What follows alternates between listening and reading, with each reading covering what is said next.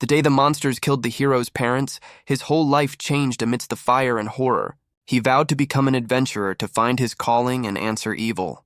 Humans were given special skills by the god, the power to resist monsters at least a little. Among all adventurers, the S ranks stand above the rest, each of whom can fight an entire army thanks to their skills. Even as a child, the hero dreamed of great feats like those from fairy tales and wanted to become a hero.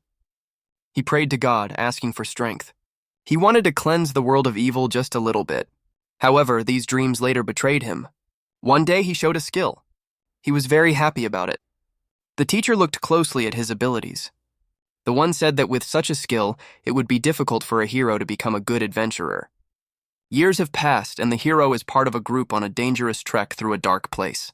On the road, he is constantly being nagged to stay out of the way. The protagonist apologetically tries to stay out of Arthur's way.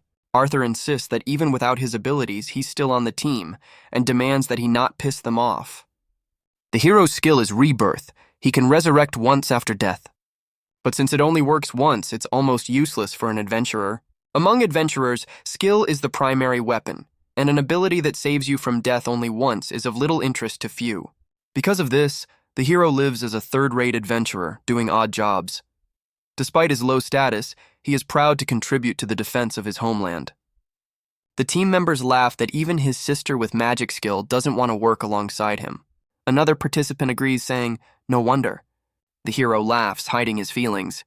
At this point, Arthur suspects something. Suddenly, the squad is attacked by a dark monster with red eyes. Arthur instantly activates the flame cloak skill and prepares for battle.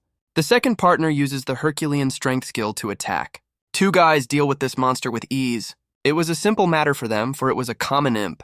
Arthur orders the hero to collect magic stones after the battle. The hero obediently carries out the task. He notices that their team has gone far off the map and warns the others. Arthur rudely interrupts him, demanding that he not interfere with his advice. Something wet drips on the floor, a portent of new danger. The hero smells something wrong. The eyes of monsters flicker in the darkness. Out of the gloom, a whole host of monsters are watching them. Turns out the bugbears the imps brought in are going at them. The team realizes there are too many monsters, you can't fight back. Arthur is in a panic. The monsters are strong, and there are a lot of them, plus they are also very hungry. At that moment, the redhead was up to something. The hero tries to fight back, but the monsters surround him and himself. He tries to defend himself, but gets caught in the monster's tentacles. Sword strikes are ineffective. The monster is too strong. The hero recognizes it is useless to fight further. He has no chance to defeat such enemies. Suddenly, he notices that Arthur is standing taller and seems to have betrayed him. The hero calls out to Arthur in desperation, asking for help. In response, he hears, "I'd rather you die alone than the whole group." Arthur reminds him of his rebirth skill, hinting that he will survive. The hero realizes that in this situation, even his skill will not help him get out of the depths of the dungeon alone. The other members of the team run away, leaving the hero alone among the monsters. The hero is attacked, and the monsters burst into battle with a chilling scream. Chrome dies, and his body lies covered in blood. He feels a lot of pain and doesn't want to die here. The rebirth ability is triggered. Chrome opens his eyes and is surprised to find that he is alive. He realizes that the ability has indeed revived him, but he doesn't know what to do in such a deep dungeon. He notices the skeletal arm and is perplexed. Chrome is greatly surprised to see his new appearance. He has become a skeleton. He doesn't understand why he looks like that now. He tries to scream but finds he can't speak. Deciding that it's probably a dream, he wants to check his status. The status says, Species, White, Level 1, Very Low Characteristics. Chrome notices that he's no longer Level 9, and he's now referred to as White. Help explains that a White is a weak monster with dirty mana, a stupid and roaming corpse. He is outraged, for he has a mind. Going back in time, the teacher explained that such skills had never been seen before and were useless for an adventurer. Chrome ponders that he didn't know the details because of the rarity of the skill. It was probably caused by body damage or dungeon magic. Now it seems to him that it's a judgment, because with a body like that, there's no surviving. He admits that he is indeed dead, only bones are now left of him. He recalls that his life was full of disappointments. All he wanted was to protect the country, but instead, he got a defective skill. He was risked but only laughed at. He recalls being advised to quit if there was no talent, and it annoys him. Still, he agrees that his sister was right. Chrome is saddened. Only those with strong skills could become outstanding heroes. Chrome knew that. But at some point, he decides that's not true. He remembers that monsters can evolve with skills and levels and hopes to become human-like again. If he keeps growing, he might one day become a top-ranked hero, something he has long dreamed of. But here he is hesitant, as Vite is a very weak monster. Chrome realizes that he is different. He has a mind and thinking. He decides this is his only chance. Using his new body, he manages to get past the monsters while remaining undetected. He gathers information about the surrounding area, monsters, and possible weaknesses of enemies. Meets a level 4 goblin. The goblin notices Chrome. Chrome distracts the goblin with his severed arm. He attacks a goblin with a sword. Chrome is happy that the distraction worked. For winning, he gets experience and raises his level from level 1 to level 3. He is proud to have defeated a higher-level monster and begins to believe in himself. Using his mind and new body, Chrome is confident of success. He now knows that once he reaches level 5, he will be able to evolve. Chrome decides that he has already died once and must now fight as hard as he can. He meets a new enemy that looks like a giant slug. Sees that the enemy is a slime goblin, level 1. Chrome attacks with a sword. Gets some more experience for winning. He gets a little upset that the enemy gave little experience. He realizes that the strategy of avoiding strong opponents no longer works. Chrome decides that for the sake of evolution and the future, he'll have to seek out more challenging battles, even though it will take years. And so he sits against the wall, wondering what he should do next. Hunched over like a weary wanderer, the skeleton-like hero is in a troubled state of thought. Rest and food aren't what he needs right now, but something is clearly wrong. Anxiety grows. He fears that being awake forever will erase his sense of humanity. Forgetting what it means to be human, a frightening thought. A small smirk slips across his face. Not eating is convenient, though. He finds an unexpected plus in his strange state, a small irony in the abyss of despair. He assumes that the time distortion is a consequence of being in the dungeon. The mystery deepens, making him wonder even more. An attempt to appreciate the elapsed time. Has it been a week yet? Or 2 days? He's not sure himself. Time flows differently here. The confusion intensifies. Maybe it hasn't even been half a day. The obscurity of time increases the anxiety for Sister Kalmia. Her excitement is his heavy burden. A cold, harsh voice interrupts his musings. Why go on if you have no talent? The girl has no sympathy. The atmosphere heats up. A short but firm answer. No. The determination in his eyes is against the odds. This is not surrender. Depressed, he hides his face in his hands. Stop it, stop it. This gloomy dungeon is driving me crazy. The piling up of negativity crushes him. The longing in his voice. I can't stay here forever. Despite everything, the hope and intention to leave remains. The hooded skeleton, immersed in somber musings about the need for rigorous training to increase strength, planned to find a worthy opponent. A menacing, steam-breathing maw emerged from the darkness, heralding an encounter with danger. Before the skeleton appeared a black wolf, level 7, with blazing red eyes. The impressive stats spoke for themselves. Health and magic power were almost at their maximum. The wolf's powerful attack sent the skeleton to the ground, robbing it of its strength. The situation looked critical. The beast leaned over the lifeless body, preparing for the fatal blow. The tension was at its peak.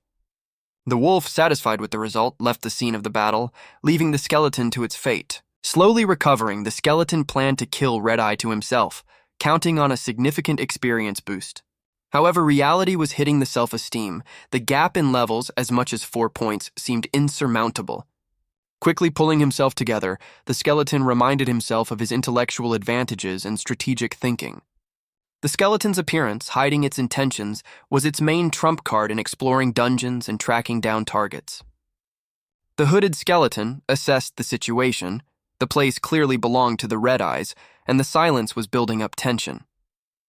Cautiousness was replaced by determination. A plan of action emerged in the bony head. Huge, intimidating paws emerged from the darkness, portending trouble. A huge black wolf with blazing red eyes appears out of the gloom, the owner of the territory.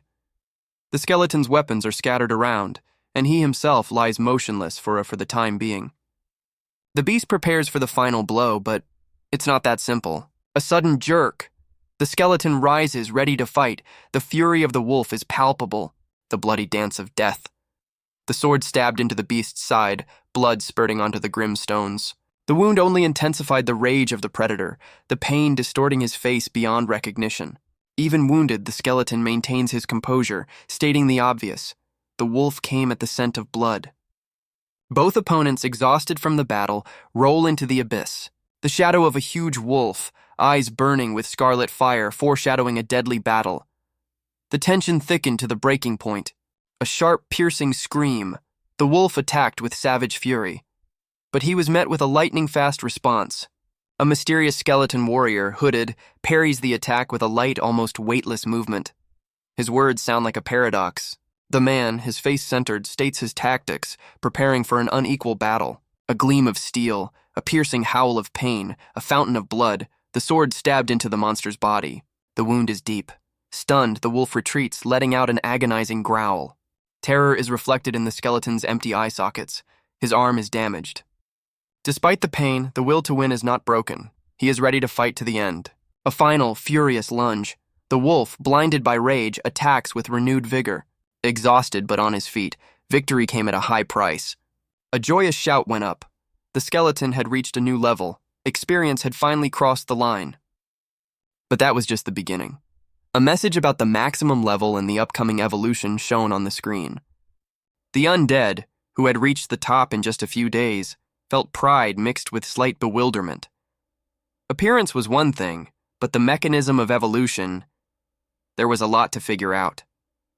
By a gloomy body of water, as if in meditation, the skeleton contemplated the changes to come. A sharp pain, a sharp stone jabbed into bone, and flickering green sparks ran through his body. It had begun. His body shuddered with tremendous changes, flashes of energy illuminating the surrounding darkness. The evolutionary process was in full swing. His face contorted in pain, but his persistence never left the skeleton. A quiet, almost inaudible whisper.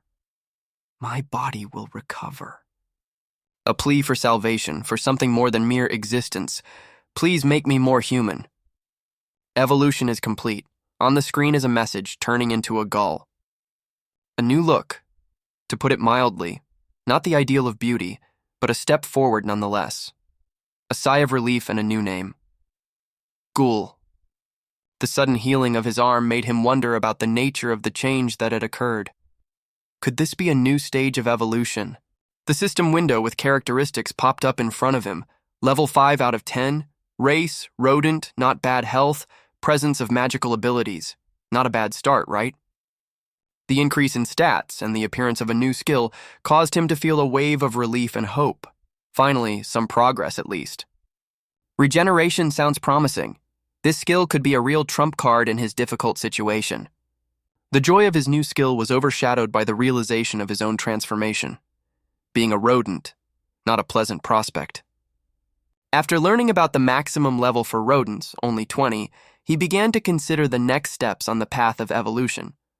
A long way, but perhaps the only way. The goblin who was watching smiled involuntarily. The situation was certainly amusing. After weighing all the pros and cons, he came to the only possible conclusion. There were no other options. The goal is set. Level up, evolve, regain human form, and become the strongest adventurer. The path will be long and thorny. First major challenge, Monster Rat, level 5 of 18. The beginning of the journey already has its surprises. The scene opens with an ominous plan of a clawed hand surrounded by a magical glow. A foreboding sense of danger hangs in the air. A hooded goblin appears out of the darkness, his face a veritable skull. The young man with the sword looks somewhat unprepared for this encounter. The difference in size between his weapon and his opponent is striking. Sudden attack! A burst of energy bursts out from the goblin's paws, accompanied by a belligerent shout. Tension rises. On the goblin's face is a grimace of rage and satisfaction. He's clearly enjoying the battle. The sword, like an obedient boomerang, flies towards its target, a horrible, beast-like creature that emits a desperate squeak. A precise strike. The sword stabs into the beast's body, flying into sparks. It's spectacular. A bloody explosion. The beast has fallen, a red wave washing away life. The goblin casts a glance at the corpse, his facial expression indicating something like disappointment. The weapon had obviously not lived up to expectations. The screen flashes with a message about gaining experience and leveling up. The goblin is surprised, an unexpectedly fast upgrade. The monster studies his hands thoughtfully, noticing the regeneration process. The corners of his mouth lift in a barely perceptible but obvious smile. A strange, pale green glow pulsed on the skin of the monstrous hand, like an ancient curse or, conversely, an incredible power. In the impenetrable darkness of the cave, a thin, goblin-like man stood over the body of the slain beast. His gaze spoke of deep hunger. The goblin's face contorted in a grimace of hunger, and he mumbled something about an unbearable desire for food. The picture evoked involuntary sympathy. He sat, holding the bloody carcass tightly against him, a blood-stained knife lying beside him. The atmosphere was heavy and tense. With a frightening grin, the creature devoured its prey greedily, its sight inspiring horror and disgust. The goblin sighed heavily, recognizing that he was becoming more and more like a monster. There was a kind of humility in his gaze. But suddenly his words changed. He now felt more humanity in his life than ever before. An unexpected turn. With a confidence bordering on arrogance, he declared his own approach to being human. Clutching a piece of meat in his hands, the goblin glared with eyes full of fury and determination. He was ready for any challenge. A few days later, fate brought him together with a huge orc, a true awe-inspiring giant. Green light exploded out of the humanoid boar's head, an impressive sight that heralded change. The screen lit up with a message about level up. The hero is on the right track. Ghoul, skull instead of face, grinned contentedly, assessing his new capabilities. Self-confidence was literally in the air. Examining his hand, Ghoul was amazed at the incredible regeneration rate. Undead, as he called himself, was pleased to note his complete lack of fatigue. On the screen, level 14 of 20. A little more and the next evolution will take place. The jubilation of the hero. He is palpably stronger than before. Despite the surge of strength, Ghoul is troubled by the uncertainty of his future transformation. He hopes for a human form. The gloomy gaze softened into a warm thoughtfulness. Sister. Remembering his sister, Ghoul sighed heavily, realizing the gravity of their tainted relationship. The lad's heavy sigh, a confession of his own failure and powerlessness to care for his sister, Kalmia. His life as an adventurer is a continuous struggle for survival. Little Kalmia, like a small spark, contrasts her bright magical giftedness with her brother's mediocrity. The future promised her everything even then. Kalmia, already a teenager, holds her staff confidently, proudly displaying her status as a C-rank adventurer. The quick rise is a stark contrast to her brother's position. The meeting between brother and sister is a mixture of mute surprise and quiet pride on the brother's face. She has succeeded, and he... Covering his face with his hand, he quietly admits to himself his own failure. Stuck on the D rank, he watches his sister drift farther away. The unpleasant truth from Kalmea is a sharp and frank question about why he continues this torment if he has no talent. Broken and devastated, the sister's words strike a deep wound, leaving behind only pain and disappointment. Kalmi's memories of the beginning of his journey are a stark contrast to his own helplessness, emphasizing the difference in their fates. The sad picture of a deteriorating situation is the result of his failures that forced them to leave home. It's getting harder and harder. Deep doubt and uncertainty in his heart. He wonders if Kalmia remembers him, and worse, if it matters to her at all. It would be suicide to go home like that. He knew that very well. Mute with terror and pain, he could barely stand on his feet. A sharp, piercing pain wrenched a groan out of him. His face was contorted with a grimace of fear mixed with despair. Despair clutched him in its grip. In the semi-darkness, he saw a shadow. A goblin? No, not a goblin at all.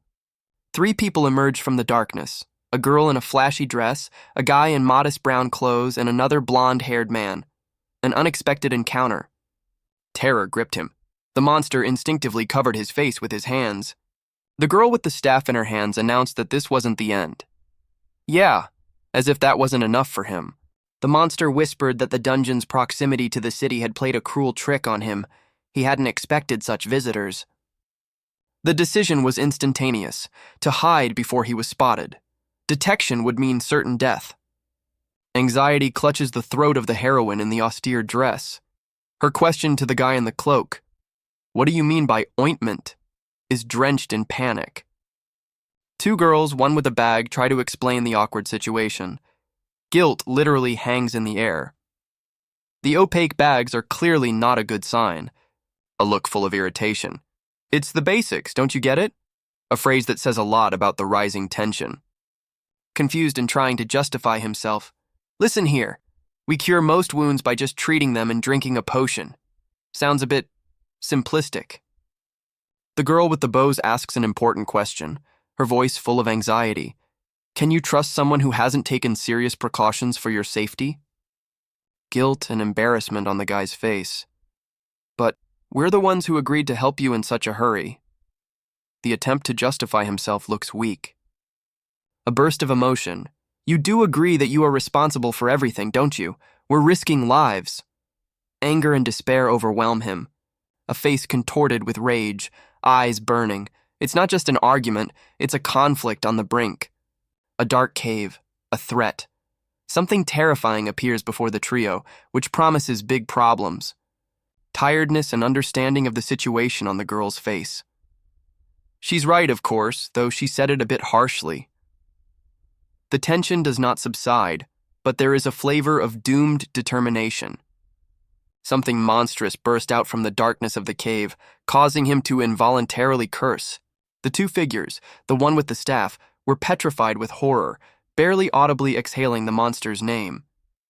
The girl with short dark hair tensed, her hand gripping the hilt of her weapon tighter, preparing to attack.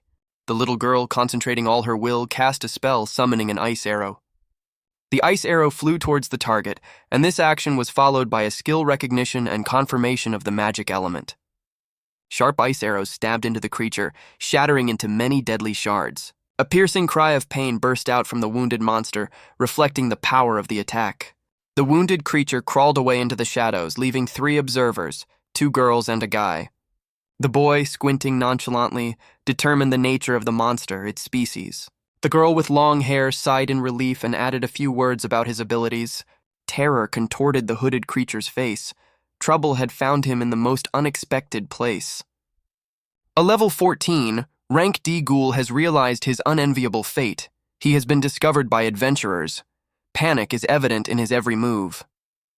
A girl with dark hair, with an expression of deep displeasure, witnessed the scene unwittingly.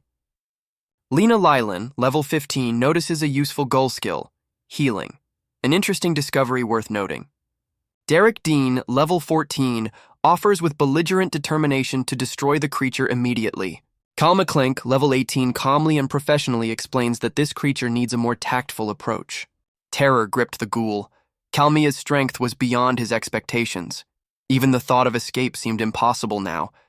The dark-haired girl is shocked by the sudden display of Kalmia's incredible power. In a cramped cave, the gull is desperately searching for a way to escape, realizing that his chances are rapidly melting away.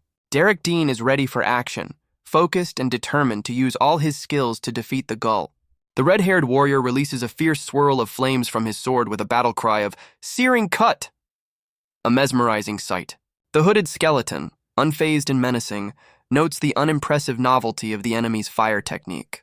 The purple-haired girl strikes with lightning-fast attack speed, her sword a blinding flash of movement. The guy using the light body technique blurs in a swift motion, leaving behind only a light plume. The unexpected speed of the attacks takes the skeleton by surprise, and it hisses with rage and annoyance. The girl's precise blow inflicts palpable pain on her opponent, his groan barely audible through the noise of battle. One of the skeletons groans in pain, complaining about the effectiveness of even a single blow from the girl. The strength of the enemy is impressive. The other skeleton, smiling slyly, expects to dodge the girl's attacks and straighten out the guy. However, there is a significant problem. The heroes find themselves surrounded, with escape routes blocked. The situation is critical. Skeleton bitterly admits that attacking people was not his desire, but circumstances left him little choice. A wide smile, a swing of the flaming sword, a shout of "One more!" The energy of the battle reaches its peak.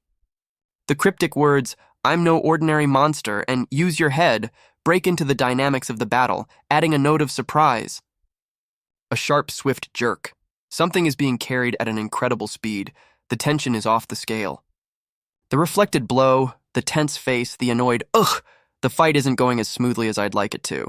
A grimace of displeasure, muttering through gritted teeth. Damn it, some ghoul threw a rock at me. An unexpected obstacle. An invisible force knocks him down. A confused, huh. Something had gone completely wrong. The monster's grip, the moan of pain. Gah! Ouch! The situation is critical. The hero is in danger. Monster's frustration. I couldn't use the claws after all. His plans are foiled. Fleeing comrades left alone in the rear of the hero, carefree. Okay, let's get away. Loneliness in full swing. A clenched fist, an angry thought forbidding hunting deeper into the dungeon, and a cold-blooded plan. If they get far enough behind, let them follow me. The guy's face contorted with rage, the contemptuous smirk barely hiding the hatred simmering within him. Damn bastard, he hissed through his teeth. He pursues his goal. Every breath a roar of fury, determination in every step. I won't let you go. Fear gripped him, his thoughts rushing in panic. I'll be in trouble if she overpowers me. The attack doesn't stop. He desperately tries to dodge, each blow a stroke of fate. I have no choice but to fight her when she catches up with me, he mutters, gritting his teeth. The pursuit suddenly ceased. The girl stopped, confusion reflected on her face. Did he suddenly run away? Despite her wounds, the determination in her eyes did not fade. I have regeneration. I can take these blows, she shouts, rushing into battle. The powerful impact, the sharp sound of bodies colliding. The moment of impact is brimming with tension. The girl looks at the lost weapon, bitter disappointment on her face. My weapon! The villain's figure emerges from the shadows, a satisfied smirk stretching his lips. I took her by surprise. No one expected my speed. The sudden appearance of the second girl, her calmness icy, her voice like steel. Ice arrow. A greenish glow distorts the monster's face, its cry of shit! A cry of despair and unbearable pain. The girl, glowing with blue light, casts a barrage of ice shards at him, a mesmerizing and deadly sight. An explosion of green mist and a piercing cry of Gear! The power of the ice attack is evident. Even through the screen, the force of the blow can be felt. Cold calculation in the girl's eyes. She was aiming at my legs. Mercy or cold-blooded calculation? A victorious posture looking down from above, complete superiority over a defeated enemy. The silence after the storm. Kalmia's confident smile, as expected from Ice Princess Kalmia. Self-confidence bordering on narcissism. The guy's frustration bursts through. I wanted to kill him myself to get pumped, really. The bitter truth of unfulfilled hopes. A friend's awkward remark, you came on too harshly, a slight judgment hidden behind the polite phrase. The girl with the staff explains, her words imbued with a slight reproach. If you had just waited, we could have easily finished it with my magic. The fear in the monster's eyes intensified, his thoughts full of despair. At this rate, I'll soon perish. A premonition of imminent doom. In the dark cave, the exhausted creature dragged on the ground, its moans breaking the silence. Can't even get up. He exhaled with hopeless doom, forgetting about the scratches. Hips! Shattered! Hissed the monster, assessing the damage. Horror and amazement mingled in his gaze. The force of the blow was truly incredible. Beside the mutilated body lay a large, glowing blue crystal, a mesmerizing sight watched with grim interest. It's okay. Regeneration! The creature made an attempt to pull itself together. Green lights flashed around the wounds, slowly but surely healing the damage. The monster struggled to keep moving. In a minute I can run, he whispered hopefully, but his face immediately twisted in pain. The optimism was a little premature. At this moment, a girl with a magic staff appeared, anxiously watching the monster. Her plan had already matured. The girl frowned, realizing that the situation was critical. Time was working against her. 1 minute gone, whispered the girl, decisively starting the ritual. Her words, ice spear, sounded like a death sentence. Terror gripped him as he saw his younger sister's deadly serious face beneath the hood. Had he prepared for this turn of events? A mighty stream of ice released from the staff rained down on the defenseless opponent. The swing of the ice spear was impressive. The panic was getting worse by the second, a sense of hopelessness clutching at his heart. Sis is going to kill me, he thought. The wounds on his legs were a death sentence. Desperate attempts at resistance were futile. My thoughts were racing, looking for a way out of the death trap. The only chance was a regeneration spell. A flash of memories of his own wounds, of pain, suddenly suggested a solution. He remembered the cherished spell. A final cry for help, shrill and desperate, broke the silence. Would anyone be able to hear it? The girl's unexpected reaction, confusion and fear reflected on her face. Had something gone wrong? The explosion of ice, the destructive power of the ice spear, the power of the strike was mesmerizing and frightening at the same time. The weakened man remained on the ground, but a hand reached out to him, cold, icy, but seemingly with a hint of help.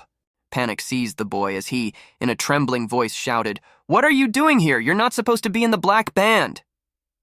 The boy's heart was racing. He mentally exhaled. That was close. A step to the left, a step to the right, and I'd be gone. A sinister grin stretched across the villain's face. "My plan worked," he hissed, though it took considerable effort. Her name, an effective tool. Despair distorted the features of the girl's face. "Why? Why is all this happening to me?" she burst out shrilly. A hoarse, threatening whisper sounded from the depths of the cave. "Regeneration complete." The creature slowly rose from the ground. With a determination bordering on desperation, the girl shouted out, "Ice magic!" A powerful spell rained down on the enemy. The villain's sharp, piercing scream, "Ah!" echoed through the cave, echoing off the cold walls. The girl's eyes widened in surprise. A startled shriek, "Pee! Pee!" came from her lips. The girl collapsed to the ground, a groan of pain escaping her chest. "Oh," she barely audibly whispered, pain shooting through her body. "Danger!" A sharp sound and the monster like a shadow rushed at the defenseless girl. Kalmia, surrounded by darkness, realizes the horrifying reality of the trap she has fallen into, the victim of an insidious deception. Fear and disappointment are reflected in her eyes. The angry cry of a friend falls on Kalmu. Accusations of negligence and carelessness sound like a verdict. The atmosphere heats up. Guilt and remorse distort Kalmia's features. Her silence speaks louder than words. Finally, the horrifying truth is revealed. The monster is a spawn of the dungeon, an undead creature woven from human remains by magical energy. Kalmi's attempts to justify herself sound lame, her explanations lost in the tension of the moment. The majesty of death touched Kalmia, making her rethink her actions. The monster's appearance inspires fear. In the monster's mind is cold-blooded calculation. He recognizes the presence of strong adventurers. The undead's unflinching regeneration emphasizes its monstrosity. Wounds like scratches on a body heal quickly. The monster learns a single lesson from this encounter. Adventurers are dangerous. Remembering his sister, the monster feels the sadness caused by the long separation in the depths of the dungeon. The girl with the angelic face followed the hooded boy through the gloomy corridors of the dungeon. His indifference to her lagging behind was alarming. An elf lurked in the shadows, his tense anticipation hovering in the air like a premonition of trouble. As he noticed the group approaching, the elf gave himself away. A slight worry flashed across his face, giving him away. The elf instinctively darted away, choosing a path deeper into the dungeon. Not the smartest move, it had to be said. Panic drove the elf deeper and deeper into the dangerous labyrinths of the dungeon. The choice of path was questionable, to say the least. The group of travelers, haggard and exhausted, could barely drag their feet through the dark corridors. Their strength was running out. A horrifying picture. 3 lifeless bodies, contorted grimaces of pain on their faces. Silent horror. At a table in the tavern, in the dim candlelight, a group of men leaned over a map, analyzing the death traps of the dungeon. The girl's face, illuminated only by glimmers of light, expressed anxiety, deep and genuine. Her anxiety was transmitted even through the darkness. Thoughts of safety, of death, of meeting the elf all swirled in the girl's head, making her heart beat faster. A shadow crept behind the research team, muttering a plan that sounded both determined and nervous at the same time. In an area shrouded in darkness rests a dead body, dressed in rags, disturbing and disgusting. The explorers discover a gruesome find. One of them wrinkles his nose squeamishly, the second looks angry, and the third is gripped with fear. A girl in a dark blue dress bends over the body, her face full of sympathy for the deceased. The fellow, having appraised the picture, remarks dryly about the robbery, his words imbued with indignation and contempt. The girl in blue, abruptly interrupting the discussion, gives the command to move on. The others obey. One of the explorers expresses deep anxiety, doubting the decision to continue the journey. The blonde-haired girl voices her safety concerns, turning to Kalmea. Kalmea, with a frighteningly calm look, declares his repeated experience of exploring the place. Kalma, exuding confidence, puts the team at ease, emphasizing the importance of cooperation and caution. The guy's sour grimace and his sarcastic comment about second fiddle reflect his displeasure and sarcastic attitude toward the situation. A monster bursts out of the darkness, and a disturbing voiceover adds to the mounting tension. The narrator explains the relationship between mana concentration and the power of monsters, establishing the rules of this dangerous world, but immediately adds an important clarification about exceptions, emphasizing the unpredictability and danger of the dungeon. The girl's concern indicates growing anxiety and a premonition of danger. The sudden reanimation of the stone bursting with red fire introduces an element of surprise and magical threat. The terror of the girl with pink hair and her fall into the abyss emphasizes the seriousness of the situation. The appearance of a huge level 22 ogre with off-the-chart stats heightens the sense of mortal danger. The guy's pallor and his words about an unconventional situation betray his fear and recognition of the inevitability of difficulty. The girl's stern gaze portends decisive action and readiness to confront an impending threat. It began with a grand, frighteningly huge ogre, a sight that would make your blood run cold. The red eyes burned with hatred. The group of adventurers caught off guard froze in horror.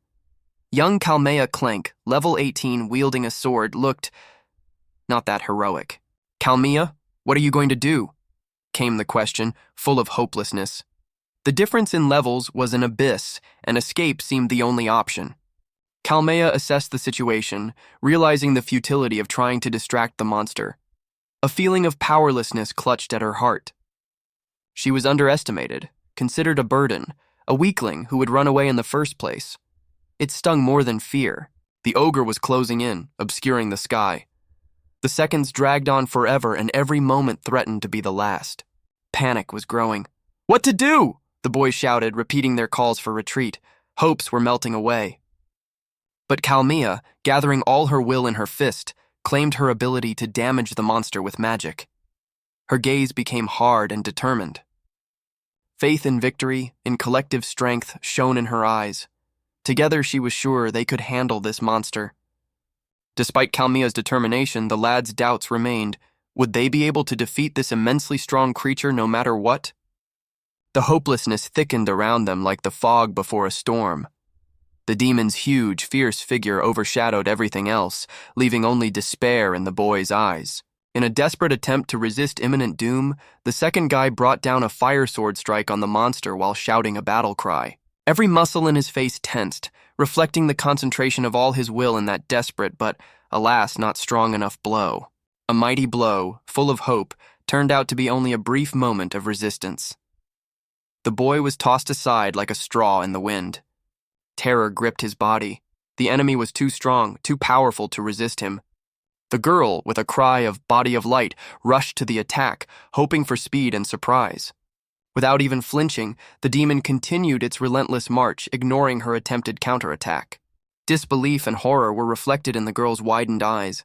Her hopes were dashed. Mortal danger loomed over her, leaving no room for maneuver. A sharp cry of "Hey, Lena!" cut through the air, accompanied by a guy's swift rush to the rescue. The blow threw the girl back, her face contorted with a mixture of amazement and tension. The thought of her opponent's incredible strength flashed through her mind. The little sorceress, who had obviously not counted on such fortitude, threw an ice arrow at the demon with a desperate cry, a glittering shard of winter splitting the air. The ice arrow slammed into the creature, but the effect was minimal, a barely noticeable jolt. The demon crushed the ice crystal with a contemptuous grin, his eyes blazing with rage. The crystal shattered, raining down a rain of ice on the demon, but even this barrage did not do him any significant harm. Kalmea's frustration was obvious. The ice arrow was powerless against such might. The observer, hidden in the shadows, assessed the situation grimly. A premonition of trouble was in the air. The skeleton observer coldly commented on the low level and poor coordination of the fighters, puzzled as to how this random group had even gotten here.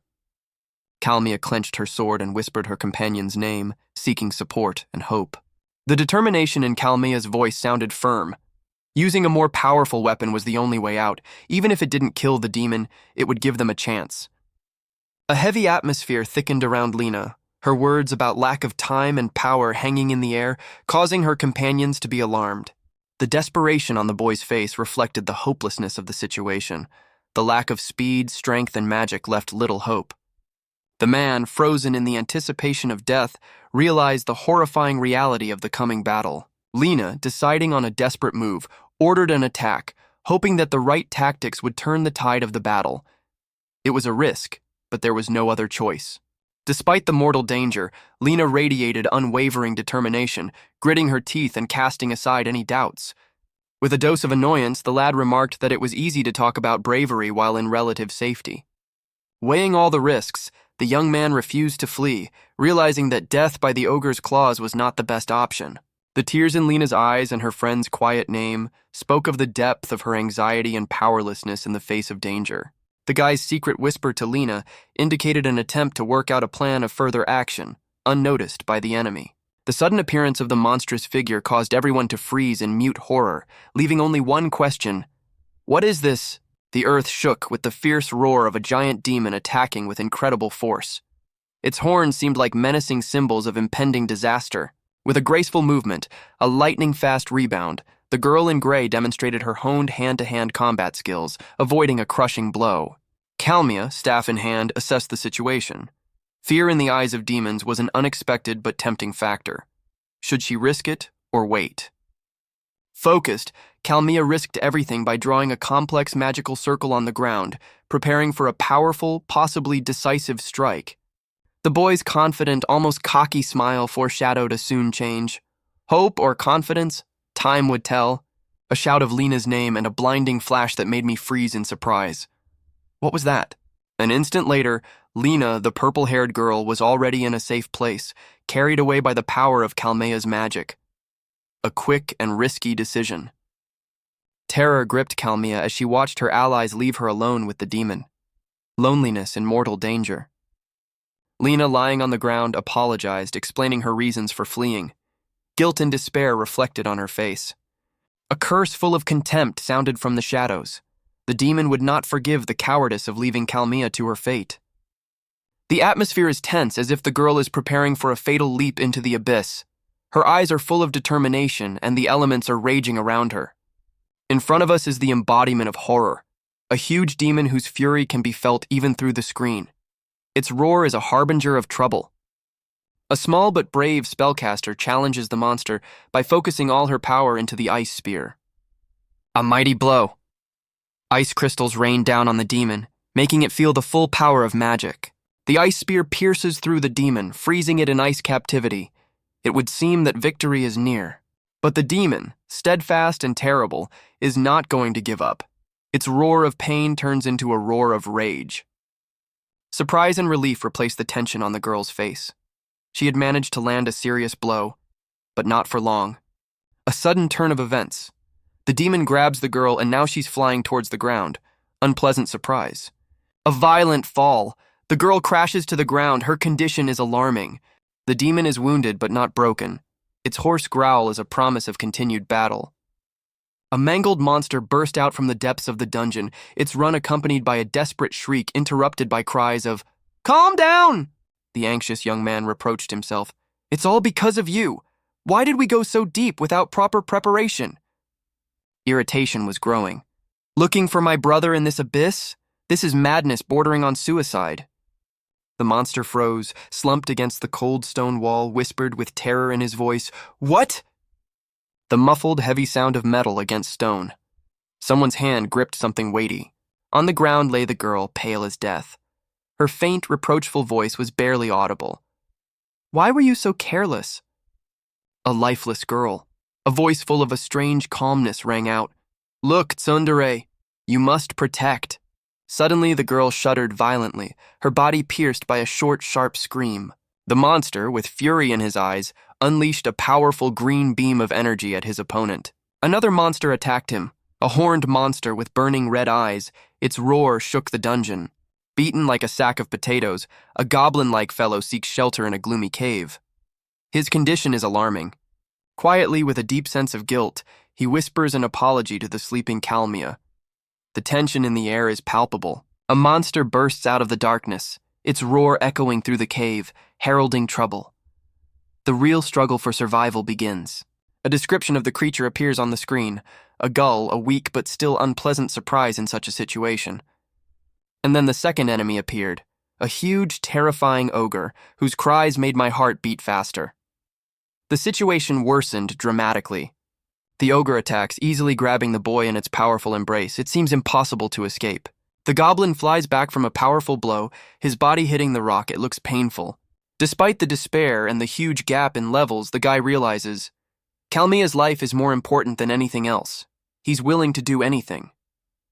His face contorted with a grimace of rage and determination. Fear was replaced by a frantic desire to fight. Gritting his teeth, he rushes to the attack, leaving a trail of blood behind him. Only victory can save them both. A bloody nightmare has come true. A demon, wounded and maimed, writhing in pain, its sight inspiring horror. The sudden appearance of the ice blade is a lightning-fast attack, foreshadowing a speedy reckoning. An ice blade plunges into the demon's head, an explosion of ice, a powerful, decisive blow, spectacular, but a mysterious figure in the shadows bent over a lifeless body, leaving behind a blue dust like magic. What was that? The attacker looks thoughtfully at his defeated foe. His face expresses not so much triumph as alarm. Something has gone wrong. The face under the hood is a mask of despair. The gaze is full of hopelessness and bereavement. Even wounded, the demon radiates menacing power, its strength palpable even at a distance. It's not easy to defeat. The hero assesses the situation by analyzing the speed and strength of the enemy. He faces an incredibly difficult task. The only chance is to find a weak spot, a break in the demon's defenses. It's the only way we can hope to win. The hero's desperate attack ends in failure. He falls under the rubble of the stone. The battle is far from over. A shadow, swift and silent, slipped past, leaving only a light plume of wind and a barely perceptible groan. The shattered creature, full of despair, slumps to the ground. Its movements are too slow, and its attempts to dodge end with the loss of another limb. The tension thickens. The hero's strength is running out, but he is not going to give up. The endless attack exhausts him, draining him of the last drops of energy.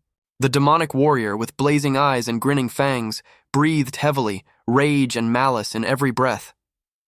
Even in demonic form, the feelings remain. He feels the end approaching, but vows not to give up. In desperation, he creates a trap of pure energy. Another ghostly foe attacks with incredible speed, its groan echoing in the cave. And now there are two opponents. The camera pans up. The demon is surrounded by chaos and the blood-red glow of destruction. A growl of pain and rage breaks the silence. He's on edge, his face contorted with agony. In this chaos, the hero realizes the only hope left is his fangs, and that hope is still burning. A desperate throw. The demon attacks, clawing at his last hope. His opponent is defeated. A nightmarish, ape-like creature with a grin ready to tear me apart clutches someone's arm in its deadly grip. Hope fades before my eyes. "Take my left arm!" The captive's desperate cry breaks the silence, signaling his willingness to make any sacrifice to survive. A frail, tormented young man, his voice full of despair, but with a steely determination. He outlines his seemingly insane plan. The tension thickens. The creature swings, preparing for a crushing blow, and the boy frantically tries to convince the monster that he's right. An explosion of violence. Blood, screams, blurred silhouettes. A brutal scene that leaves an unforgettable impression. The ruthlessness of the moment fills you with horror. The giant creature lies motionless. The young man stands over it, his gaze frozen in mute amazement, empty inside. The screen is filled with notifications. Plus 128 experience, level increased from 14 to 18. Fast pumping, you don't see that often. On the hero's face is a mixture of disbelief and relief. A quiet exhale is all he can manage. Did I Did I win? Flashes through his mind. A blinding light radiates from the wound, the guy's arm starts to glow. Regeneration is an incredible ability. A smile stretches across the young man's face, amazed, stunned at his new gift. And then follows a sincere apology and gratitude to the breathless girl. Kalmia awoke, a slight uneasiness hovering in the air, her voice sounding brittle like an echo of a nightmare. The creepy creature that had crawled out from the depths of the cave was carrying a fragile girl on its back. The goblin carrying Kalmia looked both worried and confused, as if he were holding a porcelain doll.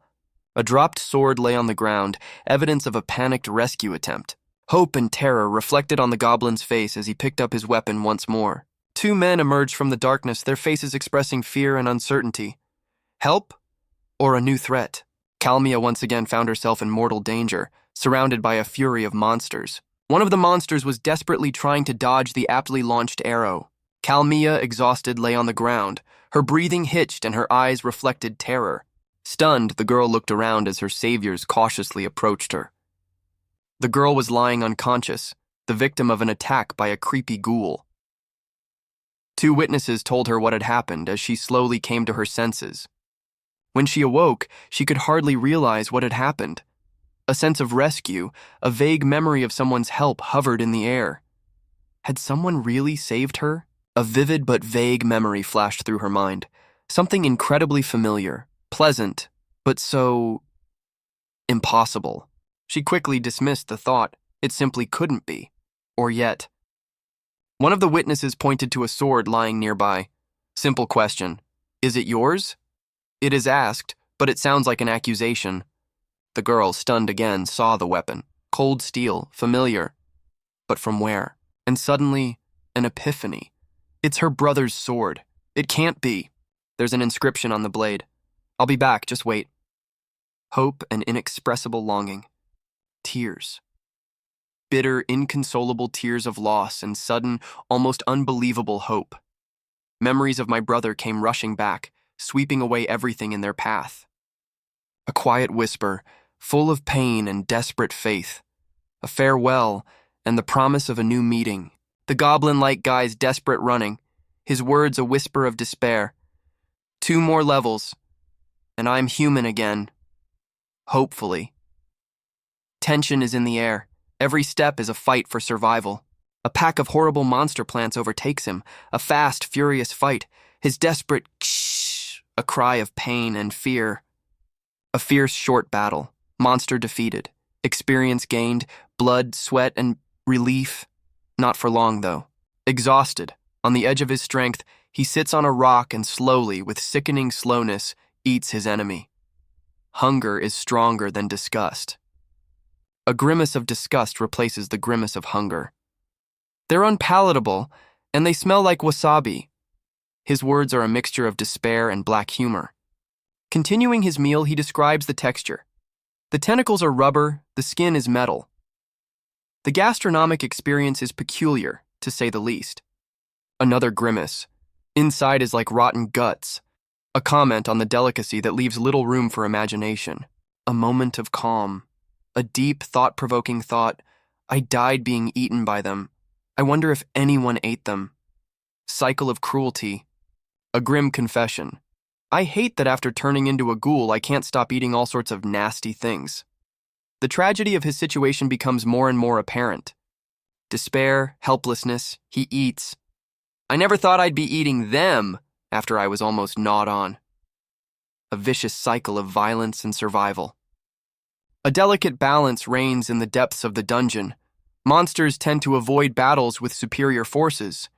Man is too dangerous a guest in this world. An unexpected leap. Our hero has reached level 18. Incredible progress in such a short time.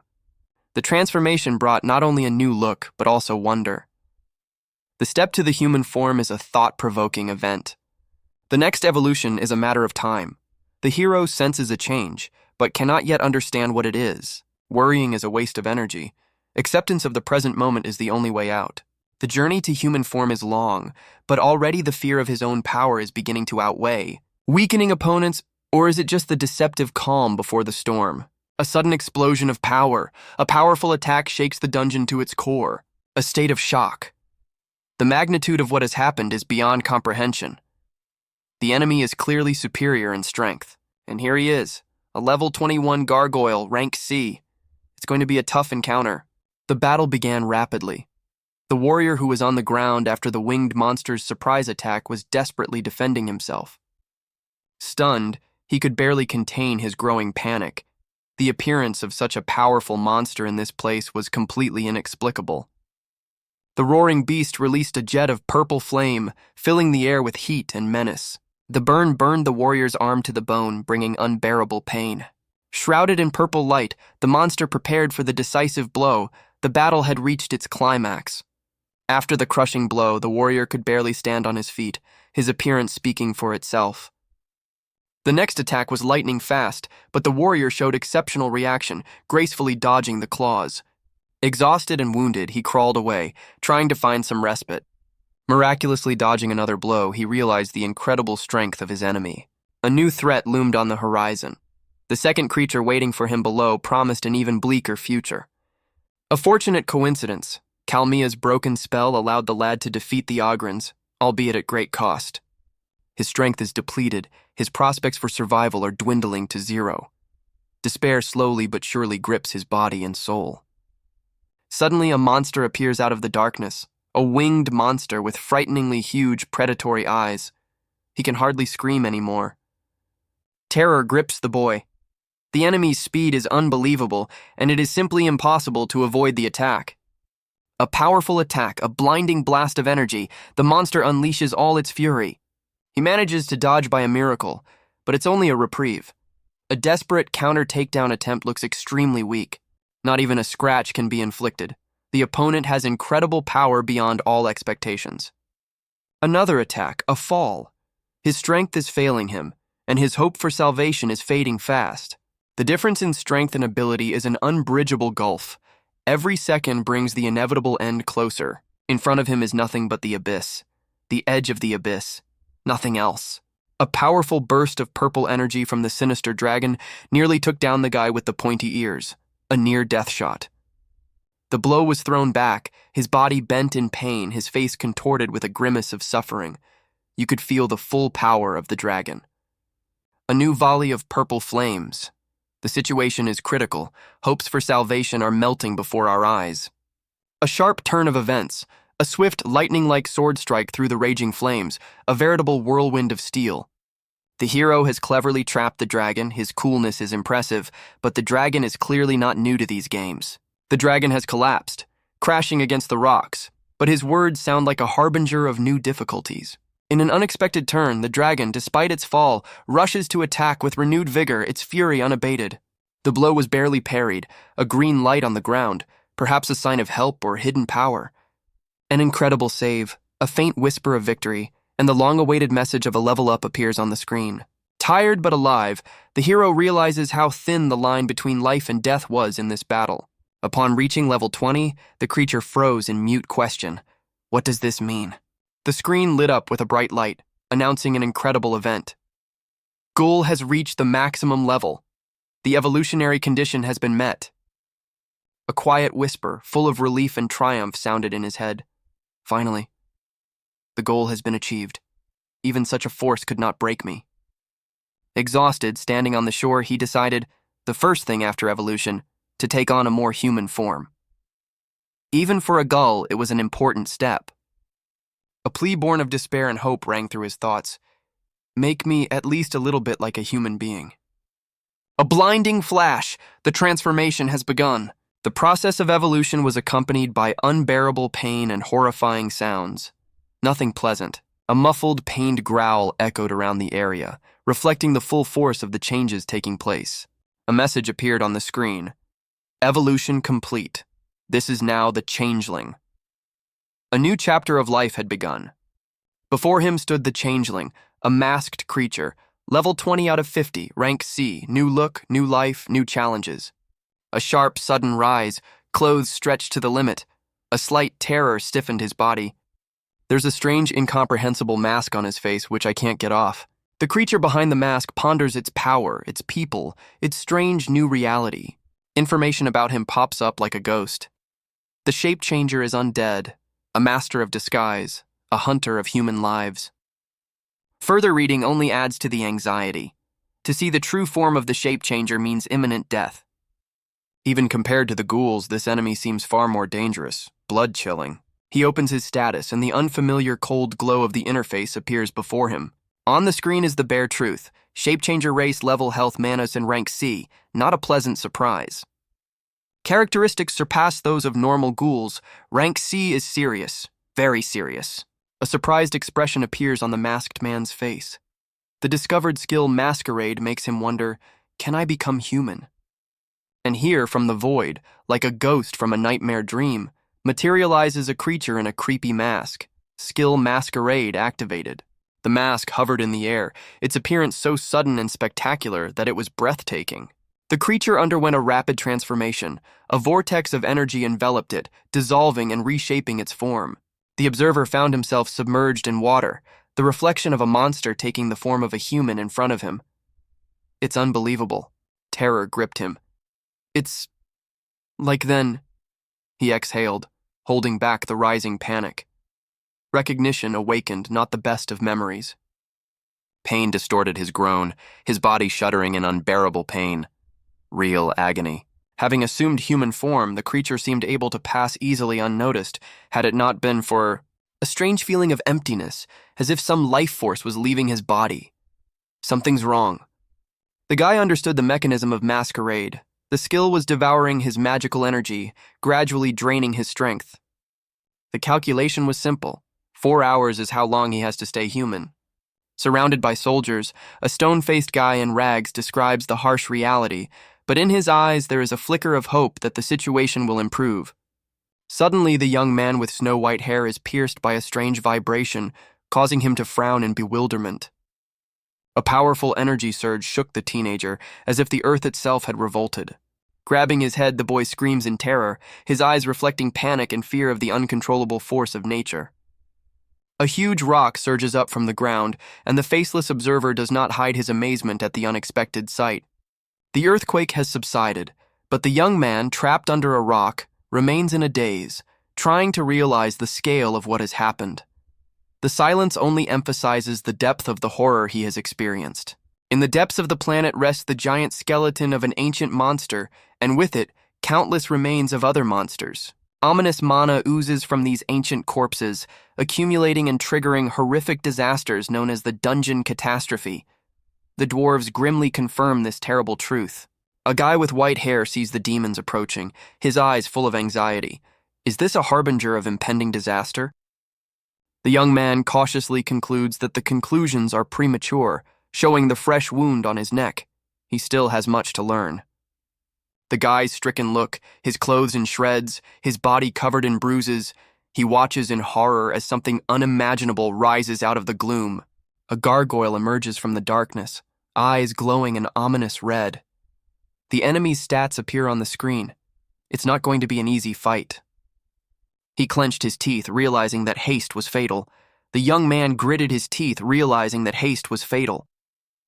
A powerful blow of the gargoyle. The guy barely manages to bounce back. The sword barely holds back the fierce attack.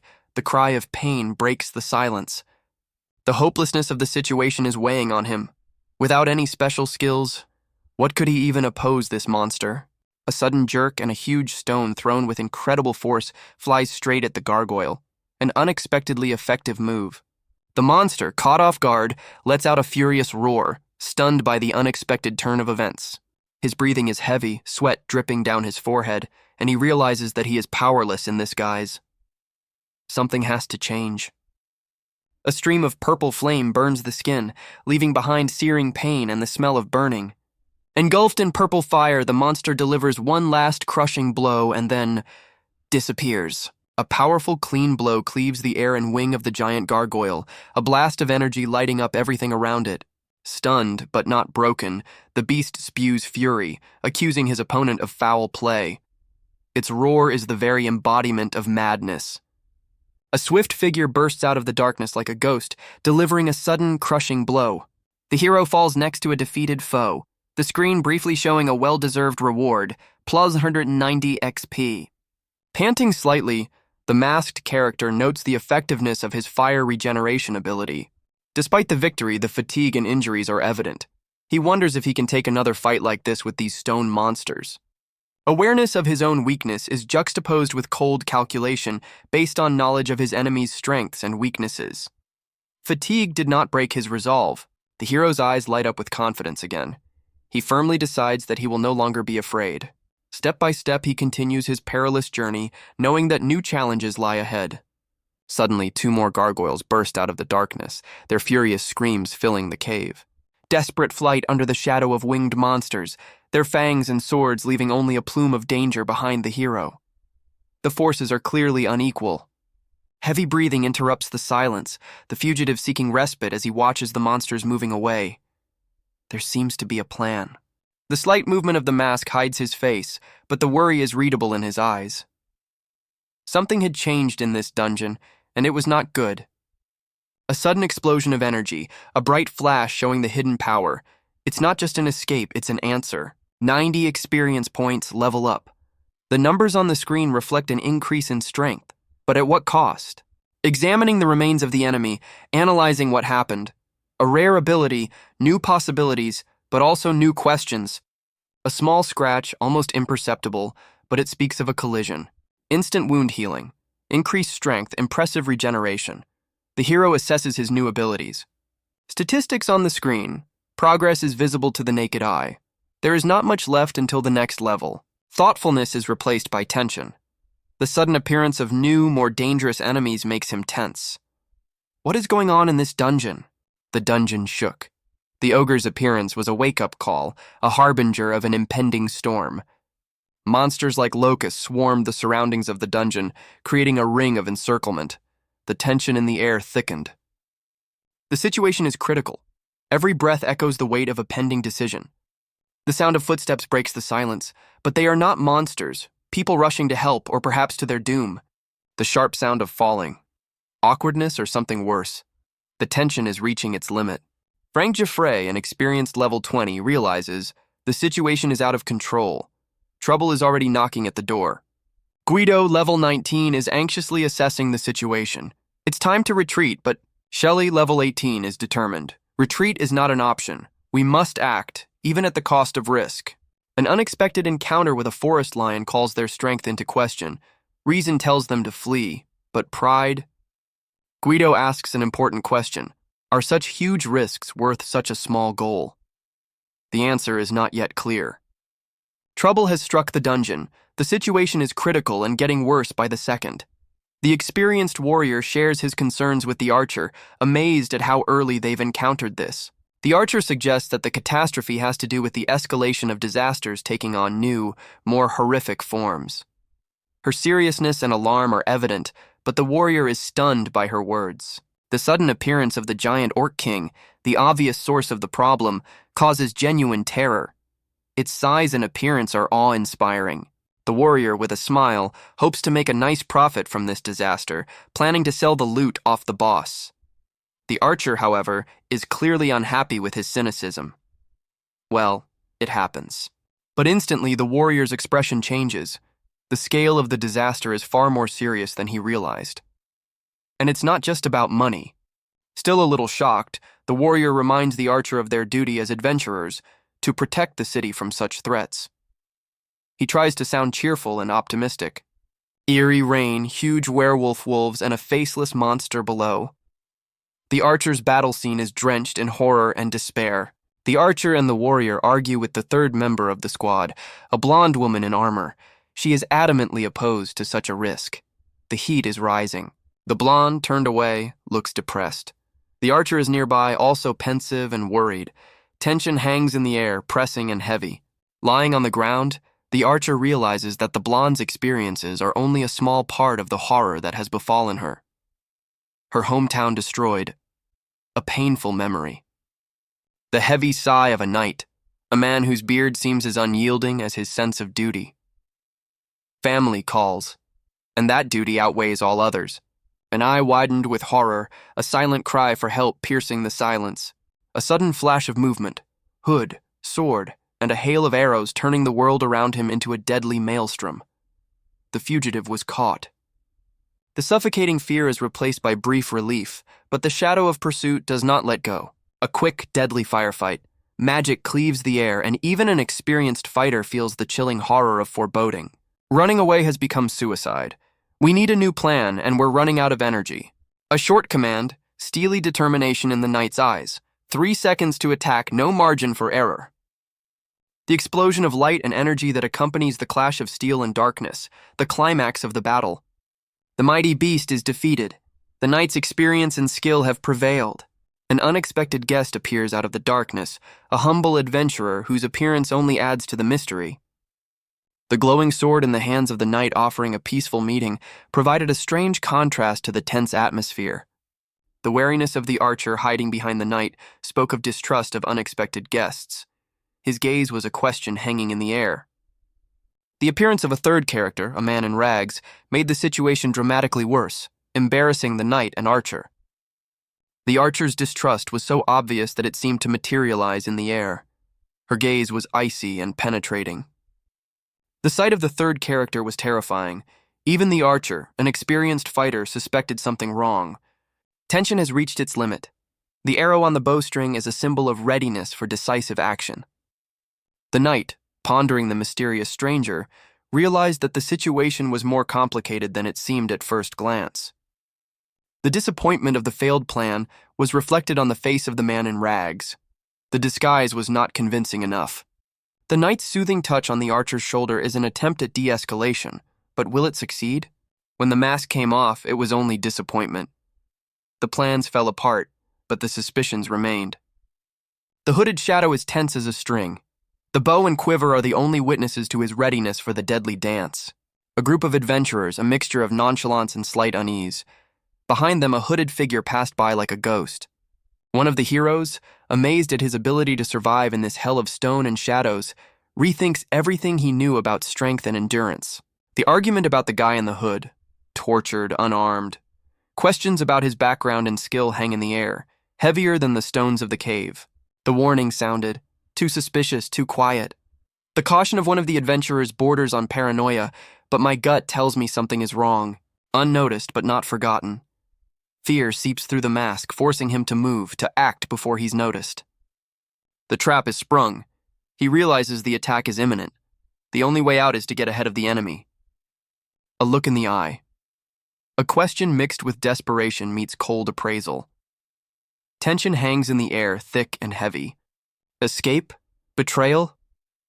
The girl leaving him to his fate, guilt flashed in his eyes, but duty called faster. Disbelief and rage. A simple truth struck like lightning. He had been framed, and now he will have to fight not only for survival, but also for the right to justice. Shelley, taking good aim, was about to release an arrow, but her partner, fearing a trick, stopped her at the last moment. The blonde-haired girl, on the other hand, radiated confidence, her smile so genuine that the doubts dissipated themselves. Shelley rolled her eyes and called her friend a naive romantic. A girl with dark hair, concerned, asked her friend why she was alone and where her companions were. The golden-haired girl, glowing with readiness for action, assured that she was ready to help if the stranger was in danger. A frightened boy emerged from the gloom, desperately assuring her that everything was fine. The red-haired girl was visibly frightened when she saw his condition. Suddenly another man appeared, abruptly stopping the tense situation with one calm statement. "There's no need to shoot." Watching the departing boy, the golden-haired girl anxiously questioned his safety. Shelley, with her usual displeasure, stated that it was not their policy to help questionable individuals. The red-haired girl calmly but firmly countered that despite appearances, the guy probably needed help and could be killed if left alone. Knight Guido's heavy gaze slid over the stranger's figure. His eyes are impartial but cold suspicion, a sense of hidden menace. Shelley, on the other hand, seems fascinated. Her gaze is full of sympathy, and she clearly sees something good in this man that escapes Guido's notice. Guido sighs, lowering his head. His words sound like a bitter truth, suffered through years of service. Fighting every suspicious is not the best way. The argument erupts like a spark in a powder keg. Shelley is agitated, Guido is unfazed, but the tension between them grows. Their different approaches clash. Guido, while recognizing Shelley's point, realizes that being overly cautious is not always the best choice. In their world, both caution and faith are needed. Ironic, but true. The air clears. They make a decision, leaving the past behind. But something remains in the air. Shelley, with a glance at Guido, is looking for a solution. Their journey continues, but uncertainty hangs in the air. The archer watches from the shadows, his gaze shrewd and cold-blooded. His thoughts are hidden, but they are coldly calculating. His monologue is a reflection on the choice, on the path to be taken. He stands apart, different from the others. Archer makes a decision, giving himself over to the role of guardian. His words sound calm, but firm. Shelley's joy is another sign along the way. The self-confident hero, smirking, drags behind him an obviously exhausted comrade. His words about fine work sound somewhat mocking. Only because you're a handy human shield, the captive grumbles, trying to free himself from his grasp. The tension between them is palpable. The blonde-haired girl radiates optimism as she reassures her companions that they are safe, relying on the presence of the guildmates. A small glimmer of hope in a bleak situation. The determination in the eyes of the girl preparing for battle contrasts sharply with the impending danger. Her words sound almost like a challenge to fate. The girl's face is contorted with horror. Prayer is the only thing that remains in this chaos. A sense of hopelessness presses down on the viewer. Smoking ruins and two demons, an apocalyptic picture of destruction and distress. An atmosphere of horror and despair. A red-haired girl vows to prevent tragedy from happening again. Her determination is the only light in this darkness. The exhausted and wounded boy, with his head down, confesses his escape. The feeling of guilt and regret is literally in the air. The masked guy hiding his face looks around nervously, fearing a chase. Uncertainty and anxiety reign in this moment. The golden-haired girl anxiously asks him about his ability to cope alone. The question is suspended in the air, leaving the viewer in suspense.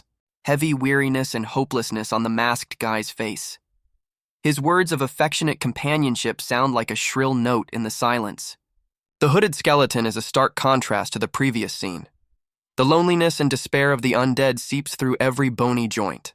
A former comrade, his gaze is full of cold calculation. The battle plan with the boss sounds like a judgment. The skeleton doubts. His silent distrust is a fearsome harbinger of things to come. Self-confidence borders on recklessness. Armor and pompousness hide a deep ignorance of danger. The masked guy's desperation reaches its peak. He pulls away, shutting himself in. The next fight is inevitable. An archer's preparedness for the worst is a bitter reality. Tears of powerlessness. The guy in the mask is broken. His inability to help is a sharp pain. An inhuman hand. His transformation finally removes his ability to help his former friends. The mocking smile of a former comrade is cynical hypocrisy amidst the looming disaster. A heavy foreboding thickened in the air, reflected in the hero's eyes, as if the whole weight of the world had fallen on his shoulders. The gunner, after looking around the surroundings, exhaled a suppressed breath. Looks like he's the dungeon boss. The atmosphere thickened to the extreme, pressing down on everyone present.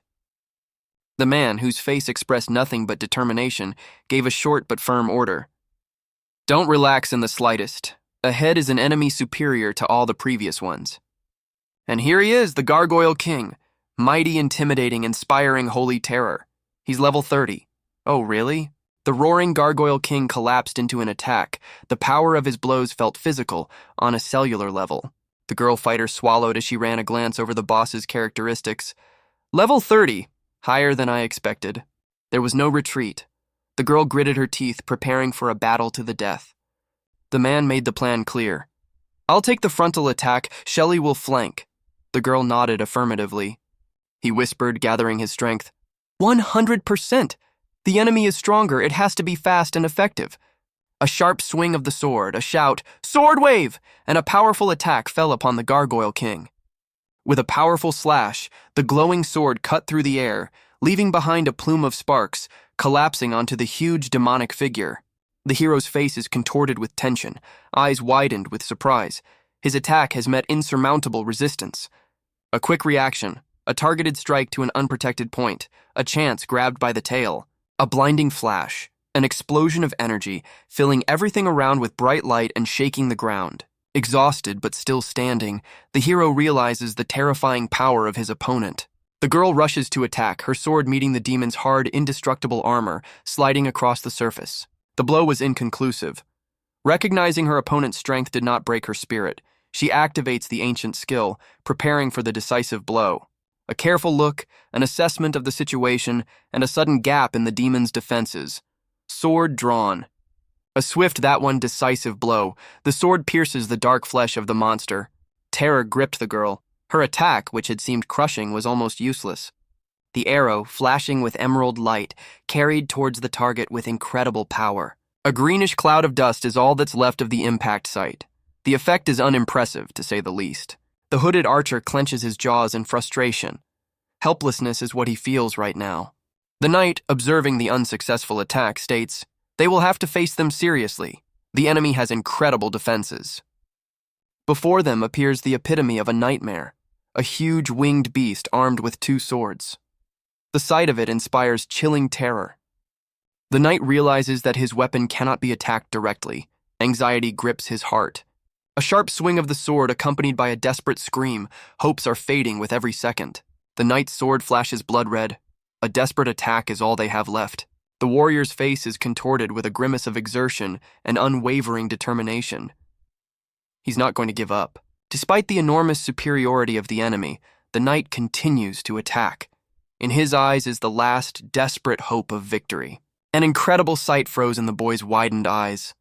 Magic? He certainly hadn't expected that. A fiery monster bursts out of the watery abyss, attacking with a whirlwind of flame.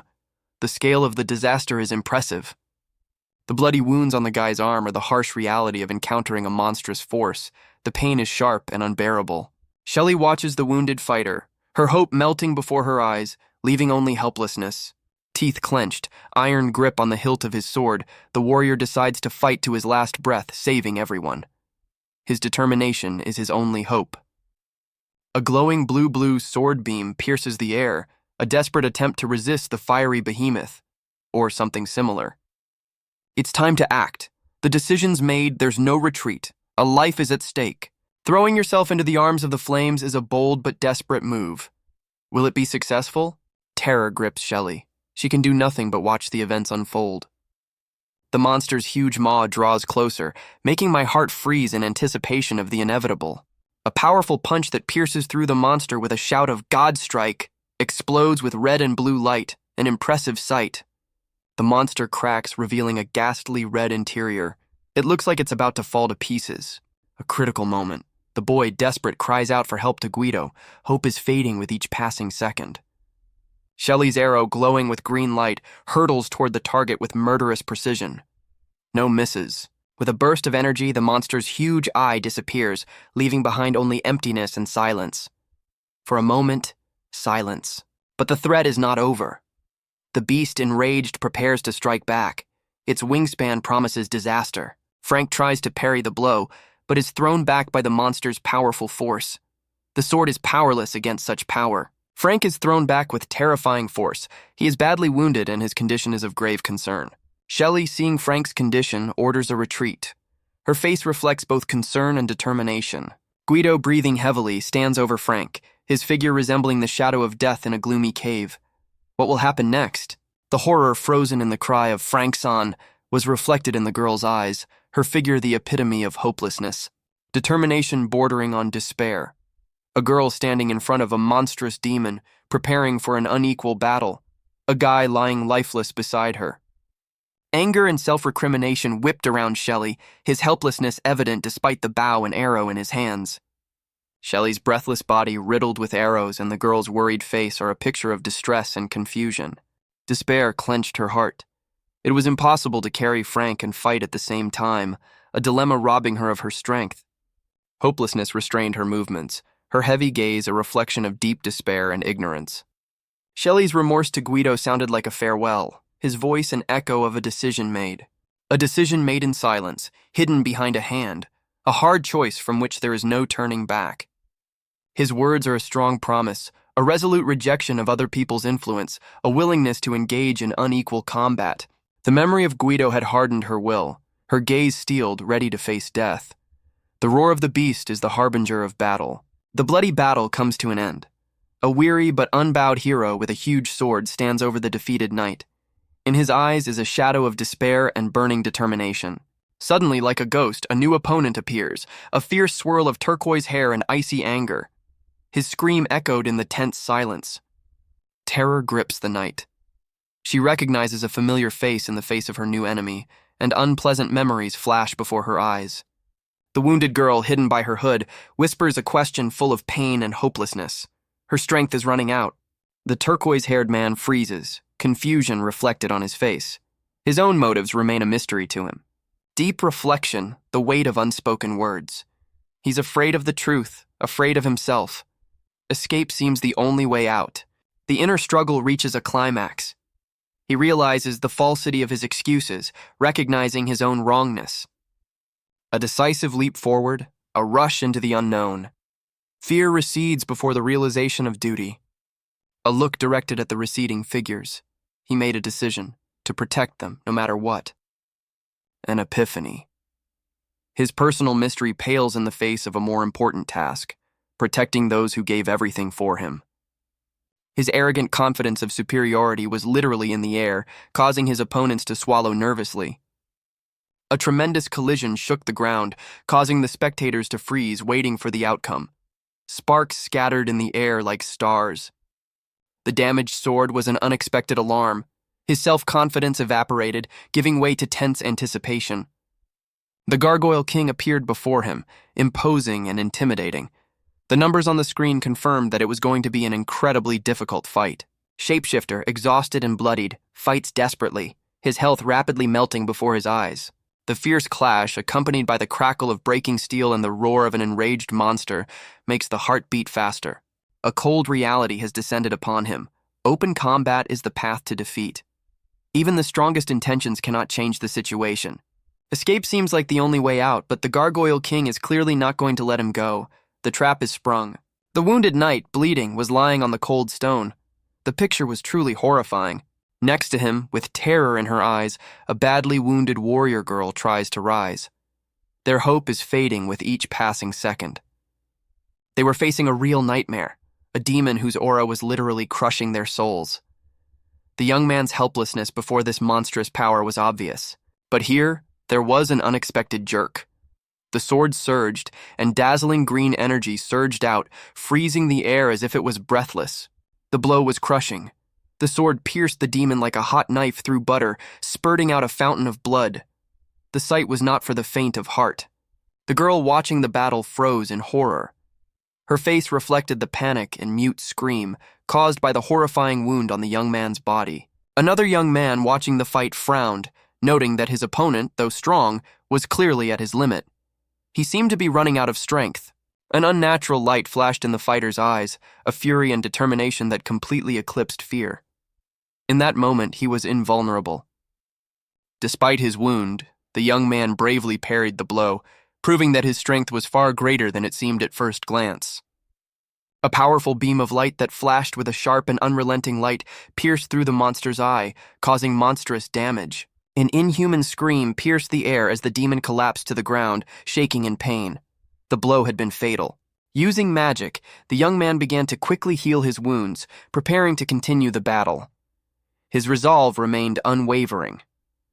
The warrior, face painted with battle paint, shouts out his challenge, eyes burning with a fierce fire of determination. A raging whirlwind of flame bursts from it, giving birth to a terrifying, fiery beast. Grim beauty and deadly danger come together. Horror froze on the hero's face. His own plan had backfired on him. Not a good day for improvisation. The fire beast attacks furiously, and the hero tries desperately but unsuccessfully to resist it. The forces are clearly not on his side. A powerful blow throws him back against the wall. His sword breaks, and he falls, sinking into an abyss of despair. Pressed against the wall, engulfed in fire, the hero moans in pain, realizing the hopelessness of his situation. Realization of the inevitable. He won't be able to avoid the blow. Cold fear gripped his body. The girl watches the fight, her face contorted with horror, her cry of despair breaking the silence. A sudden flash of purple energy, a powerful blow, and an unknown savior intervenes in the fight. A hand breaking a sword bloodied. Did it mean the end of the battle? Or just the beginning of something new? A sinister grin hidden behind the mask, the huge sword swung up. "And you thought you'd won?" his opponent hissed, his gaze full of contemptuous certainty. A boy clutching a glowing sword cuts through the raging red sky, an attack imbued with desperation and inhuman strength. A powerful roar shakes the air. A giant monster with blazing eyes occupies the entire screen, instilling terror. The girl, face contorted with horror, struggles to squeeze out of herself. "What the hell happened?" Her silence screams louder than words. A whirlwind of fire gives birth to a creature of unimaginable size. Its silhouette inspires a dark awe. The monster grabs the sword, enveloping the guy in fire. The incredible power of the enemy is graphic. The guy, gritting his teeth, fights off the blows. His strength is running out, but he continues to resist. Thrown back by the blow, he falls to the ground, a flaming sword whizzing by his side. It seems the end is near. The enemy, panting, whispers in disbelief, "You're not dead yet. How do you endure?" His astonishment borders on horror. The blazing, angry eye of the monster, it doesn't give up, and the battle continues. A blast of flame. The powerful impact shakes the arena, leaving behind nothing but a raging vortex of fire. The masked youth parries the attack, but his movements are already tense, extremely tired. The enemy is too strong, and he is on the verge. Vitals are dropping inexorably, 22 out of 86. Mana's almost at 0. The situation is critical. One more hit and it's over. Regeneration's barely keeping up, and the cloak's about to dissipate. We're running out of power. The enemy is closing in, ready for the final push. Suddenly, a glimmer of hope, a chance to escape. A desperate counterattack. All remaining flames rain down on the enemy in a final attempt to turn the tide of battle. The enemy is too close, the ruse has failed. His strength is failing him, and it seems to be the end. Retreating is his only chance of survival. He pulls away from the wall, hoping to catch his breath. His escape attempt is foiled. A powerful blow throws him off, leaving him on the ground. Persecution is imminent. The enemy will not let him live. The battle is not over. An exhausted girl, barely on her feet, mumbling with terror in her eyes about the fate of her comrade, on the verge of fainting. The badly wounded archer, with his last strength trying to rise, whispers words of determination on the verge of despair. The archer's resolute gaze, hidden by his hood, is filled with an unwavering will to act. It is up to him to decide the outcome of the battle. An arrow piercing the darkness illuminates the raging fire monster inside the cave. The atmosphere heats up to a fever pitch. The young man with the unusual hairstyle watches with undisguised disbelief, not believing the archer's blunder. The splintering rock demonstrates the archer's ingenious calculation. His shot was incredibly accurate. The helpless young man tries to dodge the monster's furious attack. His position is critical. The silver-haired young man who found his chance in the cracks on the monster's head is willing to risk everything. A glowing flash accompanies the young man's sword strike into the monster's eye, a powerful and spectacular moment. A firestorm engulfs the battle arena. The young man fiercely battles the monster in mortal combat. Desperate struggle with a giant fire monster comes to its critical moment. The hero's strength is running out, but he has no intention of giving up. Pain and fatigue distort the young man's face, but the determination in his eyes is undiminished. He grits his teeth, preparing for the final attack. Losing his sword was a serious blow, depriving him of his primary weapon. Now he would have to rely on something else, something unusual. Desperation gives birth to courage. He makes a risky decision, grabbing something unlikely that could be his last chance. We hope it's not a grenade. A fierce dash, a deadly attack. The young man throws himself on the enemy without sparing himself. A fierce fire burns in his eyes. This isn't just a battle, it's a fight for survival. It's the end for one of them. A blinding flash of energy accompanies the incredible attack. The result is still unclear, but the scale is staggering. The powerful wave of energy dissipates, leaving behind only silence and something strange in the air. Does it smell like ozone? Exhausted but jubilant, he had won the victory. The price of victory was high, but he could do it. The system didn't cheat. Victory over the level 30 boss is confirmed. 630 experience points and 4 levels up. Not a bad reward for the spent nerves. Lost in the pitch blackness of another dimension, a guy in rags stood among the monsters bursting out of the abyss, an army summoned only by the true Lord of Darkness. Tension was in the air.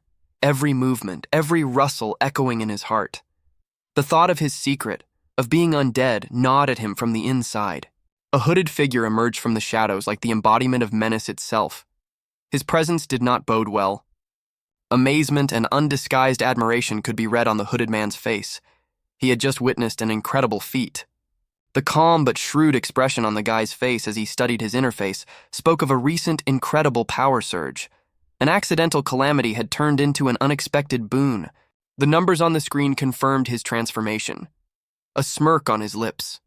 This was the path of evolution, soaked in blood and magic. The thought of the unconventionality of his path brought a wistful smile to his face. Such a change would certainly not go unnoticed. The appearance of the girl in armor brought a glimmer of hope to the gloomy dungeon. Her gratitude is an immeasurable gift in this merciless world. Awkward silence is a characteristic feature of the hero, immersed in his gloomy reflections. Her hope of familiarity was met with counter-excitement and anxiety. His strength was leaving him, and the secrets he kept were ready to burst out. His human form was melting away and time was working against him. Survival became the only goal. His fangs exposed his true nature, and his fear made him run from his pursuers, leaving the confused girl behind. A timid question about his name rang out in the silence, becoming another indication of the rising tension. He pushed her away from him, leaving her stunned, and took off running without looking back. The sadness and loneliness stayed with her after his swift departure. A witness to the events, a second girl, expressed her bewilderment at his strange behavior. Her gaze fell on the stone left behind, emphasizing the unusualness of the situation. The significance of the magic stone, the proof of victory, was explained, adding intrigue to his act. The first girl, overwhelmed with gratitude, admired his selflessness and silent heroism, even romanticized the situation a little. The second girl, unlike the first, noticed the inconsistencies and wondered about the reasons for his strange escape, seeing the mystery in his actions. A weary Guido, leaning against the cold stone, whispers of underestimated potential, his words lost in heavy breathing. Frank's sudden cry cuts through the silence. "Guido, are you awake?" The surprise on her face is real. Guido nods. Despite his suspicions, he sees Frank's arrival not as malice, but as circumstances full of mystery. Frank thinks for a moment, then nods, as if acknowledging Guido's point. The heavy atmosphere softens a little. A powerful, crushing blow. The sword pierces the monster. Purple blood spurts from the wound. The picture is full of tension and cruelty. The group, amazed at the magnitude of the incident, watches as the creature crumbles into purple dust. Silence, interrupted only by whispers. Guido, head down, states tiredly, "They need the magic stone to prove victory. Hope? Barely perceptible." His voice is full of sadness. They will pray that they will never meet Frank again. A premonition of disaster hangs in the air. Anxiety in the girl's eyes. She can't hide her worry. The question about meeting Frank sounds like a farewell. Hope slips into her voice, but the tense gaze of the hidden monster tells her that the danger is not yet over. The weary hero, exhausted to the max after a grueling battle, can barely contain his groans of pain, having expended vast reserves of mana to recover. His tense face reflects anxiety. It's getting harder and harder to maintain a human appearance with the masquerade, and his magical energy is rapidly dwindling. Hope breaks through the fatigue. At home, in a calm environment, mana recovers much faster, and life in human form turns out to be quite feasible. The sisterly concern and anxiety is palpable in her every question. She is clearly worried about her brother's disappearance. The hero's determined look speaks volumes about his intentions. He intends to continue his training and return to human society, no matter what. Change of scenery. The atmosphere changes from cozy home to bustling and lively. We are transported to the Adventurers Guild of Ryberg. A group of adventurers, each face shining with triumph, proudly recount their victory over a powerful dungeon boss. One of them, still young and inexperienced, with undisguised glee, describes his first serious fight, a victory over a monster of level 30. Guildmaster Gars, a wise and experienced old man, casts a shadow of doubt on their story, his words full of hidden meaning. Is something wrong? A whisper from one of the adventurers reveals an unexpected truth. Their story is not true. What really happened? The old man's surprised eyes behind the glasses spoke for themselves. "What?" he whispered, not believing his ears. The girl's joyous exclamation was in stark contrast to the skeptical expression on her companion's face. "Yes, the knight showed up and dealt with the boss in no time," she exulted. Disbelief distorted the old man's facial features. "You say he single-handedly defeated a level 30 boss?" His voice sounded increasingly tense. The man, with a slightly irritated sigh, confirmed, "Well, your head's always in the clouds, so this is just another case of out of the ordinary." The girl looked at him with wide-eyed, full of wonder. Stammering with excitement, the girl insisted, "Nah, but it's true. We were saved by a man with white hair, a pale face, and sharp eyes." A hooded guy appears in the frame. The thoughts that pop up next to him paint an image of pale skin, empty eyes, sunken cheeks, and a gloomy aura, just as the girl described him. The hooded guy's disgruntled voice interrupted her story. "Shelley, you're exaggerating everything again," Sheldon muttered. Sheldon continued, turning to the girl. "You know yourself that he did most of the work, Guido." A light blush flooded Shelley's cheeks. The knight calmly explained, "We helped him a little, but the lion's share of the credit is his." His words sounded confident and dispassionate. The old man still hesitated. "I still don't fully believe it. Who in their right mind would belittle their own accomplishments?" The man showing off the crystal added, "You'll realize how we really fought when you see this guy." A huge, awe-inspiring magical stone, and confirmation of the blonde guy's existence. What a twist. Unbelievable. Such an adventurer would be a legend, and he just left the stone behind? Maybe he's just a humble hero. Or, well, let's say a slightly unorthodox fighter with extreme tendencies. Perhaps he was away from home, immersed in training. After all, he had quite an attractive appearance. I shouldn't have gotten involved. Seems like the guy was in serious trouble. Maybe he shouldn't have been disturbed. He needs forgiveness. There seems to be a massive battle unfolding out there, and someone alone is opposing all. And from the Western Crypt came a message. He promised to come back. I hope he wasn't sucked into the dungeon disaster. Without the boss, there's real chaos there now. Rebuilding will take years. It should be safer without the boss? Maybe we should look for him again. Guido's face glowed with triumph, the weighty sack of loot seeming an extension of his happy smile. The risk had obviously been worth it. Frank, unlike Guido, kept his cool, his skeptical gaze indicating a more pragmatic approach to assessing the situation.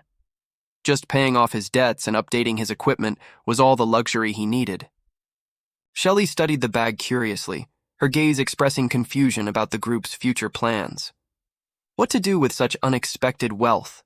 Guido, deciding not to delay the distribution, proposed a fair division of the spoils among all the participants. Simple and fair. Guido's generosity to Shelley went beyond a mere share he added of himself, showing his favor. Shelley was touched by such generosity. Her embarrassment was obvious. She hadn't expected such a gift.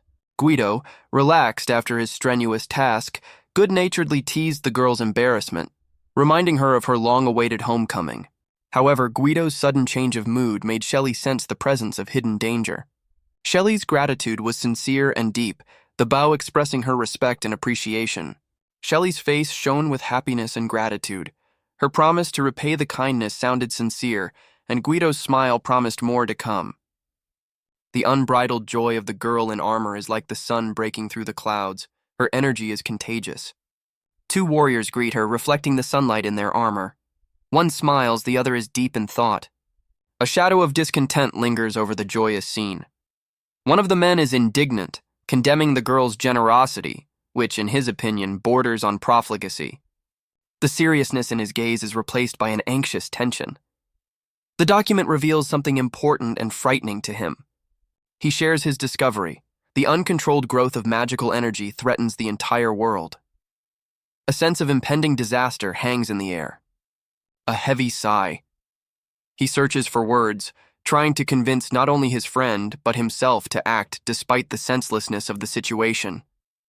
The second man, after listening carefully, strongly suggests adjusting plans, emphasizing the urgency of the situation. Oldfield, the name of the ruined town sounds like a harbinger of doom, a reminder of the lack of time. The sudden appearance of a monster in a terrifying mask breaks into the tense atmosphere, filling it with chilling terror. Cold calculation after an outbreak of violence. 36 experience points. Even in this deadly fight, the cold logic of the game is reflected. An exhausted monster hunter hiding his face under a mask complains of endless hunting and complete exhaustion. A shadow of despair falls over his figure. His monologue about empty dungeons and the lack of worthy opponents sounds like a bitter irony at his own failure. A ruthless reality. He is faced with the need to find new challenges, a new source of strength, or resign himself to hopelessness. The choice is clear. The dream of invisibility, of living among ordinary people, contrasts with his current status as a lonely and dangerous hunter. A deep longing. Watching the happy couple, it's as if he feels even more acutely his isolation, his unfreedom. Is it envy or something else? His scars are an indelible reminder of the past, an obstacle to a normal life, a cruel reality. Tension builds, threat, rejection, and a sense of impending danger hangs in the air. A conflict is brewing. The horror of facing Oddfield, a place steeped in death and danger, forces him to consider the consequences of his decision. Fear shackles him. Confirmation of the horrifying rumors about the city only adds to the anxiety. This city is the epitome of hopelessness and cruelty. Deeply disturbing. After deciding to change his appearance, he chooses the path of incognito, an attempt to dissolve into the anonymous crowd, the beginning of a new chapter. Beneath the hood lies not just fatigue, but necessity, a brief rest to preserve the fragile human shell. The masquerade continues. Out of the darkness of the cave emerges something hidden behind a mask that strikingly resembles a human face. Unpleasant. Oldfield, target has been identified, and the intentions don't seem to be the friendliest. The ruins of Oldfield appear before him in all their bleak beauty, an abandoned town and the looming silhouette of a castle on the horizon. Astonishment bordering on horror, the picture of destruction, a silent witness to tragedy, cannot fail to impress. Patchy clothes and an attentive gaze fixed on a woman in a strict black dress. Something's wrong. The joy of human proximity is replaced by the realization of the fragility of the situation. His appearance is only a temporary illusion. 6 hours is all the time he can remain human. The question of survival is becoming more and more acute. His nose is the #1 problem. Money. A shelter to survive. There's a plan, and the determination in the guy's eyes is solid proof. The light of the tavern beckons. Shelter, respite, and perhaps a chance to continue the game of man. The mysterious young man, hiding his face behind an unusual mask, proudly displays 3 blood-red stones he claims to have extracted from level 20 monsters. Triple win. The experienced merchant, an impressively sized man with a bald spot, chuckles skeptically, doubting the skinny guy's abilities. Underestimation can be costly. A young man calmly but firmly explains the origin of the stones, gargoyles from a dangerous dungeon. He needs the means to survive in this new, unfriendly city. The merchant, to everyone's surprise, values the stones at 500 gold and lays the impressive sum on the table. Money is not a bad start for survival. The guy's eyes widen in surprise. Such a sum exceeds all his expectations. He obviously hadn't expected such generosity. The merchant, noticing the shock on the young man's face, hesitates, recalculating his words. Something is not right here. Clue. Oldfield is a town of outcasts where the prices of rare goods are greatly inflated. Suddenly, everything falls into place. The merchant hints transparently at possible theft, but the young man firmly denies the accusation. The tension in the air grows. The peddler, ignoring the lad's story, warns of Oldfield's cruel laws and hints at checking the stones. The blood on the boy's clothes is another troubling sign. In the end, the merchant gives the boy some grim advice. Caution is the key to survival in this dangerous city. The young man's future is vague and unpredictable. Exhausted, in tattered clothes and a creepy mask, the guy wandered down the street, muttering about catastrophic spending and imminent bankruptcy. His hopelessness was evident in everything. A deep crease on his forehead. He realized that in an unfamiliar city, without connections and means, his chances tended to zero. Suddenly, a tall man in knight's armor rose as if from the ground in front of him, with a contemptuous smile, claiming to be a stranger to him. An unpleasant foreboding thickened in the air. Terror gripped the boy. He mumbled something, his eyes wide with fear. The tall man who introduced himself as Jeff mentioned his affiliation with the Off-Field Guild and his prominence in these parts with a wry smile. The odor of trouble grew stronger. The guy, stunned and scared, tried to figure out what rules Jeff was talking about. His thoughts jumbled. For a moment, a faint spark of hope flickered in his soul. What if this seemingly formidable man wasn't so bad after all? Jeff's grin dispelled that hope, exposing his true intentions. Jeff roughly twisted the guy, who panicked and begged for mercy. The situation had become critical. Jeff's malevolence was not hidden. He demanded all the loot, promising protection in exchange. His mask of benevolence was finally torn off. Fury boiled up inside him, the injustice of the situation arousing a storm of resentment. There was clearly someone in this city who felt too much impunity. A coolness bordering on indifference. He would not be intimidated. He pulled away like a pesky fly. A contemptuous laugh and an arrogant question hovered in the air. The blonde had clearly underestimated his opponent. A sudden lightning-fast blow. The blonde flew into the air, his groan echoing down the street. Shock, confusion, and utter disbelief. The force of the blow was overwhelming. The carefree laughter of the witnesses contrasted with the rising tension. Jeff seemed to have learned an unexpected lesson in humility. The guy's dark eyes hiding an inexplicable power. 20th level is a serious indicator. Jeff's rage knew no bounds. The defeat at the hands of the kid had become unbearable for him. A viewer asked a thought-provoking question about Jeff's actions. A sword in broad daylight is not a good choice. Futile attempts to calm the blonde man's rage. Pride and hurt ego are the real reasons for his rage.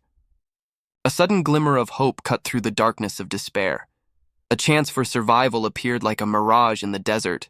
The boy dressed in rags attacked the female warrior with lightning speed, repelling the deadly blow with a confident leg kick. Unexpectedly effective. The irritation of the blonde with the sword was obvious. Her words following the blow left no doubt of her fury. The order came instantly, run.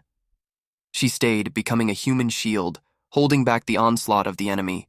A cruel, but necessary sacrifice. Gritting her teeth, the woman whispered a vow of vengeance. Her eyes raged with indomitable fury. Exhaustion overtook the boy. Running away had taken the last of his strength, leaving him empty and tired. The cheap hotel became a refuge for the exhausted boy. The fatigue was worse than after a long imprisonment. He tried to figure out the motives for his action. Most of the money went to disguises and modest housing. His meager savings were dwindling by the minute. Savings became a necessary measure. Every penny was used to restore the exhausted forces. The need to hide remained critical, but he needed peace and resources to regain his strength, and he was already being hunted. He believed in his own strength. The old priest, with concern in his eyes, checks with Shelley to see if he is giving her enough money, his concern evident in every gesture. Shelley, radiating calm confidence, assures him that all is well, that she is thriving and happy in the capital.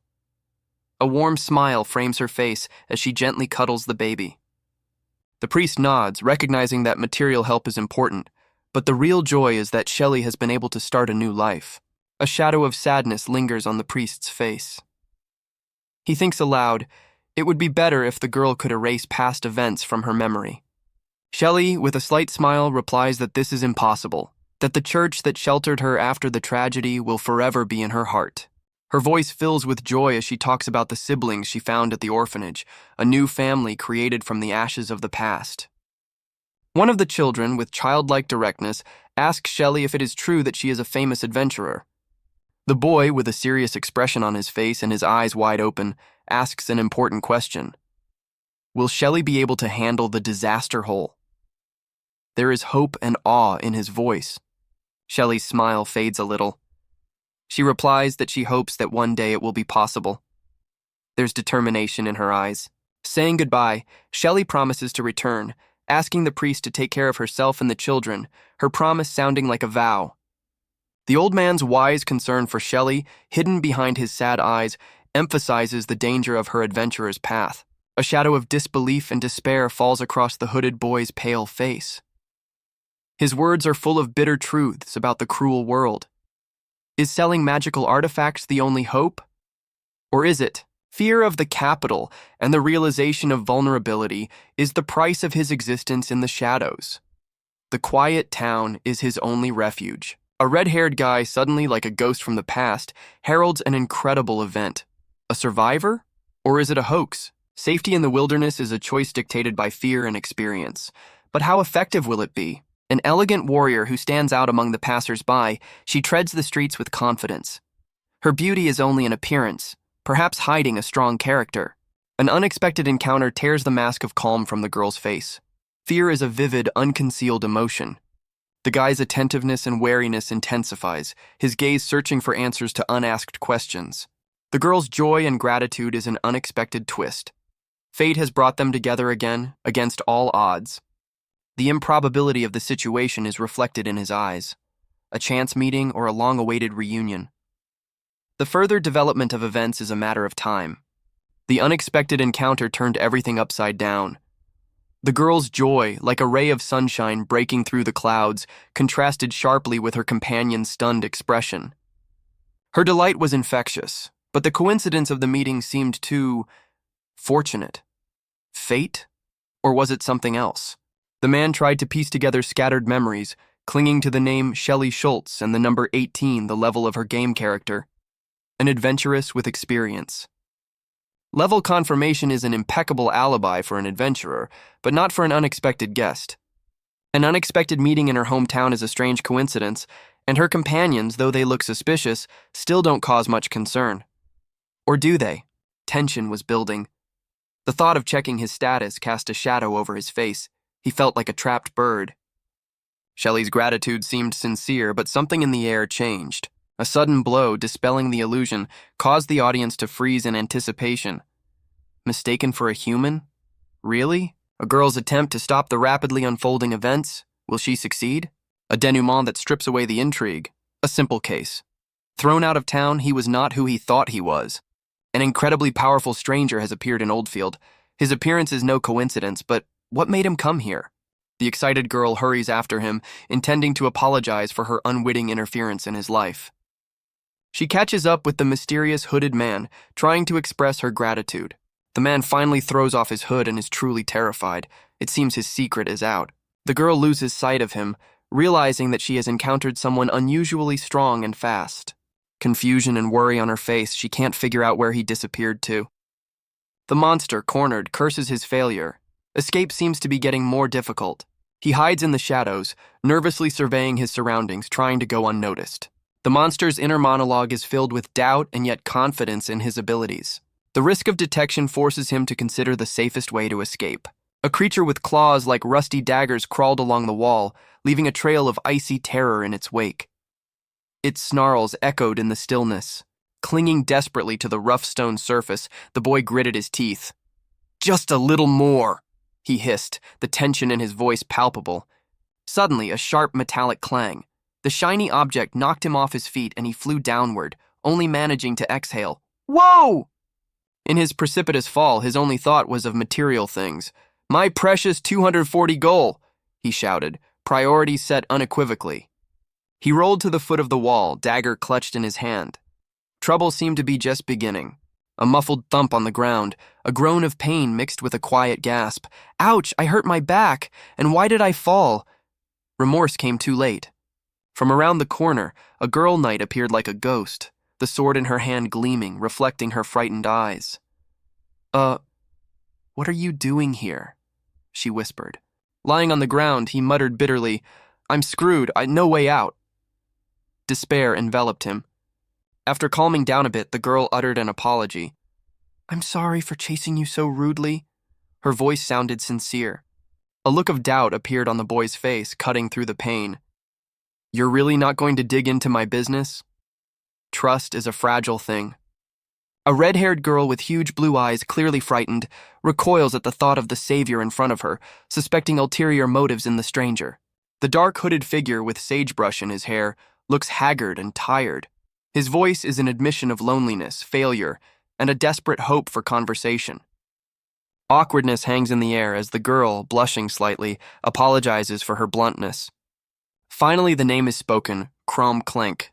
His voice is tired, but hers is unexpectedly animated. Shelley, alone with her thoughts, doubts the appropriateness of her casualness. The atmosphere thickens. An important question is asked. Why is Chrome here in her hometown? The awkwardness returns again, but Chrome calms Shelley down, easing the tension. The conversation takes on a calmer tone. Chrome explains his visits to his hometown, diverting from the main topic. A shadow of unease falls over their dialogue, a discussion of the growing danger in the city. Tension is reaching its peak. Dark Square, Chrome, Shelley, and the man in armor are harbingers of a coming disaster that threatens the entire city. A heavy atmosphere hangs in the air, making you wonder about the fate of the forgotten Oddfield. Shelley Knight, with a slight uncertainty in her eyes, treads the ground of this abandoned city, searching for answers. The old man, the keeper of the memories, paints a picture of the former grandeur of Oddfield, a peaceful but not wealthy place. The peaceful idyll collapsed overnight.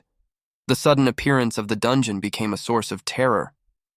Panic gripped the residents, turning the once cozy town into a ghostly ghost town cut off from the world. The void was filled with dark personalities. Oddfield had become a haven for those on the run from the law, and apparently for good reason. A paradox, bandits defend the city from monsters but rule it with brutality, turning survivors into slaves. Defense at what cost? A flame of determination burns in Shelley's eyes, to become a legendary adventurer and free Oddfield. Not an easy task.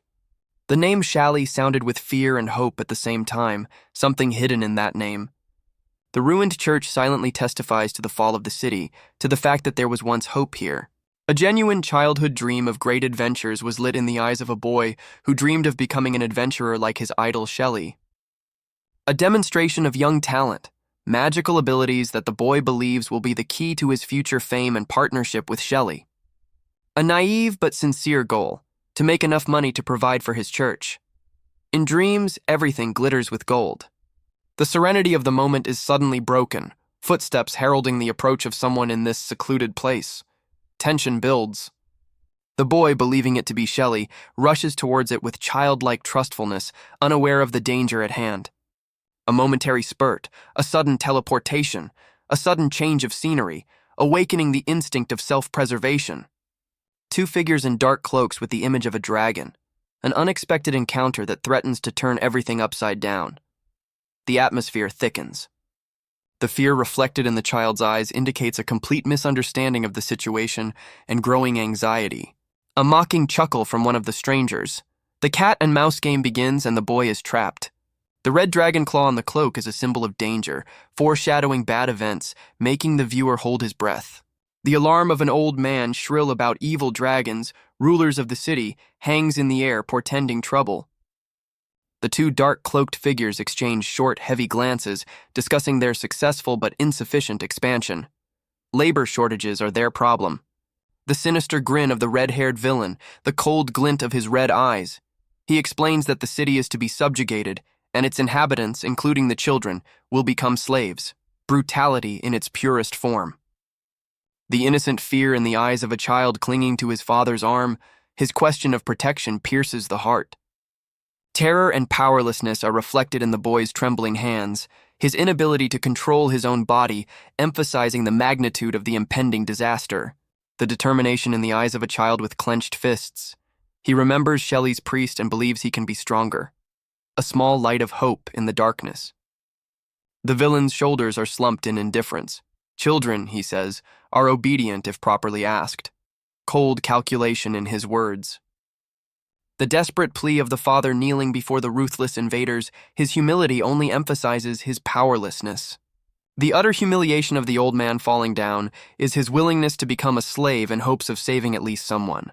The contempt in the red-haired woman's eyes for the useless from her point of view, old man, her ruthlessness is appalling. A determined Tailkun, clutching a glowing artifact, defies the odds to protect what he holds dear. His determination is palpable. The old man watching this scene is drenched in despair. His sigh is a silent prayer for the impossible. "Fireball!" Teal shouts, channeling all his energy into the attack, the flames exploding in a powerful stream. The tall blonde man watches with a cold, mocking smirk. His calmness is unsettling. Teal seems to have a serious adversary. A man with a beard appears from the shadows, extinguishing the flames with a single gesture. His contemptuous calm emphasizes the difference in power. There was shock and disbelief on Teal's face. His confidence crumbled, shattered by reality. A man with a beard offers a lesson, his confident tone a pledge of Teal's future growth. The training begins. The purple glow, the glow of other magic, heralds something more powerful. Lightning strikes the ground. A violet-purple explosion of energy shocks the viewer. The power is unimaginable. Even the experienced mage seems impressed with what he's seen. His furrowed brow speaks volumes. Raito Anika's smile is a reflection of the well-deserved recognition of his incredible abilities. Terror in little Teal's eyes, a face contorted by helplessness before the monstrous power of his opponent. Raito leans over Teal, his intentions are unsettling and his smile is cold calculation. Raito tries to give his cruel actions a noble meaning, but the excuses sound lame. Deep anxiety on the old man's face, he realizes the seriousness of the situation and is ready for decisive action. Weapons gleam in the light, heralding a close and dangerous fight. The air thickens. An old man, unwilling to accept what is happening, reveals his past, setting the stage for a confrontation. In a flash of light and movement, the old man rushes in and a furious fight begins. Raito is stunned by the suddenness and force of the attack from an unexpected enemy. The old man's critical disposition is a chance of salvation for Teal, who flounders. Heartbroken, the young man is in tears, his despair is almost palpable. The boy with blue hair, unable to stand it, rushes to run away, leaving chaos and pain behind. This is followed by Jeff's furious shouting, his words full of anger and threats. The other man tries to stop him, but to no avail. The man's cold, calculating gaze testifies to his superiority, to a plan far greater than the fate of a single fugitive. A sudden outbreak of violence. An old man, apparently the head of the place, gets brutally punched. The children, breathless, watch the drama unfold, their fear palpable. One of them timidly asks what is going on. The old man, trying to protect the children, screams desperately, begging them to move away. Jeff, with a contemptuous grin on his face, restrains the old man, threatening to kill him if the kids move even one step. Jeff's cruelty reaches a climax. He holds the old man by the hair like a lifeless doll. The tension is off the charts. Jeff's face spreads into a smug smile as he boasts of his power, anticipating the lightning bolt of retribution that has descended upon the children. Lost in the maze of city streets, the girl turns to a stranger for help, her voice full of slight confusion. The stranger responds to the request with unexpected warmth, his confidence promising a speedy solution to the problem. The girl's face reflects genuine surprise. Such unexpected kindness in this city seems something incredible to her. The scene changes dramatically. The girl is now surrounded by people, her anxiety increases, and there is a sense of imminent danger. Despair grips the girl in a vice. The souled magic stone is not just a loss, but a threat to her and others. The stranger's cold and indifferent reply pierces the atmosphere. His words seem like icy shards in the tense silence. However, the stranger's gesture contradicts his words, making one wonder about ulterior motives. The awkwardness of the situation is in the air. The girl asks for only a small sum, her modesty emphasizing her desperate situation. The stranger finally agrees to help, but his condition adds intrigue to an already confusing story. The appearance of another character dramatically changes the balance of power, leaving the viewer waiting for unexpected twists and turns. The tears on the boy's face, his desperate account of the approaching danger, Shelley instantly recognized the gravity of the situation. We need help now. Every shuddering sound, every word of the child is a chilling terror that penetrates to the very heart. The determination in Shelley's eyes. She will not allow anyone to harm this child and his father. Chrome's farewell is a quick but necessary gesture. Time is working against them. The unexpected appearance of a mysterious assistant. His confidence inspires hope, but also adds to the mystery. He understands the danger, but he has faith in Shelley. Their alliance is their last hope. The flash of happy memories is a sharp contrast to the mounting horror, emphasizing the drama of the moment. The personal interest of a mysterious man, what is he hiding? His motives remain a mystery. The church tower is a symbol of tranquility, desecrated by the impending darkness. Violet energy erupting from the priest. Attack! The battle for life has begun. The rage in the eyes of the girl with long blonde hair bent over the bloody old man was almost palpable. "Stubborn old man," she hissed, holding back her fury. Ruthless violence. The old man is pinned to the ground, his body shuddering in pain and his face contorted with suffering. Cold cruelty in every movement, her foot on his arm, a merciless pressure. "If you don't want to die, tell the children to obey us. It will happen soon," came the icy whisper. Fists clenched, eyes burning. "We'll take the children even if you die. Your stubbornness is meaningless." A scream pierced the air. Her patience seemed to be running out. Coughing, bleeding, face contorted with pain. The old man struggles to live, but his strength is failing him. Deep sadness and hopelessness in the old man's eyes, reflecting the horror of the situation. It is the look of a doomed man. The three children, huddled together in fear, watch what is happening. The eldest girl tries to calm them down, but she herself is trembling with terror. Exhausted face, body lying lifelessly on the floor. And to be remembered, I never backed down. They will help them, for the sake of their lives. A whisper, full of hope, but already weak and hoarse. The girl's rage reaches its limit. "That bastard!" comes through clenched teeth, tiredness mixed with cold calculation on her face. "Looks like it's broken," she turns to the children. "Watching closely, brats." The powerful mage, with a faint grin on his lips, demonstrated the full power of his magic, turning the enemy to ash. A cautionary tale for those who dared to challenge the power of dragons. The mage's gaze became as cold as an icy wind. His calmness hid deep, thoughtful plans. Suddenly, a pair of young men emerged from the shadows, a young man all tense and a girl with a sword ready to jump. Their sudden appearance broke the idyll.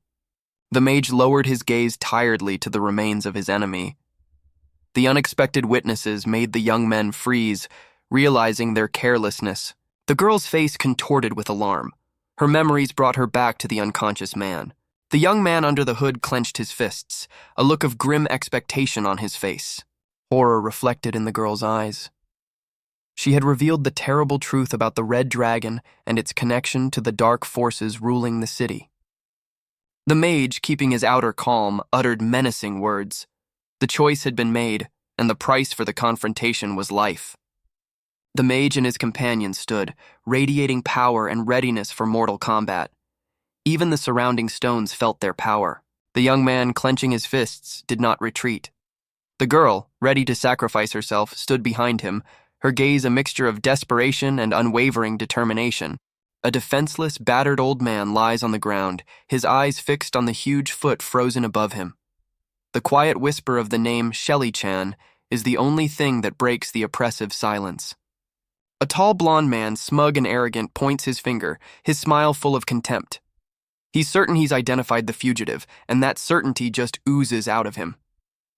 The threat in the blonde man's eyes becomes more palpable.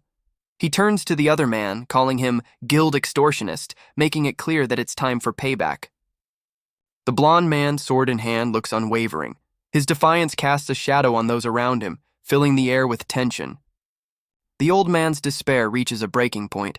His plea to Shelly-chan not to run away sounds like the last cry of his soul in the face of imminent danger. The sudden appearance of the symbol, a red dragon, portends trouble, bringing a sense of impending terror. The blonde man's sneering question about the piece of scrap metal betrays his obvious underestimation of his opponent. This self-confidence could cost him dearly. The blonde man's grin is only a mask, hiding perhaps the first glimmers of doubt.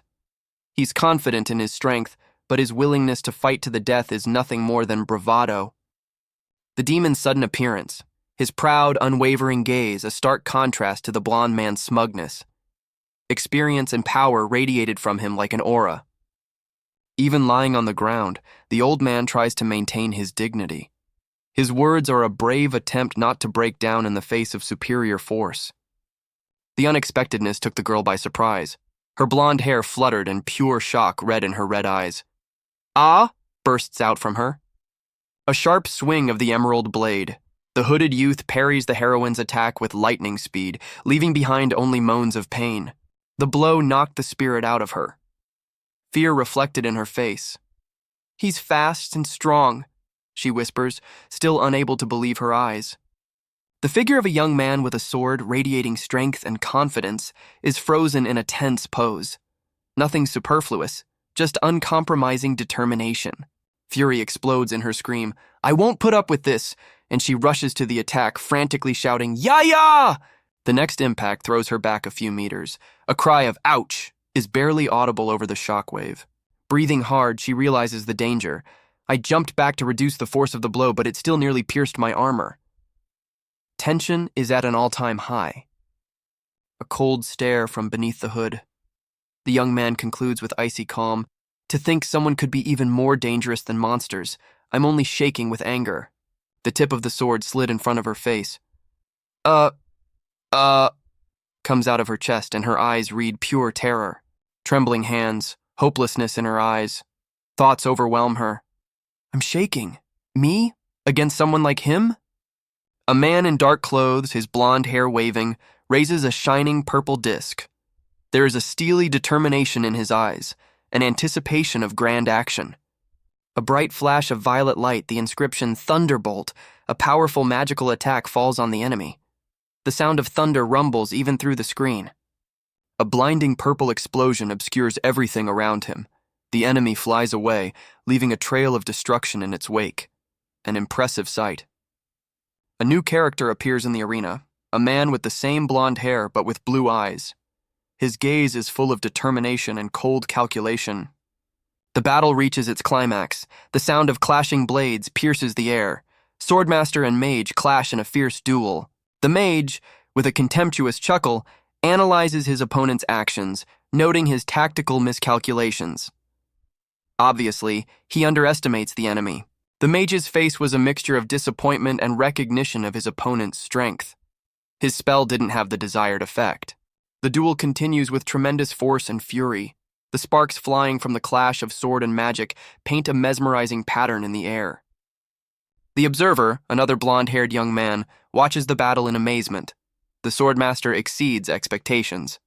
The mage, smirking, notices his opponent's weakness, preparing to use it to his advantage. The situation heats up to the limit. A powerful blast of energy, and the mysterious cloaked figure dissolves into darkness. The mystery remains. A girl with two swords stands at the ready, a steely gleam reflected in her determined eyes. Behind her back, a ghostly shadow in a hood. The girl's angry face, her challenge sounding bold and defiant. "I'll be your opponent." Contemptuous words, "Each of you will regret your arrogance." The accumulated resentment is palpable. Steel meets steel, swift and precise movements. Tension reaches a climax. The sound of swords clashing is the music of battle. A piercing cry of pain breaks the silence. One of the opponents falls. The situation is not in the girl's favor. The girl, breathing heavily, realizes he's too strong. I'm no match for him. Her gaze is troubled, and she realizes her opponent's superiority. Cold smiled at his opponent. I'm clearly stronger, and this doesn't seem to be just a fight. His confidence is alarming. The opponent radiates confidence in victory. Level, experience, everything is on my side. Defeat is out of the question. The girl dodges the blow, her face contorted with pain and tension. She fights as hard as she can, but the situation is critical. The first skirmish and the newcomer's inexperience is obvious. Fear is reflected on his face, and his opponent's taunts only add to the tension. A blonde man with demonic eyes is the embodiment of arrogance and cruelty. His words are permeated with cynicism, the anticipation of entertainment written all over his face. Despite the horror, the boy gathers his strength. The green glow of the sword is the only glimmer of hope in this grim battle. The sudden appearance of the hooded figure introduces a new variable. The shadow, ready to intervene, is a vague but disturbing sign. The observer, an experienced warrior, notes the bravery of the newcomer but realizes his weapon is too weak for such an opponent. The hooded figure tensed, the anticipation of action hovering in the air. A sense of danger hung over him like a fog. The man with the sword, cold and calculating, explains his actions, the law of force, cruel and unscrupulous. The uncompromising nature of his words is crushing. Surrender is not an option, but the chances of victory seem slim. The blonde man's smirk is a chilling harbinger of further carnage. The amusement for him continues. The observer changes his mind. He sees the danger behind the game and realizes that without intervention, the consequences could be catastrophic. The man's anger was so obvious that the air around him seemed to crackle with tension. His last warning sounded like a death sentence. Disbelief and defiance mingled in the boy's contemptuous grin. His words were a direct challenge to a powerful opponent. The young man's determination bordered on desperation. A quick shot, and he was surrounded by dangerous creatures ready to tear him apart. The young man's inner fire was visible to the naked eye. Even in the face of imminent death, he does not give up. A shadow hid the man's face, but the contempt and fury were palpable even through it. His words were an icy sentence. The man's unexpected confession reveals his ulterior motives. It turns out he's not indifferent to the young man's fate, or at least what the young man has gotten himself into. The violet glow of the lightning sword was mesmerizing and frightening at the same time. The power of the artifact could be felt even through the screen. The terror in the young man's eyes reflects the power of the impending danger. He realizes that he is facing a power beyond his imagination. The cold calculation in the man's voice emphasizes his confidence in his victory. His threat sounds like an inevitable reality. The most powerful attack of lightning strikes the young man, discharge after discharge, a spectacle full of destructive energy. A powerful purple blast of energy burst out of the guy, eyes widened with tension. He seemed to have just used a forbidden spell. The guy's body is bending under the monstrous force, as if about to be torn to pieces. It's a frightening sight. A man in a dark cloak limping falls to the ground, breathing heavily, his sword hand trembling. He mutters about the incredible power he's just blocked. The man's face is contorted with a grimace of pain and despair. He is aware of the growing threat. The situation is critical. The red-haired warrior girl anxiously observes the scene, quietly whispering the name Chrome-san. Her opponent, a blonde-haired man, grins maliciously, wryly noting that she doesn't care about other people's problems right now. Swords clashing, the redhead and her opponent clash violently. Sparks flew in all directions, the air filled with tension. The blonde-haired warrior, not hiding his irritation, admits that the girl was much stronger than he had anticipated. The girl's face is tired, but her grip on the sword is firm. She fights on despite her opponent's clear superiority and does not give up. The blonde-haired warrior is stunned. He can't believe he's losing to a mere soldier. His confidence has crumbled. A scornful glance from the man with the long blonde hair and words full of venom. "Why do you ask? You already know everything." The tension in the air is rising. The red-haired girl responds with fire in her eyes, her determination unwavering. "I will never give in to you." The confrontation has reached a boiling point. The battle erupts with the man's furious roar, "Goddamn bitch!" His rage is physically palpable. The girl, watching the fight, analyzes the situation. This man is clearly dangerous, and Chrome has ties to this church. Her anxiety increases. Panic and determination mix in the girl's heart. I have to help him as soon as possible. She realizes that a life is at stake. With a powerful burst of energy, the girl is thrown back with incredible force. The defenselessness of her position is obvious. Pushed against the wall, the girl realizes the hopelessness of the situation. "I can't parry the blows. If he pins me against the wall, I'm dead." Fear grips her. The man, surrounded by purple lightning, anxiously thinks, "It has incredible speed and power. I can't even get close. What should I do?" He is confused and worried. The man, without giving the girl a break, demands with irritation, "What's wrong? Show me your real power already." His pressure builds up. A guy with pale skin and red eyes watches, his concern obvious. There's a cold calculation in his eyes. The question of canceling Masquerade hung in the air, weighing heavily on the hero. Fear froze on the faces of the boy and girl hiding behind the column amidst the buzzing crowd. Shelley, a knight in shining armor, fought not only the enemy, but her own terror of her inevitable transformation in front of her children and priest. The inability to remove the human form pressed on the hero with unbearable force. Skepticism pierced his thoughts, leaving behind a bitter doubt. The contrast was obvious. The calm after the dungeon was in stark contrast to the tragic scene in the square, a dead man and a sobbing girl with a bloody sword.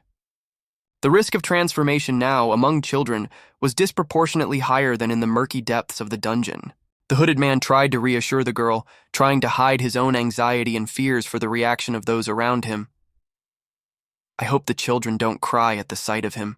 Anger and self-injury came over the hero in a wave. His selfishness, his secret, is the real reason for all this panic. The priest's cold, ruthless ultimatum pierced the silence. Either use the force or die. An old man in a dark cloak materialized from the violet vortex, snatching a sword emitting dazzling lightning bolts. Sword of Lightning was an impressive name. His young hooded opponent froze in surprise, his face a look of undisguised amazement. 2 spells at once was a serious advantage. A powerful bolt of lightning struck the guy, throwing him several meters away. It was a spectacular sight, wasn't it?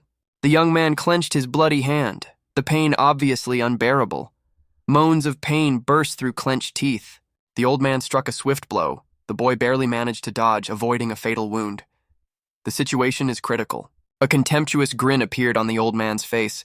His words sounded like a death sentence. The explosion of energy blinded everything around him. The old man's powerful attack was terrifying.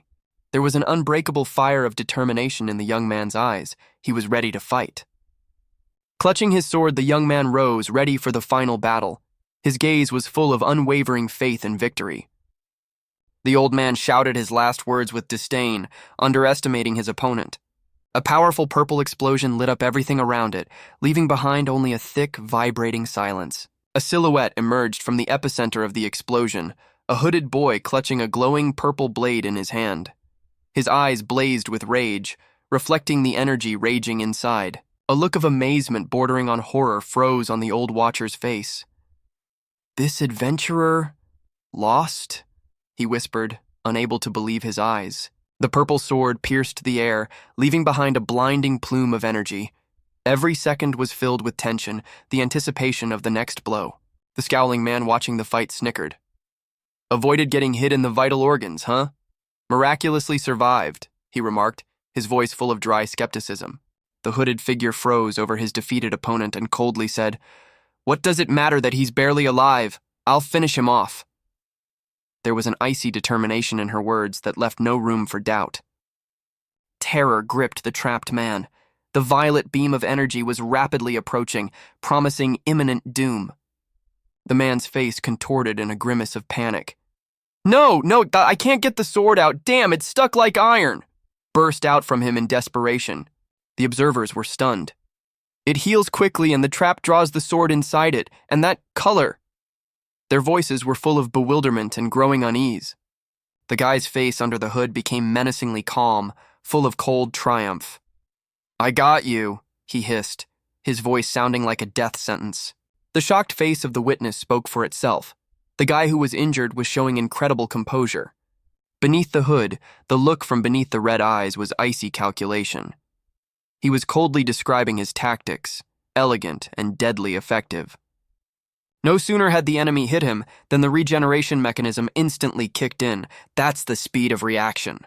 The enemy, stunned not only by the injury but also by the inhuman endurance of his enemy, could only squeeze out an astonished curse. A sudden jerk, a wild scream of rage. The guy, like a hurricane, fell on the enemy. A powerful energy release, a dazzling beam piercing the air. The force of the impact was truly terrifying. The enemy collapsed, leaving behind only a trail of blood. Ruthless efficiency. Even after the victory, the tension didn't leave the hooded guy's face. It was like he was expecting a trick. The defeat of the enemy was complete. His last words sounded like an incoherent whisper, full of disbelief.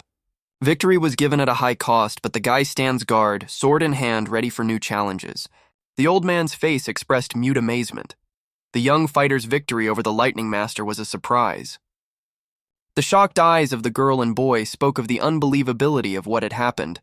A defeated Raido Aniki was not just a blow to their hopes, but a real shock.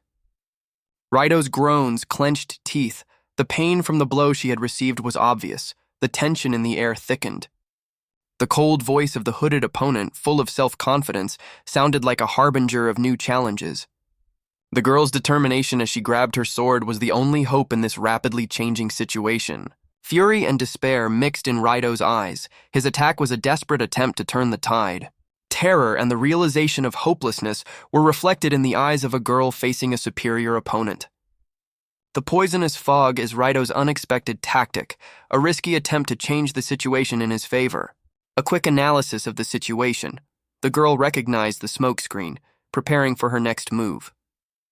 The clash rumbles, the powerful impact, the conclusion of the battle, but not the end of the story. A man with a sword fell out of the suddenly opened portal, angrily berating someone for needlessly fighting over a dragon ring.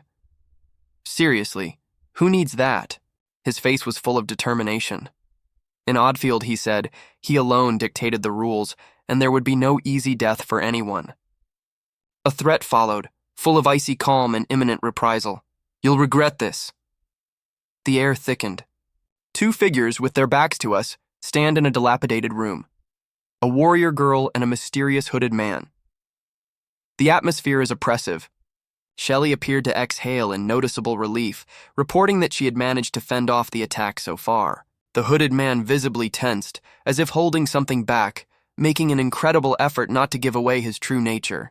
His anxiety is growing. He fears that he might be recognized even in this guise. The confusion on his face is obvious. But the decision has been made. The unknown man clenched his jaws, the determination in his eyes steel.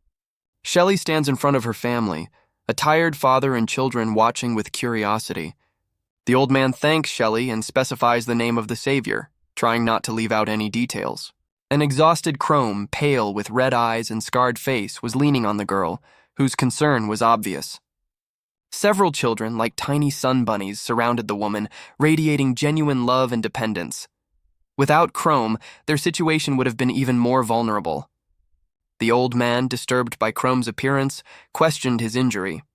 After receiving confirmation of the seriousness of the injury, Chrome calmly but discreetly declared his ability to self-repair. Hiding the pain, Chrome insisted on leaving immediately, using his abilities to speed healing. Time was working against them. The daughter, with determination in her eyes, announced to her father the necessity of leaving the city. The shadow of imminent danger hung in the air. The girl explained that after the recent events, the city had become too dangerous, and evil was bound to return. The hope for a peaceful life here had faded. The old man, sighing heavily, recognized the difficulty of moving to the capital, given his age and unresolved financial problems. The move seemed almost impossible. The children, holding hands, seemed fragile and defenseless in the face of the difficulties ahead. The long journey to the capital is a serious test for them. The girl again convinced her father of the necessity of immediate departure, emphasizing the mortal danger of their being in the city. The old man, though he looked haggard, agreed. His voice was determined, but his fatigue betrayed his true feelings. The old man, his face expressing extreme anxiety, was desperately trying to convince the young couple to leave the city immediately, foreshadowing the imminent attack of the dragons. The appearance of the gloomy girl with the dragon tattoo instantly cooled the already tense atmosphere. Her threat sounded like an icy sentence. The unexpected irony of the old man noting the aesthetic approach of the attackers diffused the situation a bit, but not for long. Chrome, hiding his face beneath his hood, sank into anxious musings, sensing impending danger.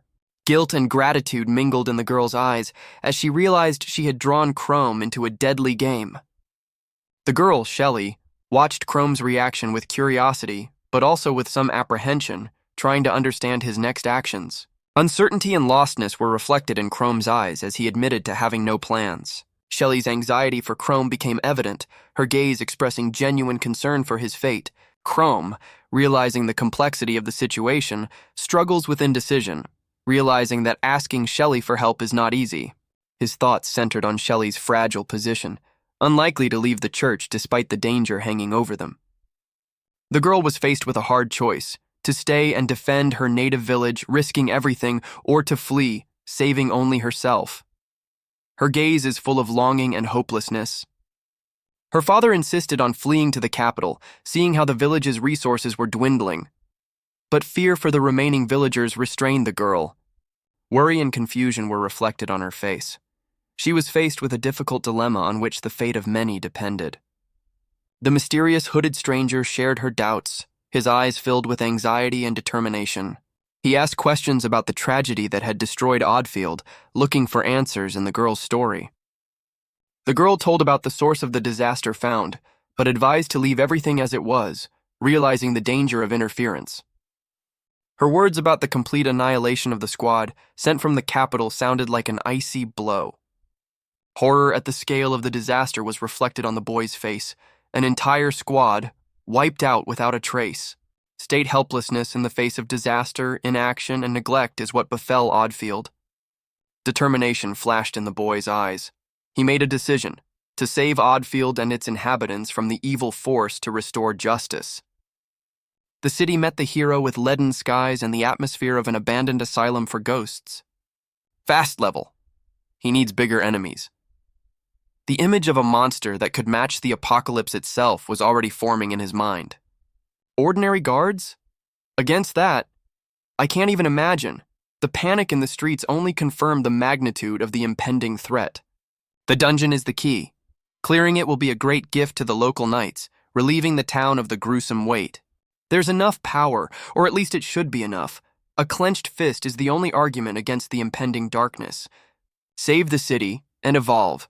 There's steel in the hero's eyes and anticipation of the battle to come, perhaps even a little too much. There is a tense silence in the evil dragon's lair, interrupted only by the report of an unexpected defeat. Even Rido fell? The blow was unexpectedly strong and crushing. The ringleader's displeasure was growing by the second. Anger literally burns everything in its path. Find it, punish. You can feel the storm coming. Chrome. The name of this baby has become synonymous with insolence and disrespect, but that's about to change. Galrod's anger descends on Jeff, accusations flying in hail after Annika's fall. The horror in Jeff's eyes is a true reflection of the situation. Shadows fall across the face of Galrod, the evil dragon lord, his question of perception sounding like a threat. The atmosphere thickens. Jeff's stammered reply is a desperate attempt to placate the enraged dragon. The flattering words hang in the air, a tense silence. Jeff's attempt to draw his sword fails. Screams of terror break the silence. Galrod is too fast. Galrod seems to realize the unfortunate nature of his question and changes tactics. The tension eases a little, but it doesn't disappear. The new name Chrome sounds like a sentence. The trembling in Jeff is a reflection of growing fear. Jeff's ingratiation becomes increasingly desperate. The obsequiousness sounds like a plea for mercy. Galrod utters a threat, and there is icy calculation and deadly menace in his words. His gaze burned through Jeff. Galrod's power is unquestionable. Jeff finds himself completely subject to his will. His resistance is broken. Jeff's terror is the result of realizing the gravity of the situation. Even Galrod, the blood angel, is vulnerable. Now Galrod ponders the consequences and possible actions. Canella, the head of the evil dragons, casts an icy glance at the king sitting on his throne. Her displeasure is palpable, the question of permission sounding like an accusation. The king, in response to her rebuke, only clenches his fist, anger literally spurting out of him. His threat is not an empty promise. Canella, in her always elegant black, shrugs, showing an indifference bordering on arrogance. She's busy, and that's what matters most. The two hooded men exchange anxious whispers. The appearance of the Knights of the Realm is an unpleasant surprise, and the extent of the threat is still unknown. On Canella's face is satisfaction, a cold calculation. She already knows about the Knights, and that gives her an advantage. The king hisses curses with fury. The presence of the Knights is a direct threat to his power. His threat is aimed at both the Knights and Canella. He is prepared to use force if necessary. Canella restrains the king, her calmness hiding hardness and pragmatism. Hasty action can only do harm. Canella ponders the purpose of the Knights, suggesting that they may be investigating the pit of disasters. Her caution is justified. A mysterious figure watches the city from a rooftop. Its purpose is still unclear, but its focus is suggestive. The calm in his red eyes is deceptive. Finding a disaster pit seems to be really nothing to him. An abyss opens up over Oddfield. The underground labyrinth, the source of all the town's woes, appears in all its horrifying glory. The night's rest has paid off. The hero is full of strength and determination, ready for whatever awaits him. Something has caught his attention. You can feel the tension in his gaze even through the screen. The streets of Oddfield are filled with people before dawn. Something's wrong. Very wrong. A monster emerges from the depths of the labyrinth. The fireball released from his hand portends trouble. The explosion shakes the city to its foundations. The power of this energy release is unmistakable. Panic. Monsters flood the streets of Oddfield, wreaking havoc and death. Fleeing is the only chance of survival. A horrifying revelation. The dragons weren't defending the city, but freeing the monsters. Ironic, isn't it? A girl full of determination takes the initiative, calling for the rescue of those who can still help. Despair clutches the warrior's throat, sweat dripping down his face, reflecting the hopelessness of the situation. He swears to protect everyone, but there is doubt in his eyes. A terrifying monster, a one-eyed beast with a horn, releases a fireball, a harbinger of imminent disaster. The man clenched his eyes, waiting for the blow. His face contorted with terror, his body tense in anticipation of pain. A flash of light.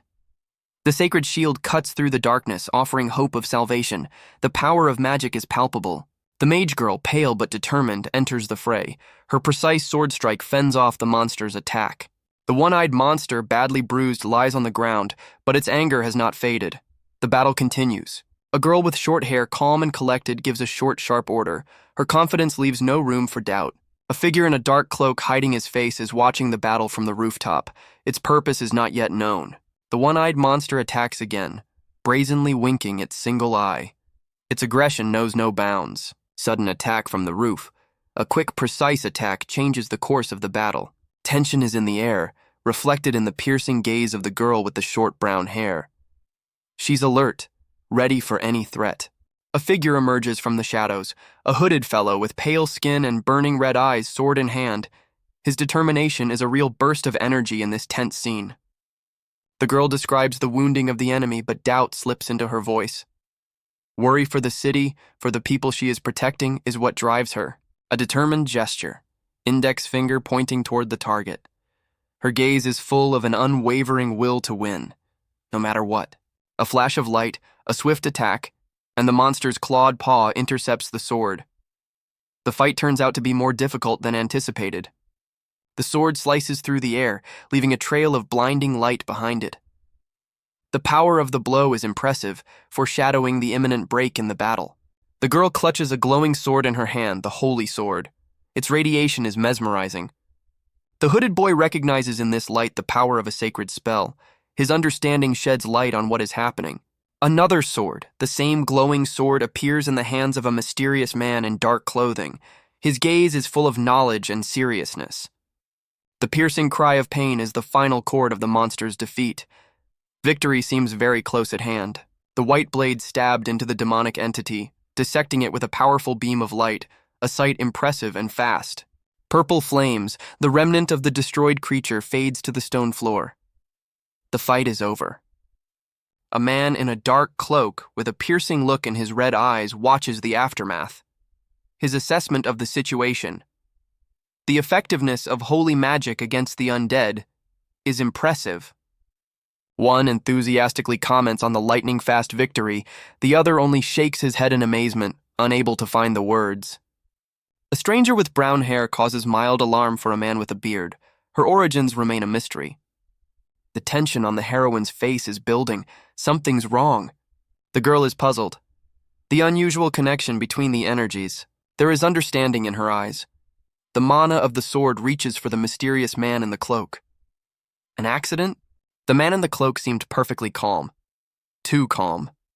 The girl's determined look heralds new action. Victory over a strong opponent is only the beginning. The shadow of the hood concealed the face of the worried young man, but his pale skin and burning red eyes spoke for themselves. The words about monsters sneaking into the city sounded like harbingers of trouble. Fear froze on the faces of the inhabitants, a thick fog filling the air with a premonition of the inevitable. Even the women, usually stalwart, looked confused and defenseless. The young man thought for a moment, scratching his chin. Something didn't add up. Was it really as simple as it seemed at first glance? The dead body of a monster is a gruesome sight. One eye in the middle of the forehead, sharp fangs. It wasn't just a monster, it was a nightmare made real. The girl with the short haircut, her lips pressed together skeptically, watched what was happening. It was too easy for everyone to believe the pale young man's words. Too easily. The girl with the brown hair realized this was something incredible, something that would turn their world upside down. The night city spread out behind the pale young man's back, and there was more than fatigue in his eyes. It was anxiety. deep anxiety. The girl with the short haircut took up the subject, determination frozen on her face. She was going to have to deal with this strange situation. Even after everything he had experienced, the hooded guy felt an inexplicable uneasiness. It was like the calm before the storm. Joyful laughter cut through the tense silence. The other guy, full of energy, sincerely congratulated the pale young man. But was it a personal joy or something else? A sense of relief spilled over the boy's face, the words escaping his lips with a quiet exhalation. If you two hadn't been there, the whole place would have burned to the ground. The two hooded men, hiding their faces in the shadows, replied sincerely and quietly, "We are immensely grateful." A man standing on a makeshift podium addressed the gathered crowd. "I have gathered you to express your gratitude." A wave of applause and cheers swept across the square. The hooded guy visibly tensed, his voice becoming barely audible. "You know, so many people, it's pretty risky for me right now." The little girl, overwhelmed with happiness, jumped up, shouting, "Daddy, you're safe!" The girl, tucked into her father's arms, whispered faintly, "Not enough." He held her tightly against him, hiding her from the world. The woman, addressing the heroes, said with sincere gratitude, "All is well, all is thanks to you, the victors of the monsters." The little girl, looking at her saviors with undisguised admiration, whispered, "You're amazing, Oni-chan, Oni-chan." The hooded guy, blushing, mumbled embarrassedly, "Hero? Huh, how embarrassing." The girl, interrupting him, turned to the guy with a firm expression on her face. "Hey, you." Terror froze in the wide-open eyes of the guy under the hood, his silent question hanging in the air. What is it? In front of him is the epitome of a nightmare. A creature with one huge, frighteningly glittering eye and a grin of sharp fangs. The atmosphere thickens. The fear is almost palpable. A flash of light like a miniature sun, a powerful spell cuts through the darkness. Hope? Or just a reprieve? The creature collapsed, but the man in black kept his guard up, his voice full of disbelief. "What? It's still alive?" The girl with short hair, biting her lips bitterly, admits her mistake. "Oh no, my absent-mindedness has cost us dearly. The ritual is not complete." Gathering her strength, the girl activates a defense spell. The sacred shield is her last hope. Determination shines in her eyes. Her gaze is full of determination, the plan looming clearly. "I'll block the fireball and then pierce its eye." A hoarse sound, and the creature falls, finally defeated. Silence for a moment before a new threat comes. A little girl on the edge of a precipice, helpless, frightened. A huge foot approaches, condemning her to imminent death. A menacing maw, ready to close, completes the picture of horror. The girl's fate hangs in the balance. A monster with a single blazing red eye bursts out of the darkness of the alley, clutching a ball of fire in its clawed paw, a harbinger of imminent disaster. Horror froze in the wide-open eyes of the girl who had unwittingly witnessed this nightmare. What was that creature? An experienced warrior clad in steel armor explains the deadly danger to another girl, emphasizing the cowardice and cunning of the monster targeting a defenseless child. Sweat streams down the hooded guy's face, a desperate race against time, and he's obviously losing. Every second brings tragedy closer. The decision has been made. The only chance for salvation is to embrace your true monstrous self. The price is too high. A hard choice. Turning into a monster in front of people is the end of his secret life. Is the price of salvation worth the sacrifice? The risk of losing everything he had so carefully hidden, his double life would crumble, drawing perplexed looks from those around him. The image of the girl he loves, whom he is in danger of losing, pops up before his eyes, intensifying his inner struggle. To stay or to run away? Left alone with his indecision, he feels like a fool. The price of procrastination is too high. Two huge wolves surround the girl, trapping her in a death trap. Someone's hand reaches out to save her, but is there enough time? The hero, overcome with determination, inwardly muttered his desire for a better country, realizing that this is why he chose the path of an adventurer. A sudden gesture. The mask comes off. The hero's face is hidden by shadows, but the determination in his eyes can be felt even through the darkness. A blinding flash, a powerful explosion shook the ground, shaking everything around with incredible force. Malo, with a cry of terror, calls out to someone, his face contorted with panic. The girl, gripped by fear, watches the raging flames helplessly. The little girl, covering her face with her hands, weeps bitterly, her tears a reflection of unbearable horror. A second explosion, even more powerful and destructive than the first, a fiery inferno devouring everything in its path. From the ash and smoke, a monster emerges, a one-eyed, ugly creature, its appearance causing chilling terror. The bloodstain on the ground is a silent witness to the brutal massacre, a horrifying picture. The girl's eyes, widened with terror, reflect pure, unspeakable fear in the face of an unimaginable nightmare. Terror gripped the girl to the bone as she saw the wounded monster muttering incantations, clenched fists shaking with rage and pain. Suddenly, like a ghost, a flying saucer appeared, its eerie sound echoing across the silent landscape. The man, at a loss for words, exhaled only, "What the hell?" His voice reflected a growing sense of horror. A creature in a ghastly mask burst out of the plate. Its movements were lightning fast, leaving behind only a swirl of chaos. Another creature crawled out of the gloom, a giant one-eyed creature with fangs ready to tear through everything in its path. Its roar pierced the silence. And then, as if out of nowhere, a creature appeared, unleashing a stream of blue energy weapons onto the battlefield. Even the air seemed charged with energy. The masked creature, perched on a rock, watched the chaos unfold like a puppeteer satisfied with his performance. Panic gripped the people. "What the? A monster has suddenly appeared! We're still in danger!" Their cries were weak and desperate. On the horizon loomed the silhouette of another terrifying creature resembling a lizard of gigantic proportions. The girl gritted her teeth, a determined fire lit in her eyes, ready to confront the impending threat.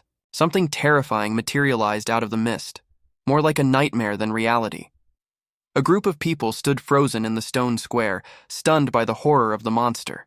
The man, one of the men watching, recoiled, his eyes widening with the growing horror that foreshadowed imminent disaster. The creature beneath the ghastly mask bowed its head. It was a gesture that suggested something akin to remorse. The masked monster sighed heavily, as if the weight of his evil deeds had fallen on his shoulders. The price of his deeds was too high. Suddenly, a little girl's face surfaced in the monster's memory. The girl, shrinking into a ball of fear, watched the tragedy unfold before her. Her face reflected pure, genuine horror. Seeing that the girl was all right, the masked creature visibly relaxed, relief in its movements. The girl's father, embraced by rage and despair, rushed to her, ready to protect her from the terrifying monster at any cost. Behind the mask was not only monstrous power, but also unbearable pain and despair bursting through it. One of the women, with determination in her eyes and a sword in her hand, dealt the monster a crushing blow. The girl felt a cold dread. Her intuition screamed trouble. The young man desperately parried the monster's blows, every movement a fight for survival. A lightning-fast transformation, a nightmare, the embodiment of primordial evil appeared before them. Terror gripped the onlookers. They realized this creature was beyond anything they had ever seen. Panic gripped the two young men, their cries of despair dissolved into the chaos of battle. Where was the promised help? A small group of warriors, armed to the teeth, bravely, but with awe in their eyes, engaged in unequal combat. Despite the fury of battle, the werewolf monster remained strangely calm, convincing himself that his actions were correct. In the back of his warped mind, a thought flashed through his mind. Was the game worth the candle? The creature disappeared, leaving behind only a mysterious glowing trail. The city fell silent, punctuated only by sighs of relief. Had the monster fled for good? An explosion of darkness erupted from the void, a deafening thud shook the ground, and there was a tense silence. A hooded woman, face contorted with rage, cut off the path of several men who were dazed with fear. Her voice, full of determination, cut through the air. This is not just a monster, but a creature with a mind, incredibly dangerous. Killing it was the only way out. A child's gaze, full of terror and ignorance, captured the moment of encounter with the unknown. An innocent, childish question hung in the air. Would she kill him? The woman, softening her tone slightly, uttered the fateful word, ogre. The alarm in the voice of Malo, the girl's father, pierced the silence. The beast is a scary monster. Confusion and bewilderment were reflected on Malo's face. The situation seemed ridiculous and incomprehensible to him. The girl, watching her father and those around her, realized the fearsome Malo is the protector of the city, a hero fighting the monster. Stupefaction and epiphany swept over Malo. It was all a terrible accident. The subtle, almost imperceptible fear in the girl's eyes, her trembling voice an obvious indication of recent terror and latent threat. A heavy atmosphere reigns among the people, their faces distorted with anxiety. The man in the center seems to be trying to hold on to a fragile calm. The girl's sudden, unexpected jerk. Everything indicates that she was the victim of hidden manipulation. Mira froze as if petrified. The sudden appearance of the stern man behind her was an alarming sign. His face was the living embodiment of menace. Ellent, his figure radiating authority and determination, asks a question that causes Mira to freeze in anticipation. Mira's confused explanation is an attempt at justification that sounds more like a pitiful plea for mercy. Ellent, without losing his rigor, reveals the danger of their situation, emphasizing the vigilance of the enemy. The abyss, the pit of calamity, reminds them of the fragility of their situation and the need for extreme caution. Ellent's confidence and calmness in his words is a mask, hiding a deep understanding of the real threat. Mira's submission is a sign of realizing the seriousness of the situation and understanding the need to strictly follow the plan. Chaos engulfed the city. The sudden appearance of the demon caused real panic and carnage. And as if the demon wasn't enough, another player entered the arena. A werewolf of incredible power, whose monstrous appearance inspired terror. "Why did you go after the demon?" A sharp, full of bewilderment question rang out amidst the din of battle. The seriousness of the situation was written all over the warrior's face. His comrade's answer caused him obvious disappointment. But duty comes first. People's lives are important, but the mission is more important. Saving an entire country is the true goal. Civilian casualties, unfortunately, an unavoidable price. The cold, steely gaze of the warrior girl left little room for doubt. Her mission was sacred, and any obstacle would be removed. Despite her firmness, there is bitterness in her eyes. The request for forgiveness is a barely audible whisper. The man's sigh sounded like reconciliation with the inevitable. The most important thing was that it should never happen again. But would it? However, the girl's question made her tense up again. What about that smart monster? The harshness in her tone didn't hide the concern. The man's incredible indifference to the deaths of hundreds of people, caused by the value of the experimental sample, shocked the girl. An abandoned town, shrouded in an oppressive atmosphere, witnesses a conversation between two guys. One of them, with a faint but disturbing smile, hints that dragon hunting is just a warm-up for the real difficulties. A sharp change of frame, a blue-eyed man's gaze full of determination and anxiety. Finding the perpetrator of the disaster is his priority. Tension reaches a fever pitch. The silhouette of a girl against the background of a purple sunset. She is watching the man in red, and the air is saturated with a premonition of something terrible. A blonde-haired guy is given an important, almost fateful task, which he has no right to forget. A clenched fist, a firm, "Yes, sir." The lad's determination leaves no doubt of his readiness for any hardship. The concentrated, tense profile of a blue-eyed man, he's prepared for the worst.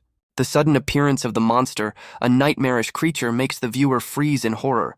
Blue-eyed stands in front of a giant crack in the ground, the abyss of calamity. The situation is dramatically escalating. Despair distorts his face. Disclosure of his identity denies him the opportunity to return home. But he is not broken. Cleansing the abyss of calamity will be his goal no matter what. His determination will not waver. Oldfield's jubilation has reached its peak. The town has been saved from a monstrous threat, at least for the time being. Hope for the future, fragile but still present. At the same time, the young changeling Shelley, her level only half of the maximum, was preparing for a dangerous step, obtaining a new skill and traveling to the capital. The father's concern came out in a cry, shrill and full of desperation. "Shelley, wait! It's too dangerous!" Shelley's smile, mixed with determination, was in response to her father's desperate cry, "I'm sorry, Dad, but I've already made up my mind." A decisive step, a confident gait. Shelley walks away, leaving care and doubt behind. Her path lies to the unknown. Even if the knights and dragons failed, Shelley is ready to shoulder the burden of Oldfield's defense. Her courage is the town's last hope. Her fists clenched, her gaze full of determination, she faced an incredibly dangerous task: to cleanse the city of evil, no matter how powerful it may be. A gloomy cave deep in its depths, a bottomless darkness. The atmosphere grows thicker, portending danger. In the darkness is a mysterious masked creature. This place is the epicenter of disaster, the source of evil. A terrible truth was revealed to Shelley. This was the place where the knight's troop had perished. The memory of the tragedy, surrounded by the flames of memory, burned her from the inside out. A blue monster in an intimidating mask, trembling with fear, whispers a warning to himself. Caution is in order. The creature, nightmare incarnate, slowly advances, carefully considering each step. Slowly, methodically, patterns, rest, repeat. Survival is the top priority. A huge clawed paw emerges from the darkness. Activity in this dungeon is an unacceptable luxury even for me, the monster thought as he examined his limb. He explores the tangled maze, sighing, "These trails. A long way to the boss awaits me." In front of him was a dark maze, a network of tunnels. Which way to go? The creature ponders, facing a difficult choice. The masked monster smirks faintly, slyness glinting in his eyes. A new plan was born. On the ground is a sword, a close-up of a clawed hand finding the weapon. A hand gingerly raises the sword. What kind of weapon is this? The question remains unanswered for now. The sword is found in one of the passageways. Randomness is not my method, but there is no choice, the creature ponders. The blue monster clutched the hilt of his sword. "Hoping for you, Rido," he whispers, gazing hopefully into the weapon. A shadow carved out of the gloom of the cave stood a man in rags and a mask with, shall we say, a peculiar smile. It was as if he had lost his way on his way out of the theater of the absurd. And then this artist suddenly collapsed, making a sound more like the creaking of a rusty door. I think someone had overdone the effects. He lay bound by invisible threads, eyes wide in silent question. "What's even going on?" Taking a closer look, the hero muttered in disbelief. "Cobwebs, really?"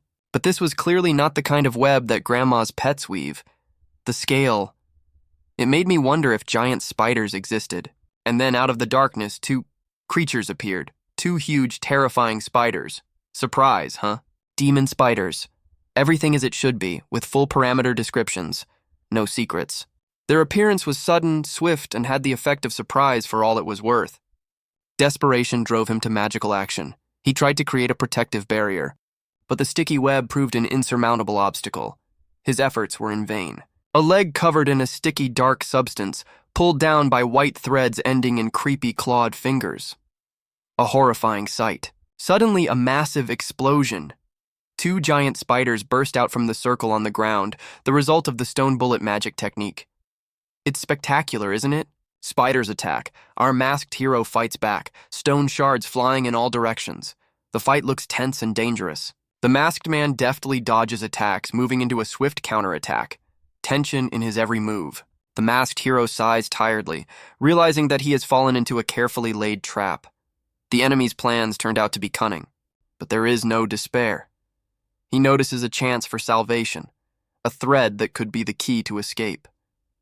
Here he is, ready for a decisive fight, a masked warrior with sword in hand, intent on making his way to freedom. One of the spiders attacks using sticky web and its sticky cocoon. Sticky threads wrap around the masked man, and he struggles to hold back a scream. The tension is reaching its limit, and here he is being overrun on both sides. The hero's despair can be heard in his cry, "Shit, I'm pinned down!" It's a desperate situation. The darkness of the cave clutches the hero, captivated by the sticky threads of a giant spider, a sight not for the faint of heart. Two monstrous arachnids with red beady eyes crouched over their prey. The purple glow of the web is a harbinger of danger. Even in this desperate situation, the prisoner keeps his cool, the confidence in his eyes a guarantee of impending victory. Or nearly so. Dexterity and skill are what set this guy apart. He methodically, centimeter by centimeter, frees himself from his restraints. A sharp throw, an unexpected maneuver. The web flies right into the face of one of the spiders. An unexpected turn of events. Tangled in their own webs, the spiders were stunned. They didn't seem to have expected such insolence. Instead of a joint attack, it's a sudden fight.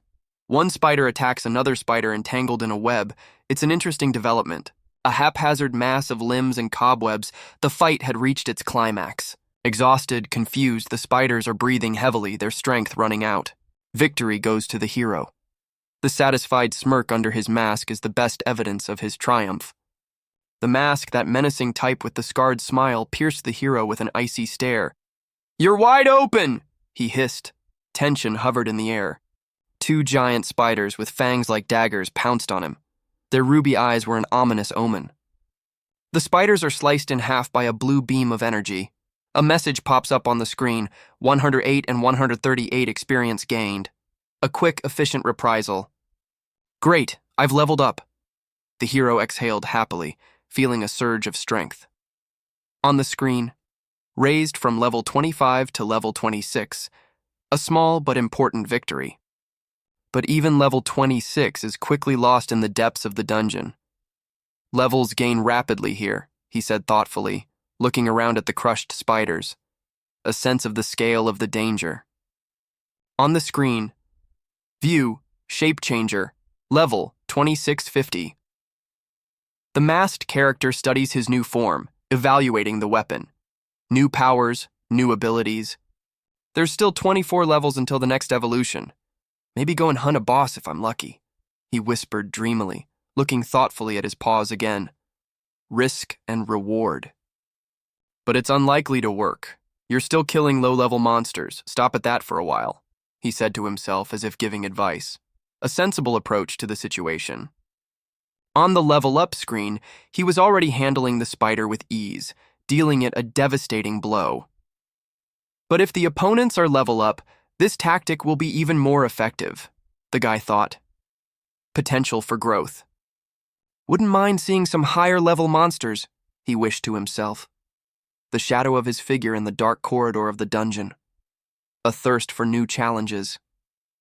The cloaked figure with a nervous, almost frightened smile looks around. An unpleasant premonition hangs in the air. He freezes, straining to listen to the rustles coming from the darkness. A quiet, ominous sound. Fills the silence. A monstrous spider emerges from the gloom, as if it had come from a video game screen. The numbers flashing before my eyes, level 36, speaks for itself. The face beneath the mask pales. Not the highest level, the guy mutters, but it's still unpleasant. Tension can be felt in his whole appearance. The spider attacks with incredible speed. The guy, fighting back with his sword, flies away, leaving a trail of dust and tension behind him. The spider's powerful blow shakes the ground. The force of the attack can be felt even at a distance. The mask is lying on the ground. The guy is breathing heavily, struggling to catch his breath. It almost was, flashes through his mind. The speed of the enemy is staggering. He rises, gathering his strength to retreat. His gaze is determined, though desperate. It's time to run. Despair clutched his heart. Level 36, higher than King Greystoyle's. Even immortality won't help now. A sudden epiphany pierces him. Now he realizes how the royal band of knights was destroyed.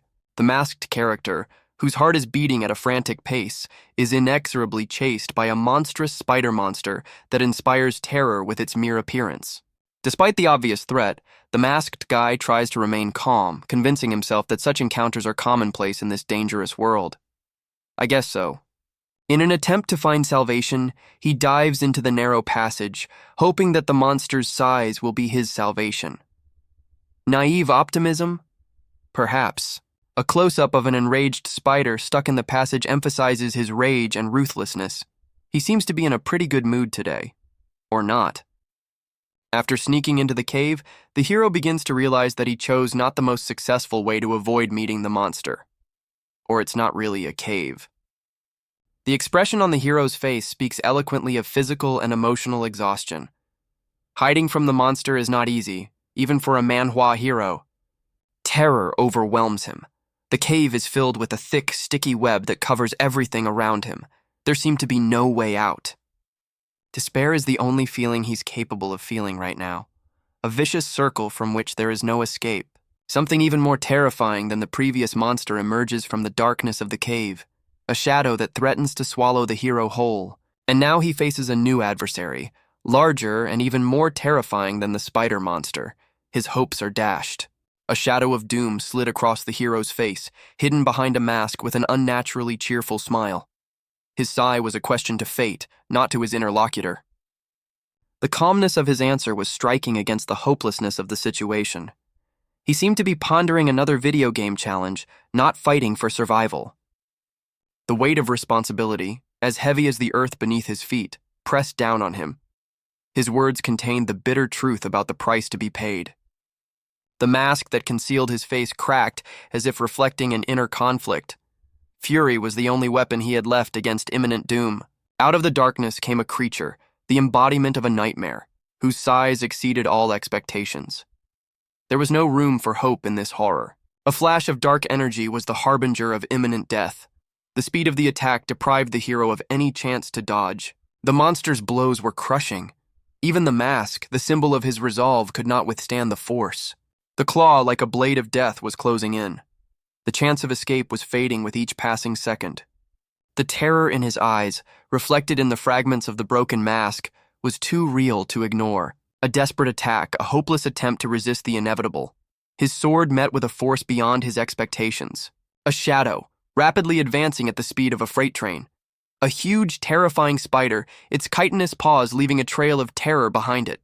The masked hero, a smile, more like a grimace of composure, notes the awkwardness of the giant foe. Size apparently gets in the way of accuracy. The hero's knee buckled under the weight of the monstrous limb. The sound of crunching bones echoed in the silence. The pain is only a temporary inconvenience. Sword in hand, gaze focused, it's time to counterattack. The next blow knocks the hero off his feet. The enemy's strength is palpable, but it's not over yet. Despite the crushing blow, the hero strikes back, managing to hit the monster. Blood oozes from the wound. The scale of the enemy is staggering. Even turning its head is no easy task for this giant spider. The determination in his eyes, despite everything, unshakable faith in victory over a seemingly invincible enemy. The jaws open, ready to spew a torrent of death. The atmosphere heats up to the extreme. A blood thread bursts out of its mouth, a deadly scarlet-colored beam that brings death and destruction. The blow whistled past, leaving behind a plume of icy wind. The warrior's mask hid his expression, but his reaction spoke for itself. The enemy was incredibly dangerous. A scarlet trail of the enemy's blood streaked the ground. Even an experienced warrior couldn't help but appreciate the speed and strength of the enemy. A strategic retreat was the only chance to regroup and assess the situation. The shadow of the mask hid the anxiety, but not completely. A nightmare emerged from the darkness, a giant spider spewing a torrent of deadly energy. The moment froze in anticipation of the inevitable. The impact shook the ground.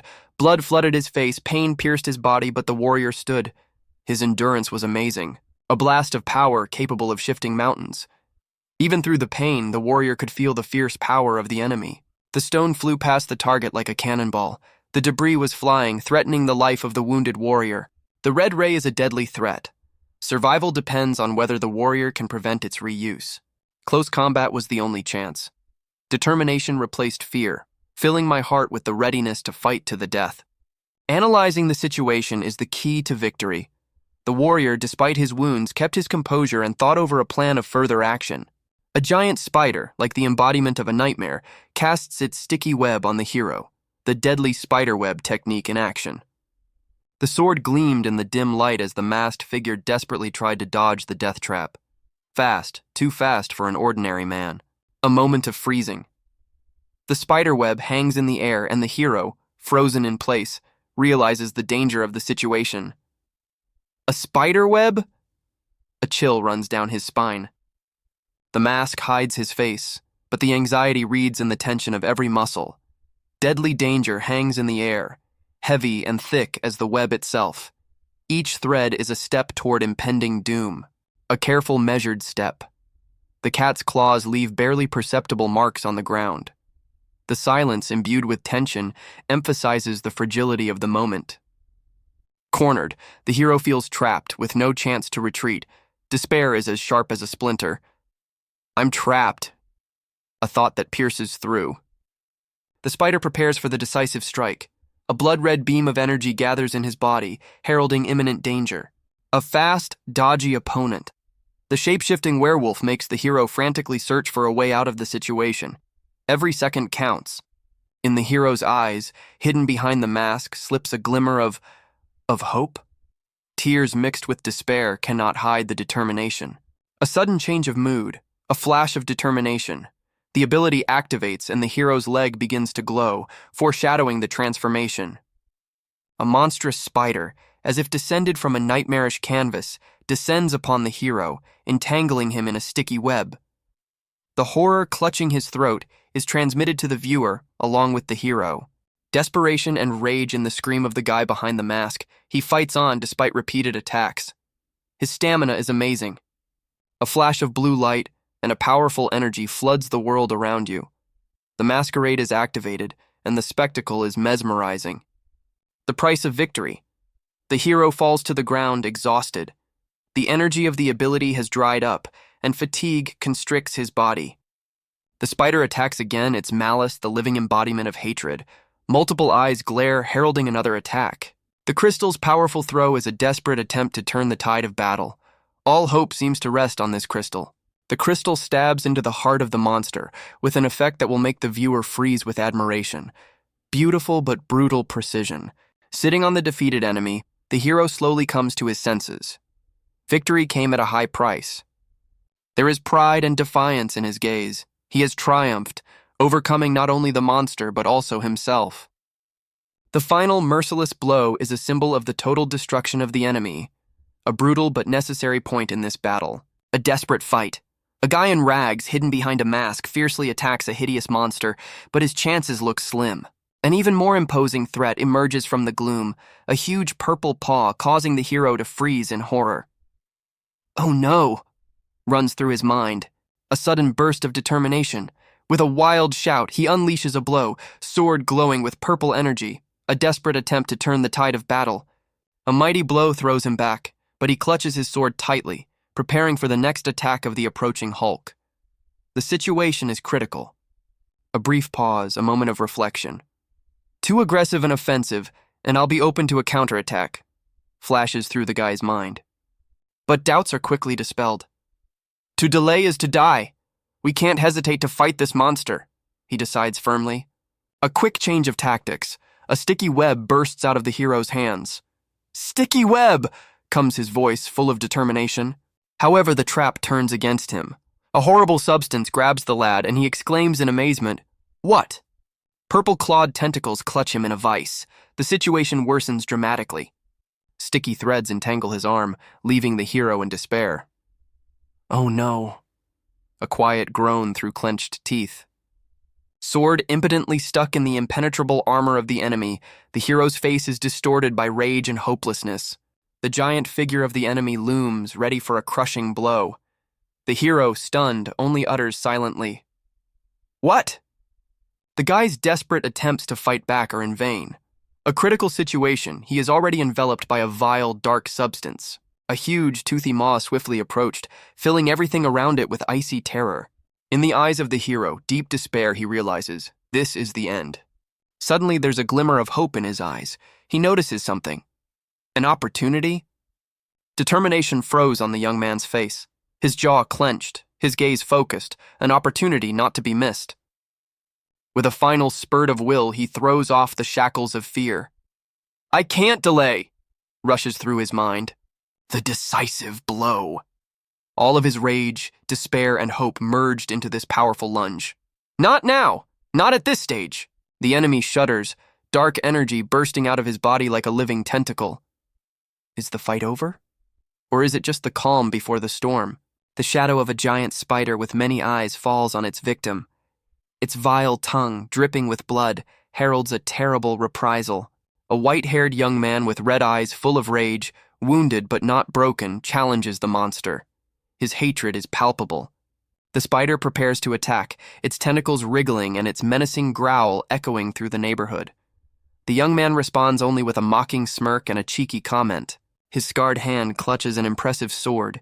Each scar is a testament to previous battles. He is ready for the final decisive blow. There is cold determination in his eyes and a cruel smile on his lips. A sword stabs into the spider's body. A fountain of blood rises into the air, a spectacle of violence. A powerful blow that pierces through the monster. The young man's every movement is imbued with power and ruthlessness. Victory. The hero's level has risen to 33. and over 1,500 experience points have been added. A well-deserved reward for a dangerous fight. The satisfaction and joy of victory is reflected on the young man's face. His laughter is an echo of the brutal but triumphant battle. The sword returns to its scabbard. Silence. But there are still many dangers ahead. An incredible victory snatched from the jaws of defeat. Fortune smiled upon him, but in the back of the hero's mind there remained a residue of distrust in his own strength. A sudden jump in level. 7 points. System error or harbinger of something bigger. There are more questions than answers. A mad scramble with a giant spider, a true nightmare from the depths of the dungeon. Each sword stroke was a desperate attempt to survive. And then there was the creature in the terrifying mask, an even more dangerous opponent. The tension was off the charts, and my strength was fading with every second. Maskatron was badly wounded in the shoulder. It seemed his victory was at hand. But here comes the surprise. Fast regeneration. The enemy's ability to regenerate itself made the hero think about overcoming his own limitations. The aftermath of the battle had taken its toll. Severe injuries and depleted mana were the price of victory, an experience that comes with a price. In the darkened room, he felt as shattered as after weeks of grueling hiking. Fatigue pressed, but rest was necessary. The mystery of victory must remain a mystery. Too much attention is too much trouble. Mana is restored, the adventure continues. Ahead, new dangers, a meeting with a couple of demons. Another challenge awaits the hero. The dark purple stone wall held secrets that the clawed hand tried to unravel as it slowly slid over the ancient symbols. A huge monster owl emerged from the darkness, but its attack was interrupted by a lightning sword strike. Quick, effective, and a bit unexpected. The monstrous paw touched the mysterious signs again, this time with sheer determination, as if trying to crack an ancient code. The exhausted hero in the strange mask tiredly exhaled. "Third round. All ready?" His face was a mixture of fatigue and grim anticipation. "Deeper still," he whispered, the determination in his eyes never fading despite his obvious physical exhaustion. The dungeon was testing his mettle. The check showed a significant jump in level and a full recovery of strength. Fatigue was replaced by confidence. Weakness made itself felt. "Hunger," he whispered, rubbing his bruised knees. Even in these conditions, instincts take over. In the pitch darkness he found food, and clutching his find, he greedily began to eat. Hunger was stronger than disgust. "It tastes like a mixture of paint and tainted blood," he remarked with disgust, but immediately added, "but it satisfies the hunger." Survival is not always about fine dining. After the meal, he was pierced by a feeling of incredible power. "That's the power," he muttered, his silhouette barely visible in the gloomy grotto. A night scene, an owl hovering over a menacing masked figure, a sense of danger hangs in the air. The sounds of approaching footsteps break the silence, tension rising. Meeting in such a place is a feeling of total isolation and mortal danger. The masked figure froze in alarm. The mask slides off, revealing a glimpse for a moment and hinting that expectations can be deceiving. This is the masquerade spell. Shelley watches from cover, her heart pounding in her chest with fear and foreboding. The girl clutches the magic stone tightly, preparing for a decisive step. The decision must be made instantly. A determined throw. All of Shelley's hope lies in this magical stone. The stone reaches its target. A confrontation full of uncertainty begins. Surprised relief on Shelley's face, she recognized the familiar face beneath the mask. Chrome does not hide his amazement. The meeting was unexpected for both of them. The girl's surprised question and the lad's haggard appearance contrasted sharply with the gloomy depths of the cave. The second girl's careful study of the map created a sense of growing tension. The first girl's exclamation about the Disaster Abyss map and the guy's startled reaction intensified the unsettling atmosphere. The map depicting a dangerous and confusing maze did look eerie, foreshadowing considerable difficulty. Chrome's excited admission of unfamiliarity with this map added to the intrigue. Shelley's concerns about Chrome's presence in the place only added to the drama of the situation. Chrome's explanation of trying to level up sounded a bit naive given his condition. Chroma wasn't fooled. The assumption of Shelley's connection to someone also raising the level here was confirmed. It was someone close to her. Chrome's request for the map and Shelley's offer to help him get out using her tags created a sense of a fragile alliance. Shelley's sad remark about the change in chroma emphasized the tragic subtext of their meeting. Anxiety was literally glowing in the boy's eyes, red veins telling of a sleepless night and immense pressure.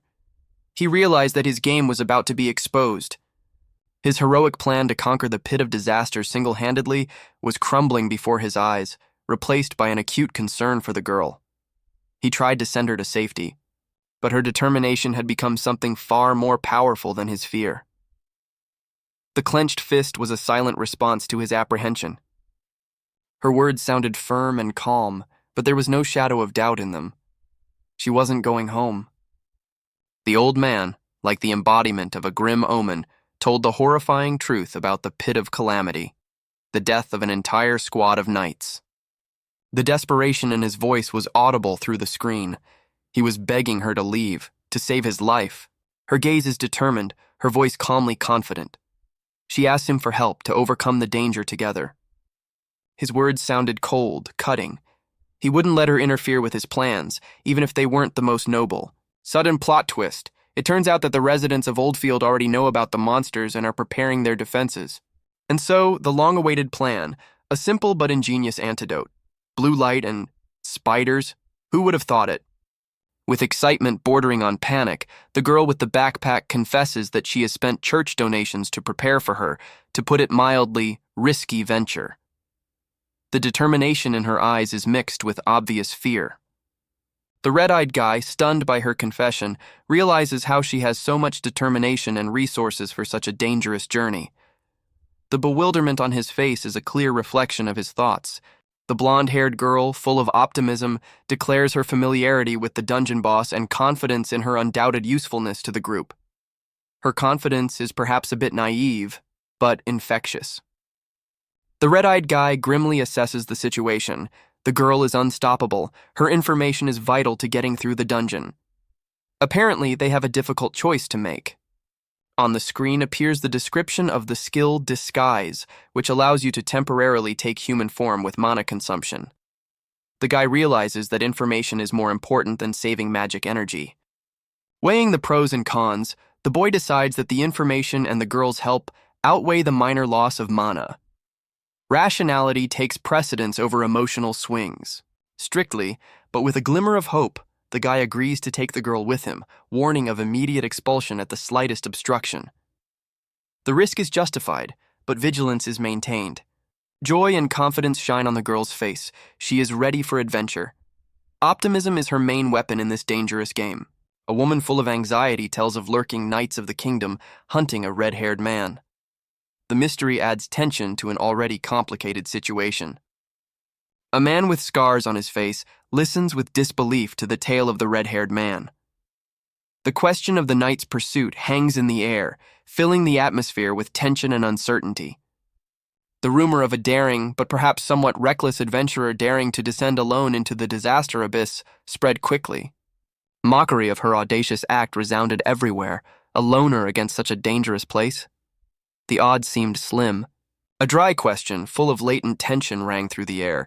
Was it murder or something else? The refusal, spoken calmly but with cold certainty, spoke volumes. Something was wrong here. An unexpected turn of events. A seemingly weak girl demonstrated incredible strength and agility. An angry rebuke full of power and unrelenting authority. The rules have been broken. A logical but cruel explanation.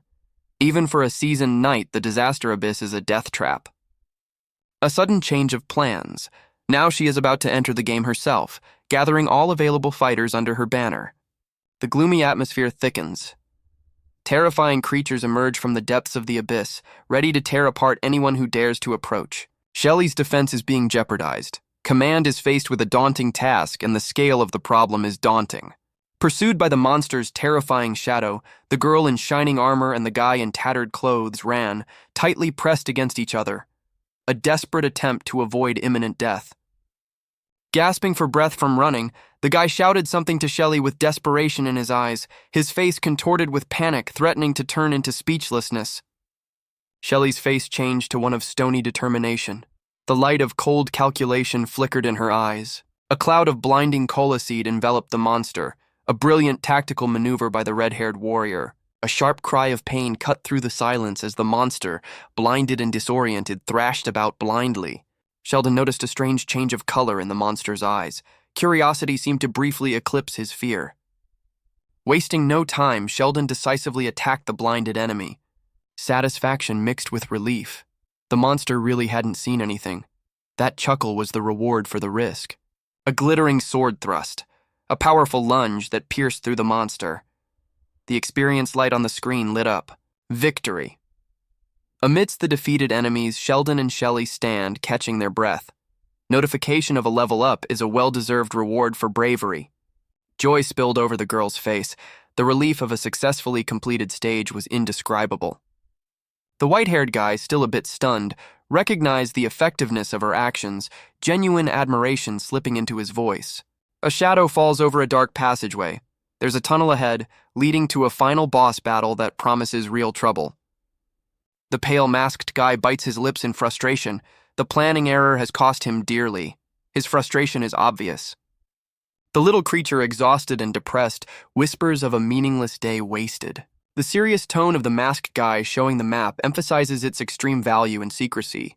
The sadness in the girl's eyes, the price paid for keeping the map secret, is measured in human lives. Bitter irony in a voice commenting on the terrible price paid to create the map.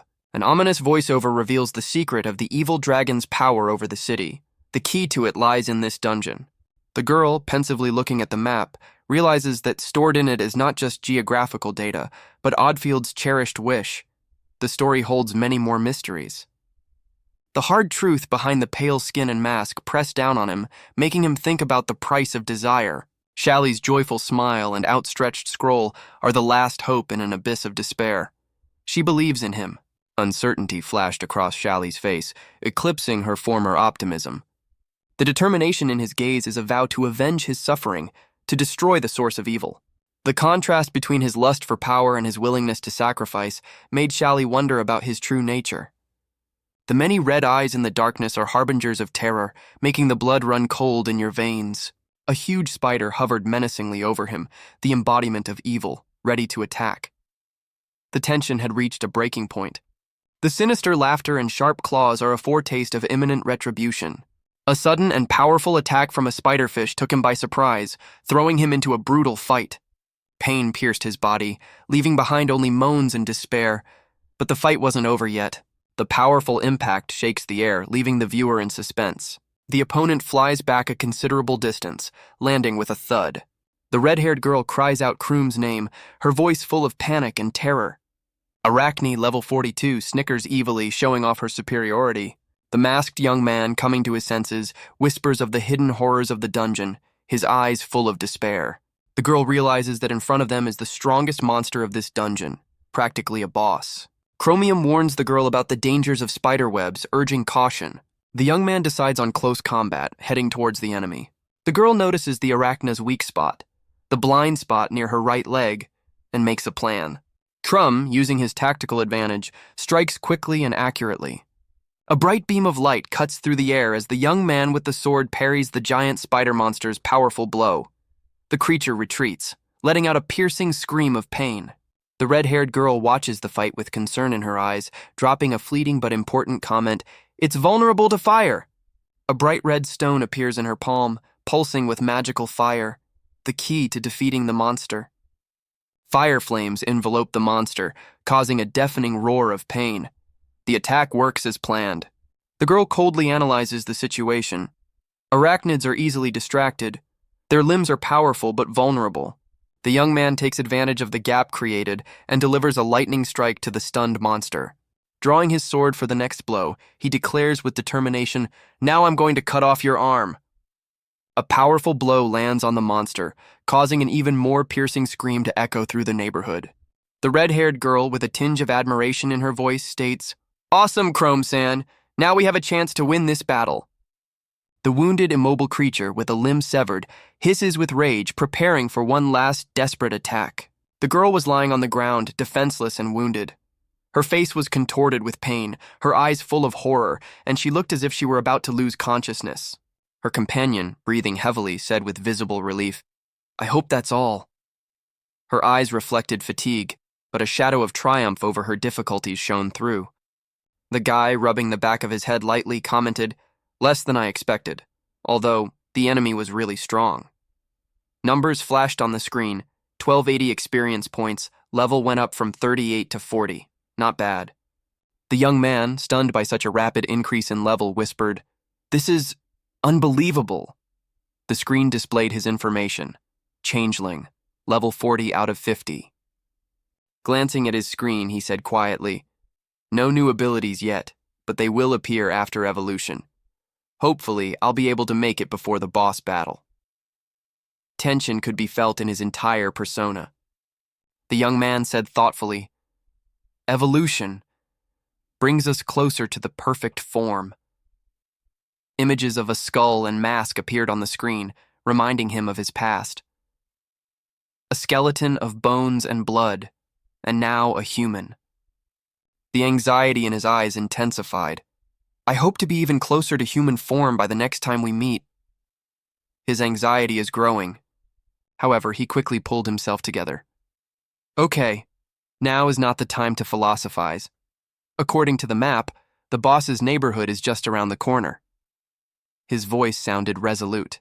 The girl looked at the map and nodded. "Yes, I think so." Her face was a mixture of anticipation and a slight fear of the upcoming battle. Suddenly, the threatening shadow of a huge monkey appeared on the screen. Ouroboros, the devil ape. His strength, agility, and intelligence are frightening. He has wiped out countless adventurers. The atmosphere thickened. Worry could be seen on the girl's face, but her words sounded resolute. "It's a terrible monster, but it seems weak. Together with you, Chrome-san, we can handle it." Chrome, with red eyes and an impassive face, replied, "The devil ape might be able to defeat him, but only in human form. It's not as easy as it seems." Fatigue was engulfing Chrome with each passing second as he crouched down on the ground. "Let's get some rest before the final battle. Strength is needed for the boss." Studying the map, the girl found the strength for optimism. "We're so close to saving Oldfield. All that's left is to go through this dungeon and defeat the dragons." A hard memory reflected on her face, but hope was already sparking in her eyes. "It's lasted so long. So much suffering. But the nightmare is finally coming to an end." Above the abyss, in whose depths darkness lurked, glowing circles hovered, and at the edge was a group of people gripped by anxiety and terror. The atmosphere was thickening. Only heavy boots approaching the edge of the abyss. The tension had reached its limit. The man's angry growl cut through the silence. "Your carelessness cost the life of one of the adventurers. She has fallen into a death trap." The hooded group, gripped by anxiety, whispered, "Unbelievable, but there's no other way to defeat the boss. If the city restores operations, we'll lose everything." A man with a thick beard and a determined look said, "I will not allow a single chance of failure. We will find her, dead or alive. And if alive, we will play with her until she dies." The red-haired heroine, the hope of the slaves, finds herself in mortal danger. The villain is scheming, anticipating a bloody spectacle. A worn map points to a secret path leading to an unknown but clearly dangerous place. In the depths of the dungeon, illuminated only by the dim light of torches, lurks Ouroboros, the ape devil, the true lord of this dark place. The huge, intimidating shadow of Ouroboros shrouds everything around him, fostering an atmosphere of mortal danger. The young hero explains that defeating Ouroboros is the only chance to save the town of Oddfield from impending disaster. The stakes are high. Despite his low mana reserve, the hero is determined and confident in his abilities. His characteristics speak for themselves. The bodies of the dead knights are a silent testament to the risk the hero took in defying the boss alone. The price of courage is high. The girl warrior coolly assesses the situation, seeing the young man's training as a good chance of success. Despite the help, something is troubling the girl. Is her anxiety a premonition of trouble or doubt about the outcome of the battle? The masked guy's decisive question is not just a test of readiness, but a test of the limits of courage and faith in a comrade. Determination sparkled in the girl's eyes as she declared her unwavering position. The battle was on. The plan, drawn up on the basis of valuable information, was ready to be implemented. The blonde-haired friend, despite her cheerfulness, expressed misgivings about performing alone. The suggestion of a joint act sounded like a reasonable compromise. The gloomy guy with white hair only stated the obvious. The girl is focused on success and unquestioning. The little girl's trust in Chrome-san was touching and perhaps a little naive. Her words were a kind of blessing before the battle. The willingness to sacrifice sounded not as a pathos phrase, but as a firm intention not to become a burden to comrades. Step by step, they went deeper into the gloomy labyrinth of the cave. The atmosphere thickened with every second. A sudden terror gripped the girl. Something frightening was revealed before her. The magnitude of the threat was staggering. The boy's quiet exhalation was the only reaction to the sight of the monster. A mixture of fear and excitement was in his eyes. Adrenaline was running high. The battle was about to begin. Orobas stood before them, the dungeon boss, the embodiment of power and destruction. His power was awe-inspiring. Orobas appeared before her, haggard but inspiring terror, and a girl in knight's armor with her blonde hair fluttering, preparing for battle. Fury flashed in her eyes. Oldfield's suffering was what lit the unquenchable fire of vengeance in her. Orobas, this exhausted guy, is a dungeon boss with an incredibly high level. Trouble in a word. The girl swallowed nervously, realizing the deadly danger. The speed of his attacks was simply unbelievable. Direct combat is suicide. Even in human form, he's too strong. We need another plan. The chances of winning a fair fight were nil. She turned to her companion for help, hoping for his strategic genius. Orobas is death incarnate. Hundreds of adventurers have fallen from his fangs and claws. The figure of a fighter breaks through the raging energy waves, an unequal, brutal fight on the brink of life and death. Does this monstrous killing machine have any weaknesses? A matter of life and death. But a solution has been found. Turns out Orobas's claws are his Achilles' heel. Changing the trajectory of his attacks was the key to victory. A confident, sly smile appeared on her face. A green glow outlines the young man's swift silhouette, flickering among the trees like a ray of light in a night forest. His tactic is a chaotic zigzag, his only chance of survival. A monstrous ape bursts out of the darkness, its roar shaking the ground. The attack is lightning fast, and the boy barely has time to dodge. The fury in the beast's red eyes was a physically tangible threat. Gee, gee, gee, gee! This sound, the harbinger of death, makes my blood run cold. The small figure of the fugitive is lost against the huge monster looming over him. There seems to be no hope. The young man's face is tense to the max. He realizes the pursuit is successful, the plan is working, but the price is too high. The speed of the beast is frightening. The distance shrinks with every second. The beast catches up with him, and hope melts away like morning fog. The zigzags lose their effectiveness. Remembering Shelley's words, he seeks salvation not in speed, but in cunning. Hope rekindles, albeit a faint flame. A sudden epiphany. Orobas's weakness is clumsy cornering. This is a chance. Using Shelley's knowledge, the guy deftly dodges, causing the beast to miss. Not much time is gained, but it's something. The hero's labored breathing, coming off on a wheeze, contrasts with Orobas's furious growl. The battle is far from over. The monstrous paw swept dangerously close to him, and the boy felt a chilling horror at how close he was to death.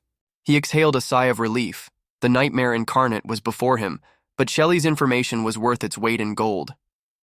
Fear gripped his heart with an icy grip. Another second and he would have been torn apart. Tattered but alive, he realized the gravity of the situation. A sharp, shrill roar shook the air. The name Gigi sounded like a death sentence. The instinct of self-preservation took over. He ran, avoiding deadly blows, feeling the adrenaline rushing in his blood. The monster's claws slammed into the wall and punched a hole, a random but incredibly important opportunity. The chance he had so desperately waited for, a thin thread of hope in an abyss of despair. He realized this was not just a battle, but a clash with the very essence of the enemy, with his fundamental strength. But a weak spot had been found, the monster's legs, its Achilles' heel. With a cry of despair and rage, he rushed to the attack, aiming for the only chance of victory. A moment of bright light. A guy in rags, hidden behind a mask with a creepy smile, slashes the huge beast with his unusual glowing sword. The tension twisting his face leaves no doubt. The fight is given to him with great difficulty. The exhaustion in his voice is a barely audible, "It's so hard. I barely scratched it," reflects the hopelessness of the situation. The red-haired girl, clearly an experienced fighter, suggests the only seemingly possible solution. If we can injure his paws, he'll definitely get a lot slower. The hero, on the edge of his strength, looks back at the monster. Before him is a true giant inspiring terror. The determination in his eyes. So I need a much harder punch, huh? Flashes through his mind. Support has arrived. Hey, you're not fighting alone, Chrome-san. A girl whose name seems to be Chrome enters the fray. A bright flash, Chrome's precise strike with his sword. A metallic clang. The sword meets incredible resistance. A surprised look from Chrome examining the impact site. What's that wool? It's like it's made of hard metal. A monstrous maw erupts out of the darkness, fangs bared, a blue glow heralding the attack, filling the scene with terror. The powerful beast chips away at the impact, leaving a trail of glowing energy behind it. Its speed and strength are impressive. The red-haired girl meets the attack with a powerful beam of light, showing incredible agility and determination. The masked man flies away from the blow, his groan echoing in the air. The attack was ineffective. The sword falls to the ground with the guy. It seems the battle is lost. The girl, with obvious concern, calls out to Chrome, her voice full of worry for her friend. Chrome, despite his injury, tries to assure her that everything is under control. He's surprisingly resilient. He uses magic to heal wounds, regeneration as a solid defense. However, regeneration drains his strength, leaving very little energy left. Tired, Chrome examines his wounds, realizing that the damage was more serious than he had anticipated. The masked man's desperate flight, every muscle tense, his breathing ragged, Orobus inexorably approaching. The fear is palpable. Shelley fights the giant orc, her movements are honed, but the enemy is incredibly strong. Her words are her last hope, but the situation is critical. A girl with long blonde hair watches the battle, her face resolute, her gaze full of cold fury and confidence in a future strike. Tension hangs in the air like a thick fog. Even in human form, the enemy radiates a threat. Huge, overwhelming, almost hopeless. The mask falls, casting a shadow over his face. The transformation begins. Determination mingles with despair. The choice is made. There is no turning back. A moment's reflection. Close combat, nowhere to hide. The risk is deadly high, and the price of a mistake is a life. The transformation is complete. The beastly stare, the nervous tension. Shelley is the key to victory, but her panic could ruin everything. Orobas's shadow is the harbinger of death, the inevitable end if he is not repulsed. Time is running out. Hope is fading. A face, haggard but determined. Choice made, doubts cast aside, fight to the end. Shelley realizes her mistake, the bitterness of regret, the realization of missed opportunities, and the cost of that mistake is too high. Shelley, a hardened warrior, faced the epitome of a nightmare, a giant monster whose size was terrifying. Her heart pounded in her chest, but she didn't flinch. Orobas, a creature with burning red eyes, spewed Shelley's name, a menacing growl piercing the air. The horror on Shelley's face showed the hopelessness of the situation. The chances of survival seemed slim. Suddenly, a young man with blonde hair rushed toward her, stating the obvious fact. Shelley's strength was insufficient to win. Hope seemed to come out of nowhere. The young man, with surprising courage, attacked the monster, his sword emitting a dazzling radiance. Orobas, instinctively sensing the impending threat, squirmed, preparing to meet the enemy. With a sharp movement, the young man collapsed on the beast. His scream was full of rage and determination. The end of Orobas was near. The sword slammed into the flesh of the monster, causing a shriek of pain to pierce the silence. Orobas, furious to the max, roared, his claws like blades ready to tear his enemy apart. But the young man, despite the mortal danger, continued his attack, not sparing himself to save Shelley. A small bite, but it caught the monster's attention. Shelley was right. Running, constant changes of direction, the masked guy dodges the deadly attack again. The beast's furious onslaught is met with a deft parry, leaving a glowing plume of light behind the young man. The tension builds. The beast is adapting. There are no more weaknesses. There's a serious, almost desperate worry on the boy's face. A quiet whisper, Gigi. The beast opens its mouth, preparing to attack. Devil's poisonous breath. Terror reflected in the young man's eyes. He is forced to retreat. The cursed devil's poison breath is enveloping everything around it in a poisonous fog. The situation is critical. The beast seemed to boil over with impotence, its rage reaching its limit. Shelley warned. The The poison affects a vast area but is difficult to control. A dangerous skill with a serious flaw. The red-haired girl is worried. The masked guy is tensely monitoring the situation. The red-haired warrior tosses the pouch, challenging the monster with her eyes sparkling with defiance. "Now this!" she shouts, tension hovering in the air. Two warriors are attacked by a giant beast, its fangs and snake tails inspiring terror. The situation looks critical. The beast, emitting a fierce growl, heads towards one of the warriors, ready to deliver a fatal blow. The pouch explodes with golden powder, a blinding explosion of light illuminating the battlefield. The monster's face contorted in horror and pain, the effect of the surprise attack obvious. The red-haired girl gives a clear order to Chrome, the tension in her voice leaving no doubt about the seriousness of the moment. The beast coughs, green particles flying out of its mouth, a symptom of the action of the poison. The monster squirms in pain and fear, its horrible sounds filling the air. The girl, with visible relief, explains the nature of her unexpected weapon, a poisonous paragribe. The confidence on the red-haired heroine's face suggests a turning point in the battle. "Now is our chance to attack," she exclaims, preparing for the decisive battle. Tension hangs in the air as the red-haired girl turns to Chrome-san and decisively states her plan to use the spellstone. It's time to act. The white-haired young man, his eyes full of terror, covers his face with his hands, sensing imminent danger. His fear is the harbinger of the storm. Determination on her face, the red-haired girl rushes to attack, her movements quick and precise. This is the last chance. A snake-tailed monkey, Orobus, attacks, and the girl is trapped in his claws. The situation is critical. A shadow falls to the ground, and the text reveals Orobus's terrifying ability to sense the warmth of living things. Cunning tactics are necessary. Firestone is the key to victory. The text explains how to use it to create a trap based on the monster's weakness. Hope springs to mind. The girl and the boy watch Orobus's reaction, hoping their plan worked. The tension doesn't let up. The close-up of Orobus's mouth opening is an ominous omen. The monster's anger is physically felt. Orobus's rage is reaching its peak. A growl heralds a new wave of attack. The fight is far from over. Terror in the girl's eyes. She realizes the enormity of the danger, and this is only the beginning of their battle for survival. Further events are unpredictable. The blue beast, the epitome of fury and power, attacks with its fiery breath, a truly impressive sight. But here's an unexpected twist. A deep wound on the monster's back testifies to the previous fight. The tension builds. The red-haired girl, with determination in her eyes, targets her opponent's weak spot. Her courage is mesmerizing. Unfortunately, her attack fails. The heroine's fall is a bitter but necessary illustration of the monster's superiority. A new player appears, a mysterious masked figure assessing the situation with an icy calm. Her words herald a change in tactics. The masked smirk is not just a threat, but a promise of an unconventional solution. What is this special fang?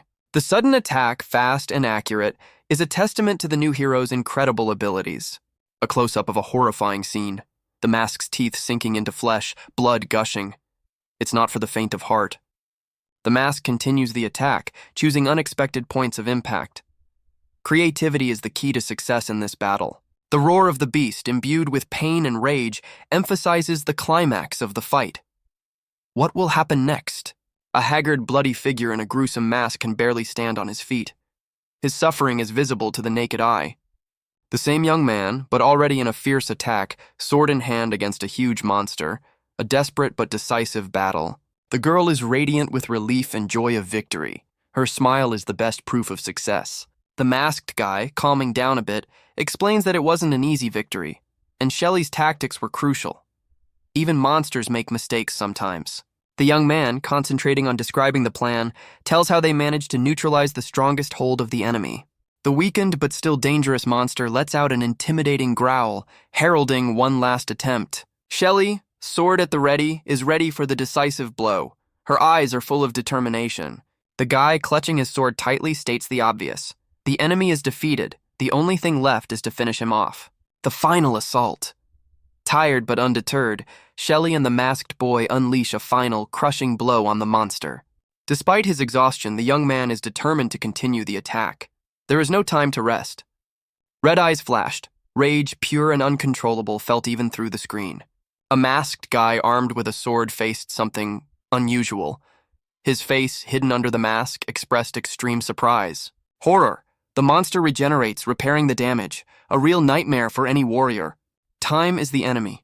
Monster regeneration is a mortal threat. It must be dealt with quickly and decisively. The sword sliced through the air, the metal clinking. The blow was close. The boy barely dodged the counterattack. The battle had reached the limit of tension. The blade froze at the monster's face. A moment of silence, a deadly silence, interrupted only by the rapid breathing of the heroes. Anger, pure hatred, a storm rages in the monster's eyes. He's preparing for his next attack. A powerful blow. Razor-sharp claws flying towards the defenseless guy. The situation is critical. Dodging was all he could manage. The monster was gaining on him, getting closer to victory with each passing second. A shriek of horror shrieks out. A girl with long blonde hair watches what is happening, her anxiety a reflection of the real danger. The wounded fallen to his knees, hero whispers, face contorted with pain and a mute question. How could it hit so hard? So close to death. In front of him is a monstrous beast that inspires terror. The small but determined masked hero, clenching his jaws, utters in a barely audible voice, "We cannot lose. Here. Now." The masked face of the hero is a mask of despair. His gaze, filled with hopelessness, says more than the words, "If we lose now." The picture changes dramatically. Human wolves are tormenting defenseless people. Among them is a young girl. Oldfield loses hope, plunging into the abyss of despair. The hero's hand grips the hilt of his sword. In his resolute, calm voice you can hear a steely will. "Even if there is little I can do, I must stop this catastrophe." In a swift leap, the sword flashes through the air. His cry is a challenge to fate, full of desperate hope. "That's why I became an adventurer." The hero rushes at the monster, watched by a girl with long blonde hair holding back the mounting tension. The girl in armor watches the battle, her face a mixture of horror and faint hope. Her gaze reflects all the emotions of the moment. The monster growls, lunging at the hero. The menacing growl echoes across the battlefield, emphasizing the danger of the moment. Despite everything, the hero delivers a killing blow to the monster. Blood spurts, the monster falls. The price of victory is enormous, but it is achieved. The terror frozen in the girl's wide-open eyes was a moment of absolute despair in the face of the unknown. In the distance, the lone figure of a warrior, weary and wounded, confronts the advancing darkness. His back is a silent testament to the recent brutal battle. Breath hitched, the question hanging in the air, doubt eating him from the inside out. Victory? Or is this just the deceptive calm before the storm? A well-deserved reward. The smile breaking through the fatigue is the sweet fruit of hard work. The experience is finally in your pocket. The confident smirk beneath the mask hides the tension that seemed destined to break him. Relief is his only ally. A whisper, permeated with fatigue and joy, is the echo of a long and difficult journey. The boss is defeated. The giant body of the monster lies powerless on the ground. The magnitude of the victory is staggering. Exhaustion is the last step on the road to peace. She collapses to her knees, wrung out like a lemon. Tears of happiness mingling with fatigue is the bittersweet taste of long-awaited release. The care in his voice, the pervasive calm. "Hey, Shelley, calm down," was a simple word, but there was an ocean of feeling in it. Tears rolled down Shelley's cheeks, hidden behind trembling hands. Her quiet, desperate whisper broke the silence. "I'm sorry. It all happened so fast." Across from her stood a figure cloaked in a mask, shrouded in a grim aura. The confession of suicide as the last option for escape from Oribas sounded heavy, doomed echoed. But the thought of the priest's family, of the children awaiting the same terrible fate, turned everything upside down. Hope seemed to break through the darkness. The sudden appearance of the guy with the fiery red hair brought a sudden, unexpected turn of events. His words, "It's my job," sounded forceful, his face contorted with a grimace of tension. Shelley, still shaken, barely audibly uttered, "Chrome-san, thank you!" Gratitude shone in her eyes, mixed with tears.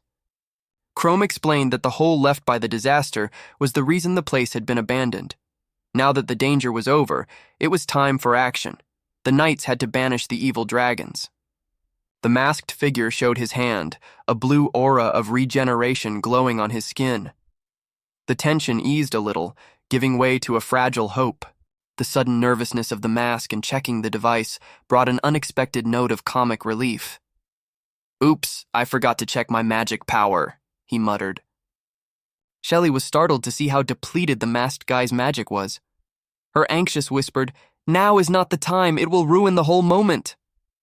The creature hidden beneath the mask calmly stated, "I still have a little more magic. Should be enough to reach my resting place. I will return to show you my true face." The pale young man, with barely perceptible anxiety in his eyes, whispers about the 3 remaining levels to the cherished evolution. Folding his hands in an almost desperate prayer, he asks to be turned into a human, fearing that evolution will bring him closer to monster form, fulfilling his deepest, perhaps frightening desires. A red-haired girl, her face expressing obvious concern, asks what he's up to. The guy, hidden behind a mask, waves it off, trying to give the appearance of nonchalance. The mask is the only remaining fragment of his former appearance. The jubilation shines through. The level of the pumping is impressive. The red-haired girl's face shines with joy. 9 levels up from 19th. Luck is clearly on her side. Shella Schultz, level 28. Her anticipation of Guido and Anna's reaction to such a jump in experience is palpable. The awkwardness of the guy, who gained experience with virtually no participation in the battle, is visible to the naked eye. The girl tries to calm him down, but also apologizes for the unfair increase in his level. The young man's horns have grown a little stronger, and confidence is reflected on her face. She's earned her increase, worked hard enough. Slightly embarrassed, the girl admits that she relaxed a bit during the fight, a human, understandable feeling. Staying positive, the red-haired heroine reminds us that defeating the boss is not the end of the road. There are many more dangers on the way back. A bright anticipation of victory lit up the faces of the heroes. The girl enthusiastically suggested that they immediately set off for the capital to enlist support against the dragon menace. The masked man's weary face spoke for itself. Exhaustion was a natural result of their hard journey. He sat down to catch his breath by a magical stone that gave off a faint glow. The girl supported his suggestion to rest before the journey. Her agreement sounded like relief, a well-deserved vacation at last. The idol collapsed instantly. The horror that had gripped her was reflected in her widened eyes. A critical realization of danger, a startled whisper of "Chromium San!" A cry for help cut through the silence. Anxiety reflected in his gaze. He hastily asked what had happened. A flash of flame, a sharp, unexpected attack. The girl was thrown back by the force of the explosion. A defenseless figure on the ground. Traces of severe wounds show the brutality of the attack. Panic and desperation in his voice. The whisper of Shelley's name is a silent cry for help. 2 figures wrapped in darkness materialized from the shadows. The woman's laughter cut through the silence, and her companion, muttering something about an accidental hit, made it clear that their actions were not entirely purposeful. The red-haired girl, exhausted and wounded, appears in the man's arms. Her quiet, painful question, "Why?" hangs in the air, reflecting the hopelessness of the situation. The heroine finds herself surrounded by a terrifying array of monsters. Her amazement at so many evil dragons is understandable. A group of people advancing, one of them, calmly stating the obvious, notices that he sensed trouble approaching. Intuition is not a bad assistant in such situations. The sudden appearance of a ginormous figure with an axe causes one to freeze. The formidable man, horrified to realize that the monster he thought he had defeated is alive, goes through moments of extreme shock. The red-haired girl, barely able to stand, is horrified to recognize him as Galrod, the leader of the dragons. Tension reaches its peak. The man holding the girl stares bewildered at the colossal figure of the enemy, doubting his human nature. Meanwhile, a sinister shadow watches on, assessing with cold contempt the audacity of one who dares to challenge its authority. Galrod himself appears and coldly declares the imminent and agonizing death of his opponents. The bid for victory, however, is not always justified. Blood-smeared, the man triumphantly announces the fall of Galrod. The girl, eyes downcast, sadly notes the death of such a powerful opponent. The red-haired girl, blazing with righteous anger, shouts her victory over Orobus. Her shivering is not of cold, but of seething rage. The villain, with a contemptuous grin, declares that their victory is only a temporary calm before the storm. His arrogance is off the charts. The villain continues to taunt, emphasizing the hopelessness of the situation. His companions, confident in their power, only add fuel to the fire. Another villain appears from the shadows, commenting caustically on the hero's weakness. His words are poison, slowly seeping into their already vulnerable souls. Galrod's appearance is the epitome of terror. His blood-red aura speaks of his incredible strength and cruelty. Horror and disbelief froze on the girl's face. Her whisper is a desperate attempt to deny the obvious truth. The stone-faced villain reveals the bitter truth, shattering the heroine's illusions. His contempt for their naivety is almost physically palpable. The villain's devious plan of using a fake map to lure the knights into a trap is revealed. It was all planned. The villain revels in his cruelty as he recounts the ambush. His laugh is icy and merciless. The cynicism and sadism are reaching a climax. The guy's rage is only a small part of the storm that is about to hit them. Galrod confirms the game is just beginning, an idle, until the truth of the disaster came to the surface. Small correction. A couple new monsters and a handful of fresh corpses is a matter of technique. Even now. Your actions have only added to our work and sacrifices. Pay for it with your life. Desperation. It reads in every movement. Orders have been given. There's no way out. The brutality of this order chills the blood. The execution will be heinous. And the climax is a living sacrifice to the monsters. A terrifying prospect. Anger. Uncontrollable, all-consuming. The earth is desecrated. A warning given in blood and death. None shall pass. Shelley's defenseless. She's running out of power. What happens next? And here he is, a werewolf, exhausted, on the edge of his strength. His mana and health are running low. He looks bad, to say the least. The shocking truth, he was responsible for the death of a knight trying to clear the dungeon, and no one tried to stop him. Well, it happens. A colossus with an axe enters the arena, a boss who inspires terror with his mere appearance, and behind him, his entourage. The atmosphere heats up to the limit. The masked guy, after apologizing to the girl, admits that saving Oldfield was just a pipe dream. At least that's what he thought. Christine is sobbing. Her kindness has been used, deceived. Despair is in her every move. It's a difficult scene. The mask falls away, revealing a gaze full of rage. He prepares to attack. What happens next? Memories come flooding back to him. A loser, a perpetual loser, feeling like a nobody. It's not an easy burden. The flashback continues, turning into a skeleton, returning to human form, but not for long. A cycle of pain and hope. He's strong and confident now. Is victory in his hands, or is it but an illusion? It's an open question. He goes forward no matter what. Death no longer frightens him. This decisive step is a sign of true fortitude. Tears rolled down Shelley's face, and her silent cry, Crumb's name, broke the silence, leaving only a void of despair. A flash of energy, blinding and sudden, Crumb takes the blow, his figure becoming a shield for Shelley, a quick, almost careless apology for his inattention.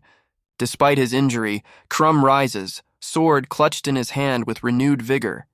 His oath to protect Shelley sounds firm, resolute. Now it's his turn. The enemy, observing this scene, allows himself an ironic chuckle. He even acknowledges Crumb's bravery, but doubt about their survival slips into his words. The fight is a furious dance of steel, sparks flying apart, the air vibrating with the force of the blows. His enemy's scornful gaze slides over Trum, noticing his growing fatigue. In his eyes, it was almost victory. A crushing blow, blood gushing from Hroim's wound. The picture is horrifying, his body collapsing. Terror frozen on Shelley's face, she realizes. Trum is on the verge of death. Helplessness and terror overwhelm her. His enemy's smirk is full of smugness, anticipating the reprisal of both of them. His words are full of contemptuous superiority.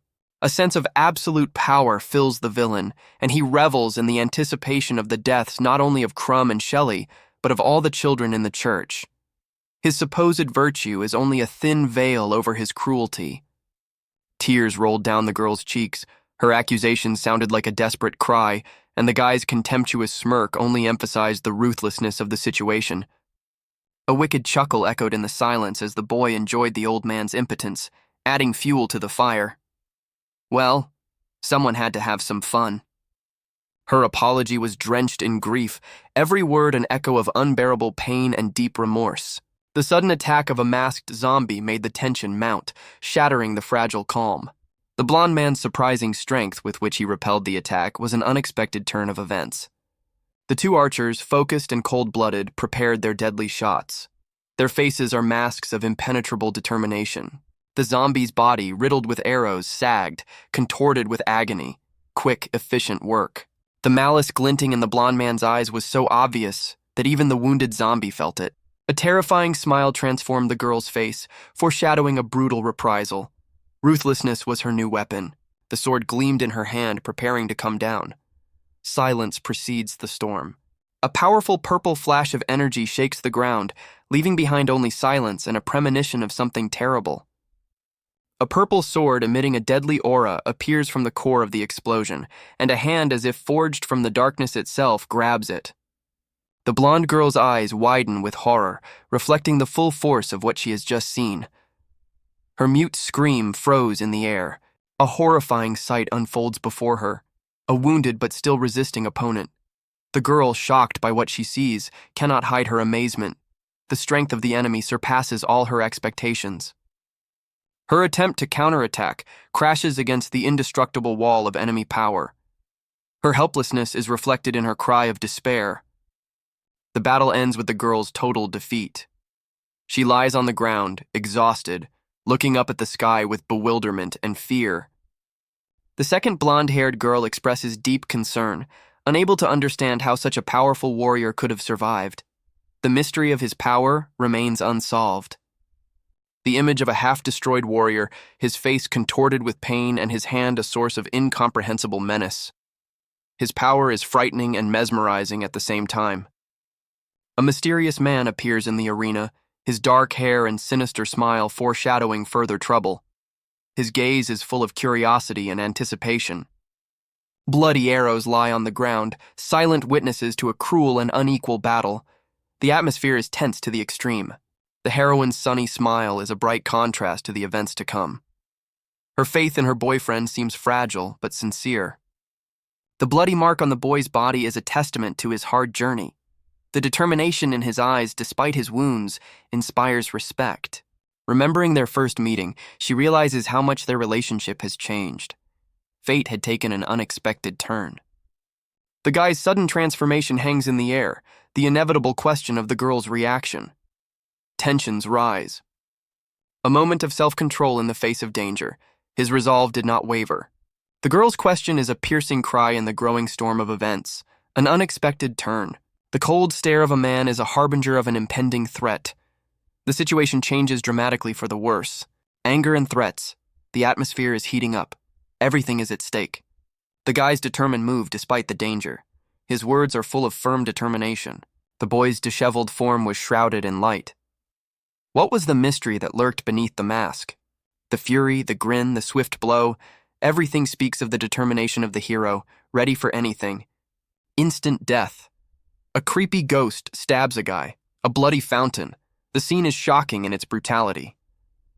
An emotionless body, a pool of blood, an emotionless notification of the experience, the cruel irony of fate.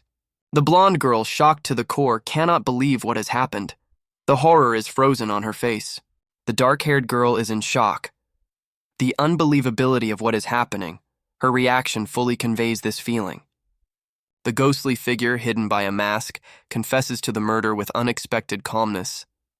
There is a deep inner conflict in his words. The creature's inner monologue is full of uncertainty and attempts at introspection. Confessing to becoming a monster, it sounds like a hopeless sentence. Panic and fear engulf the group of people watching the horrifying sight. A quiet, wistful question from the red-haired girl, her words leaving behind a heavy silence. Sincere remorse was evident in the apology to Shelley. The gravity of the offense was obvious. Despite his own guilt, he sided with justice, determined to stop his accomplices. His determination was unyielding. A mysterious mask hid his face, but the determination in his movements spoke for itself. He was preparing for battle. The archers were ready to attack, their bowstrings drawn, their gazes fixed. The air thickened with anticipation. A shout of encouragement cut through the tense silence. Just a little longer and the enemy would be defeated.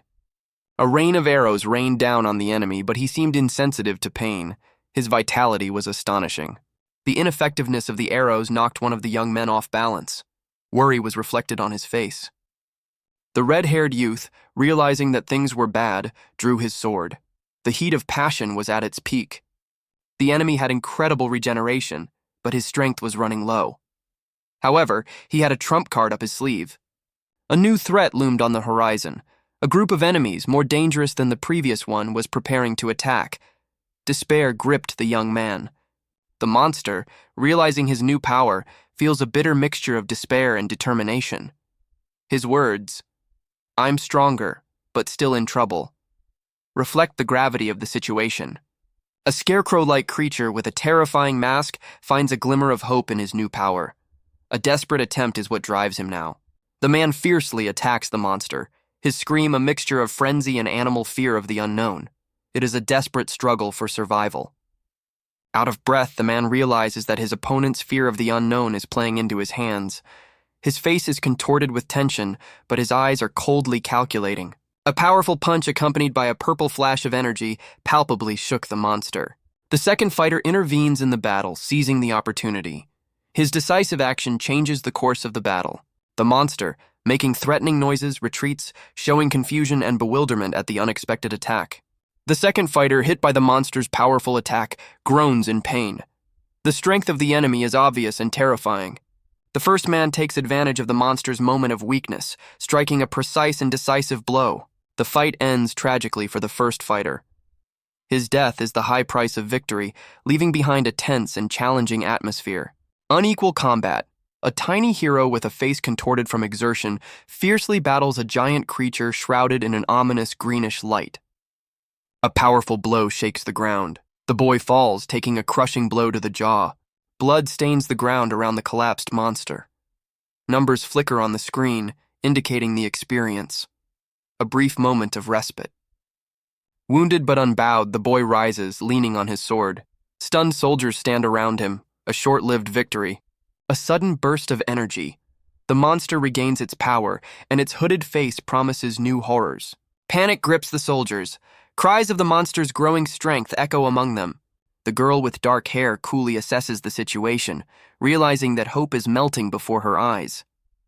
The demoralization of the fighters has reached a critical point. Terror grips the soldiers. They watch the monster, its power seemingly unstoppable. The villain's face, hidden behind a mask, expresses sadistic pleasure. He methodically destroys the soldiers one by one, prolonging the agony. The girl realizes the situation is critical, control is lost. The hope for salvation is rapidly diminishing. A shadow falls over the determined faces of the warriors, ready for battle. Their leader, grim and focused, promises that no one will go unnoticed. At the center of the magic circles is anxiety. The woman with dark hair is desperately searching for a solution, and the man beside her shares her anxiety. There are too many enemies. The blue beam of energy dissipates, leaving behind a trail of intense fighting. The guy with the sword parries the terrifying monster's powerful attack. A red blast of energy illuminates the battlefield, showing the strength and determination of another warrior. The monster retreats, but does not give up. A bird's-eye view shows the fighters fighting desperately, one of them teetering on the brink of defeat, in need of urgent support. Panic reflected in the warrior's eyes. His shot could be fatal to his allies. He is caught in the grip of danger and his own fear. The monster creeps up, trapping the remaining fighters in a corner. Tension reaches its limit. Every second becomes an eternity. Terror pierces the warrior to the bone. He sees the monster's face, something monstrous and unimaginable. Despite its intimidating appearance, the monster shows great intelligence, its tactics impressing the warrior with their effectiveness. There are only 2 men left. Faces full of heavy foreboding speak of the superiority of the enemy and the approaching catastrophe. 2 powerful mages, ready for a fatal blow, cornered our hero. The situation looked hopeless. Exhausted, on the edge of his strength, the masked guy realized 1 against 2 he couldn't beat. And then, like a guardian angel with a very impressive axe, an unexpected ally appears. An unexpected turn of events. A big guy attacks our hero, pulls 396 experience points. A nice bonus to the unexpected turn of events. Breaking free from the big man's grip, the guy took advantage of the moment and aptly pierced one of the mages. Temporary relief. One enemy neutralized, but still far from the end of the battle. But the joy was premature, a stab in the back from a masked foe still alive. A powerful blow throws the hero to the ground, leaving a bloody trail on his cloak. The situation is critical. The mask still holds, but the hero is close to defeat. The mages prepare for the final attack, and there it is, the decisive blow. But one of the mages suddenly clutches her chest, gripped by terror. The rage in his shout was reflected in every word addressed to the cold-blooded girl. "Idiot, don't stop!" She stood, ready to respond. A focused stare, a powerful fire attack, and a hiss through his teeth. "Blow it off, you bastard!" The energy was literally in the air. A sharp cry, the piercing terror in the wounded boy's eyes. The claws dug deep, leaving little hope. Without hesitation, protecting his comrade, he unleashed a fireball of unprecedented size. Time was working against them. The explosion shook everything around it. Blinding light and raging flames consumed everything in its path. A young man in a dark cloak emerged from the shroud of fire, a faint grin on his face. Something is amiss. Fear distorted the features of the first guy's face. Drops of sweat on his forehead spoke of growing anxiety. Had they jumped to conclusions? A charred corpse lay amidst the flames, a horrifying sight that left little room for hope. Numbers flashed on the screen. 856 experience gained. Level increased from 48 to 49. A monster rose from the ashes, its mask hiding its face and its swords glinting in the flames. Terror gripped him. He's still alive. The bitter truth he was about to face. In the shadows, pressed against the cold stone wall, the guy in the dark cloak held his breath, preparing for a deadly leap. His heart pounded in a frantic rhythm. A creature burst out of the darkness like a nightmare incarnate. Swift, deadly, with a terrifying mask on its face and a gleaming sword.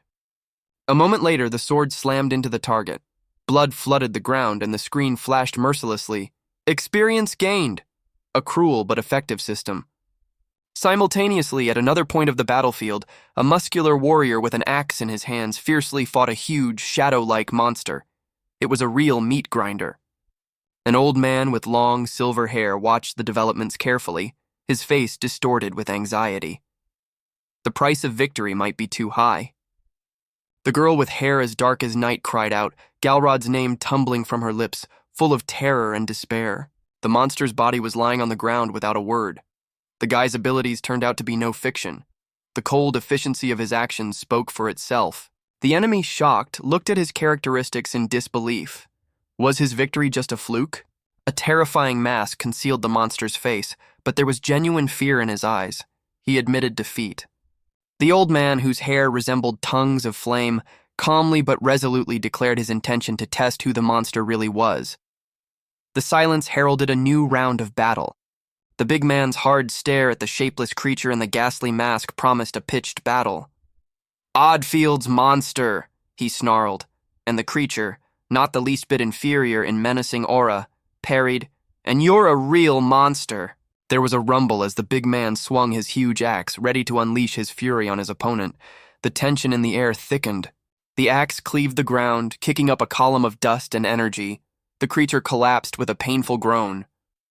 A wave of energy generated by the incredible force of the blow crashes down on the defeated creature. Galrod Gayfart's second strike was even more crushing. The fierce attack left the monster no chance. A faint, almost inaudible whisper cut through the silence. "That punch almost cut my head off." The hero's name and level appeared on the screen. Galrod Gayfart, level 50. The difference in strength was obvious. Panic and despair gripped the creature. "I can't handle him, he's too strong." A light of determination flashed in the monster's eyes. "I need to change the situation." In the monster's mind, a plan has been hatched. Getting rid of the axe is the key to turning the tide. Now it's his turn to act. Using the last bits of his mana, the monster did the unbelievable. His mangled arm was reborn in a glowing stream of energy. A mesmerizing sight. The arm, previously disfigured, now glistened like polished obsidian. The beast looked refreshed and ready for battle. But suddenly, with a roar, a new opponent appeared, taunting the newly recovered monster. The tension in the air thickened. Without warning, the fiend brought his battle axe down on the monster, spilling rivers of blood. A brutal, swift attack. The opponent froze in amazement. The monster stopped his blow with an incredible effort, incredible willpower. A predatory smile appeared on the monster's face. The opportunity for a counterattack had finally arrived. The bearded warrior, his face scarred with scars, was concentrating on preparing to strike back. The storm is coming. The man barely managed to dodge the lightning-fast attack, exhaling a sigh of relief. It was dangerous. The monster, enraged, lunged at his enemy, grasping his axe with savage determination.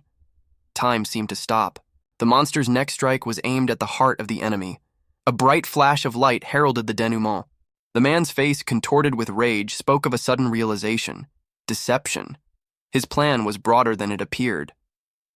The terrifying creature, its mask hiding its face, lets out a groan full of despair and pain. Its strength is leaving it. Tension in every muscle of the bearded man, his growl a desperate attempt to finish the fight without giving the enemy a respite. Galru must not recover. Violet energy, a flash of power. The violet crystallization ability is activated, and the man's hand is covered in sharp crystals. With a mighty blow, a wave of purple energy crashes down on the enemy with incredible force. The enemy flies away, leaving behind only a swirl of dust and debris. The blow was crushing. The man studies his crystal-covered arm, realizing the benefits of his new armor. The smirk on his face was a mixture of triumph and slight contempt for his defeated foe. A malicious chuckle from the ground. Despite the defeat, the enemy is still full of hatred and confidence in his power. Shock and disbelief in the eyes of the enemy. The words, cheating, sound like an admission of the enemy's superiority. An incredible display of power. Crystal Shield is an impressive defense that makes you wonder about his abilities. A breathless body wearing a mask. A heavy atmosphere that forebodes something terrible. The bearded man radiates menace. His declarations of universal fear sound convincing. Tensions are rising. Brutal assault. Bottle bashing, pain and humiliation of a girl. The situation escalates to the extreme. Tears and scars are painful evidence of past violence. The story begins to unfold. The man's insensitivity and rage threaten the girl's life. His actions are disgusting. The father's anger descends on his son, demands for money sounding like a judgment. Choking. The son is defenseless against his father's rage. Tensions are running high. Terror and helplessness are reflected on the girl's face. She has witnessed the cruelty. Helplessness and fear. The boy is suffocating, his life hanging in the balance. The world around him collapsed. The moment of murder, the shock, and the guy's hands transformed, as if given a new, terrifying nature. Blood is a symbol of the first awakening of a hidden power. The face is flooded with scarlet liquid, reflecting the depth of the shock experienced. A sharp contrast. A joyful cry of, "Mommy," amidst a river of blood. Victory mixed with terror, but fear seems to be defeated. The mother's deep sorrow contrasted with the indifference or perhaps stupefaction of the guy standing next to her. The crystallized hands are a horrifying reminder of the act. He stands in front of the woman, silently accepting the burden of responsibility that has fallen upon him. Harsh words are bitter truths that hurt more than any physical blows. Guilt and exhaustion on the boy's face. Traces of blood are mute witnesses to his transformation. A hand as if from a frozen hell. It's not just blood, it's a symbol of a new reality. The price of defense. Turning into a weapon is a path of no return. Oddfield is under his trusted but fearsome protection. His strength is running out. The screen coldly records his exhaustion, but the fight is obviously not over. Her strength is running out. The violet crystals are fading. It seems to be the end for our heroine. Hope is melting away faster than the last sparks of magic. And then, bang! Something nightmarish materializes in front of her, a mask with a fake smile. Her heart sank with horror. But our heroine is not one to give up without a fight. Her crystalline hands are all she has left, and she confidently turns the enemy around. A sudden glimmer of hope. Luck or insight. She found a loophole, a way out of a hopeless situation. Fury is the fuel for a new attack, eyes blazing, strength returning with double the force. A powerful, crushing blow. The enemy flies away, all indicating a turning point in the battle. The mask falls, revealing the true face of the enemy, and he looks not so intimidating, to be honest.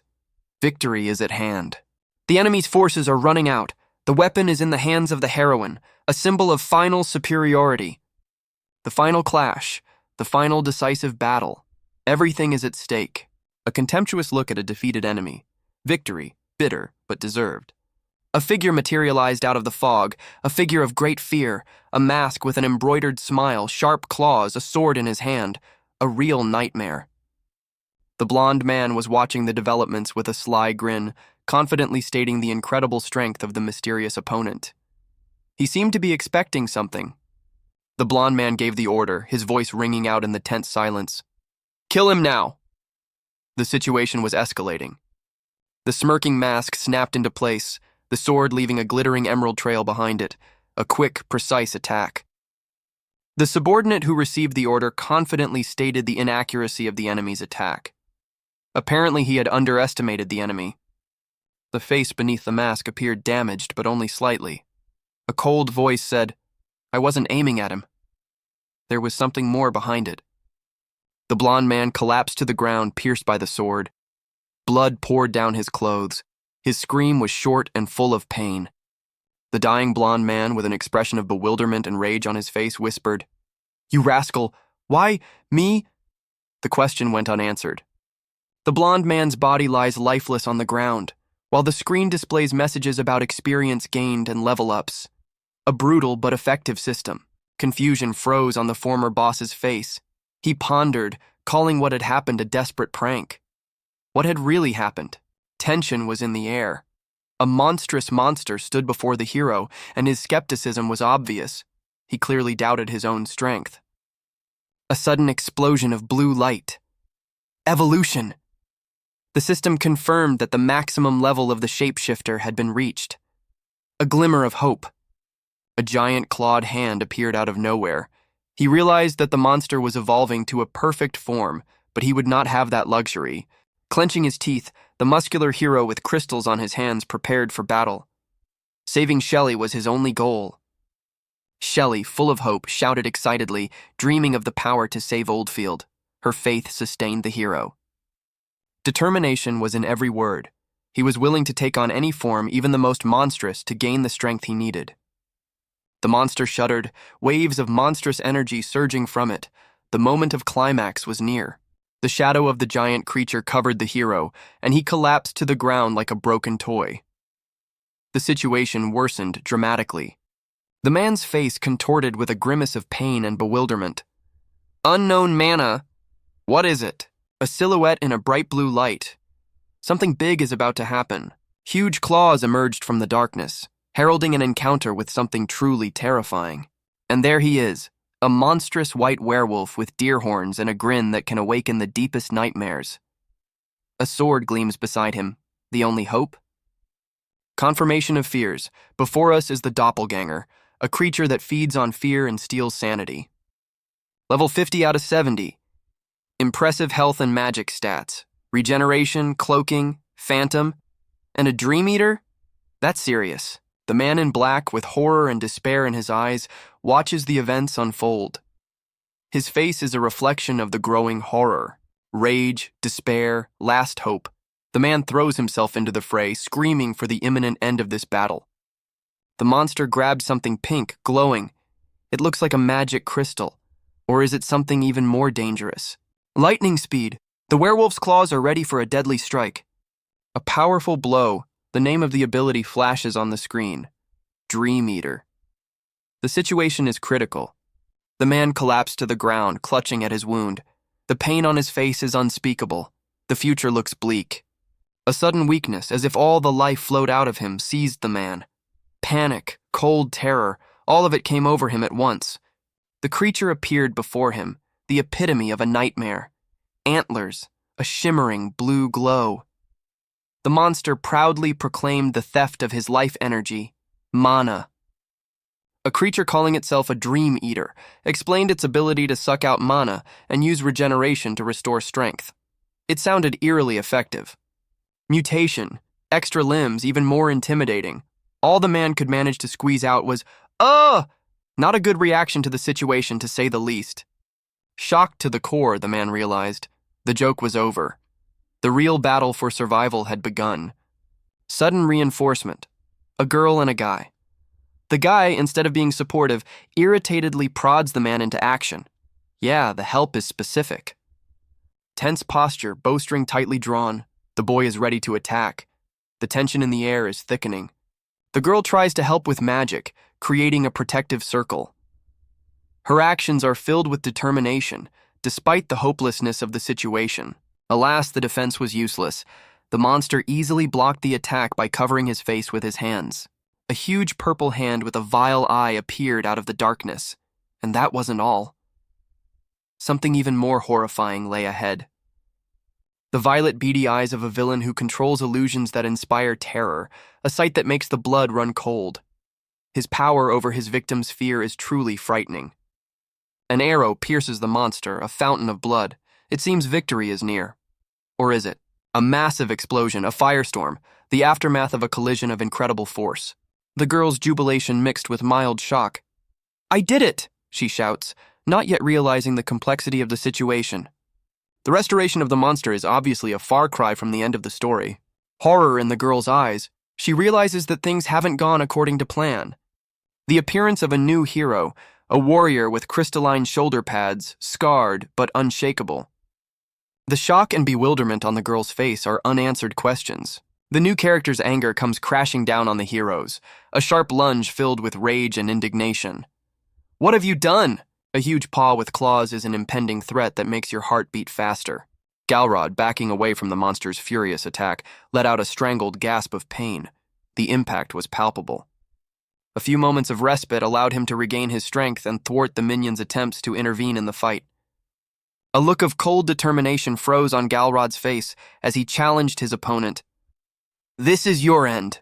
Oddfield's monster, as the creature introduced itself, growled warningly, "Don't you dare underestimate me!"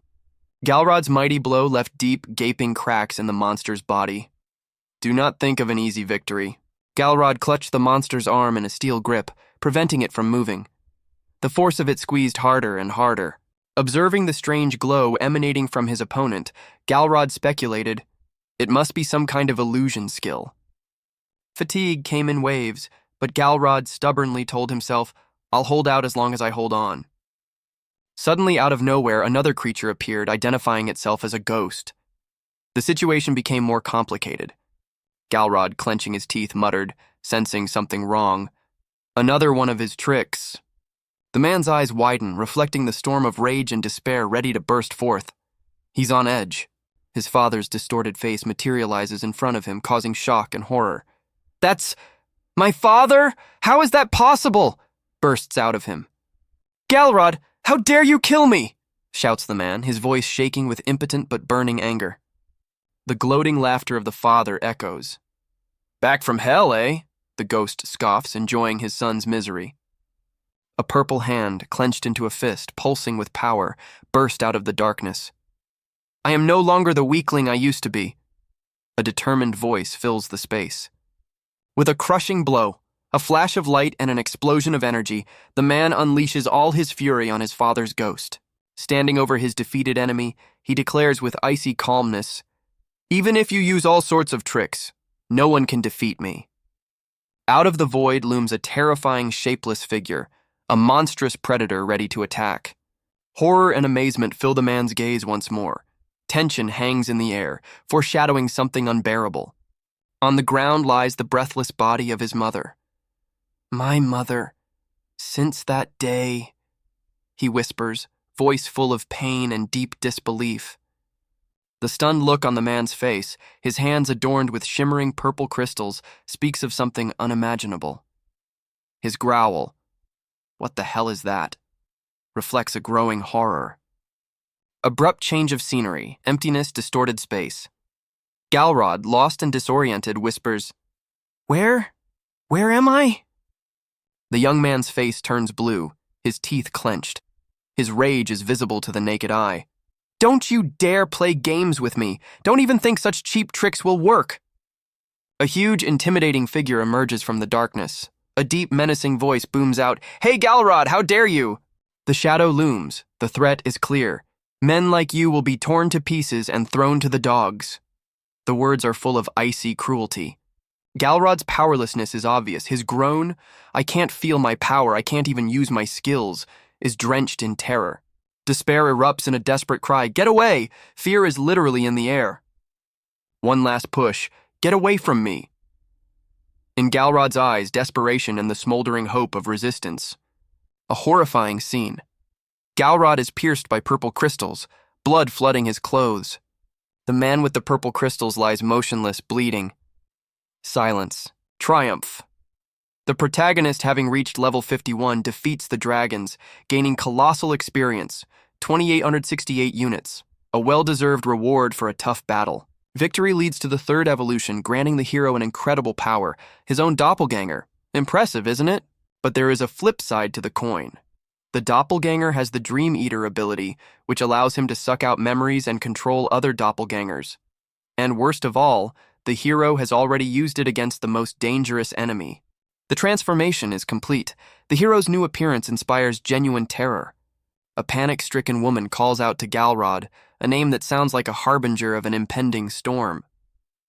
The men watching are gripped by panic. Their plans have collapsed. The hero has defeated not only Oribus, but also their boss. Tension is reaching its limit. Galrod undergoes a terrifying transformation. The woman's screams break the silence. Her terror is undeniable, evident in every movement. One of the men, gripped by terror, tries to flee from the awakening monster. The scale of the disaster is horrifying.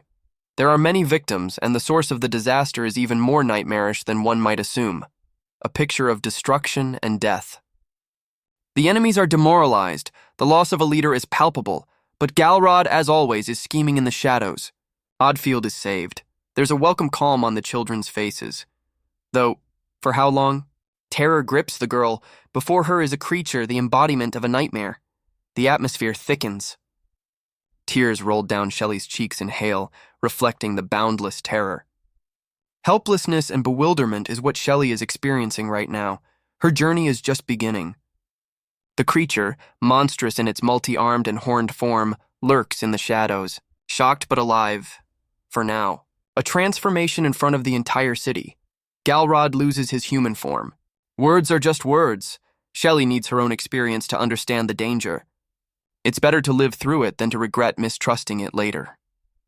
Now Shelley knows the truth. Chrome, immersed in gloomy reflections, realized that the problem was much deeper than just Oddfield. The thought of going back there was unbearable. Under the hood was not just fatigue, but emptiness, a sense of his own demise. It was getting harder and harder to play the part of the hero. The inner conflict was about to come out. Chrome felt himself not as a savior, but as a pathetic weakling, powerless in the face of disaster. And it must be said, this self-irony gave him a strange strength. Shelley's face showed fear and deep fatigue, as if she were carrying a heavy load. She was barely on her feet, limping and struggling with growing weakness. The situation was becoming critical. The shadow was coming closer. The terrifying monster whispered Shelley's name, and the air stiffened in a premonition of trouble. By hugging the monster, Shelley seemed to be causing herself unbearable pain. What she was doing was incomprehensible. The monster groaned in pain, and Shelley took an unexpected, unpredictable step. Chrome, stunned and confused, felt completely helpless. All he could do was apologize. Shelley's explanation was unexpected. Chrome's loneliness, his apparent depressed state, had caused her to make this impulsive gesture. Monumental horror embodied in a monstrous face fills the screen. A chilling moment. A warrior in armor, face contorted with horror, as if frozen in anticipation of the inevitable. The tension builds. A sudden burst of determination. A clenched fist, a willingness to confront the unbearable. Hope had not yet been lost. Turning to Chrome, the giant inspires an unexpected faith in his goodness despite his intimidating appearance. An unexpected twist. Chrome, mighty as a rock, leans toward Shelley. The air thickens, the anticipation of the imminent. Flashback. Young, defenseless Shelley and a young man lurking in the shadows. The mystery begins to unfold.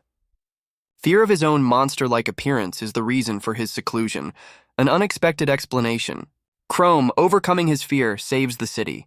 A feat of self-sacrifice and incredible willpower.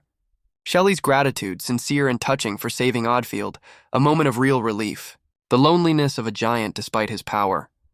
Shelley's support is the best gift he could have received. A haggard girl with red hair gathered in a ponytail, barely clinging to her weapon. Her face bears the imprint of inhuman tension and pain. Shadow. A grim blue arm suddenly encircles the girl, her face contorted with pure, unbearable pain and weariness. An unexpected contrast. The horned creature, outwardly repulsive, comforts the girl by holding her close to him. Her sobs are the only sound in this strange scene, and the monster seems unexpectedly caring. Her quiet whispering about being jerked away by a scream adds another layer of drama. Broken. She lies with her eyes closed, her helplessness underscored by a quiet, desperate, "I'm sorry, I'm just tired," the tenderness of a monster. He holds her in his arms like a jewel, noting with obvious sympathy not only her suffering but her utter exhaustion. Despite her near-fainting state, the girl finds the strength to say something important, full of meaning. Monster recognizes that these weak words are full of care and tenderness, striking in their sincerity. A sudden vision.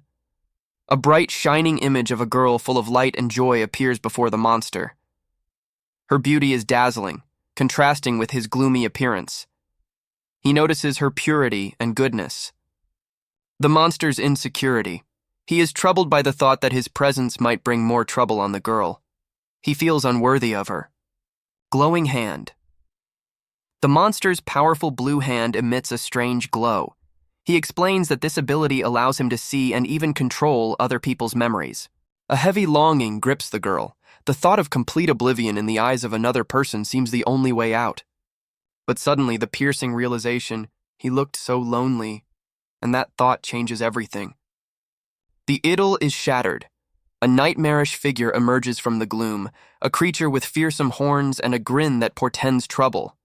The girl lies on the ground, blood staining the ground around her. A panicked scream breaks the silence.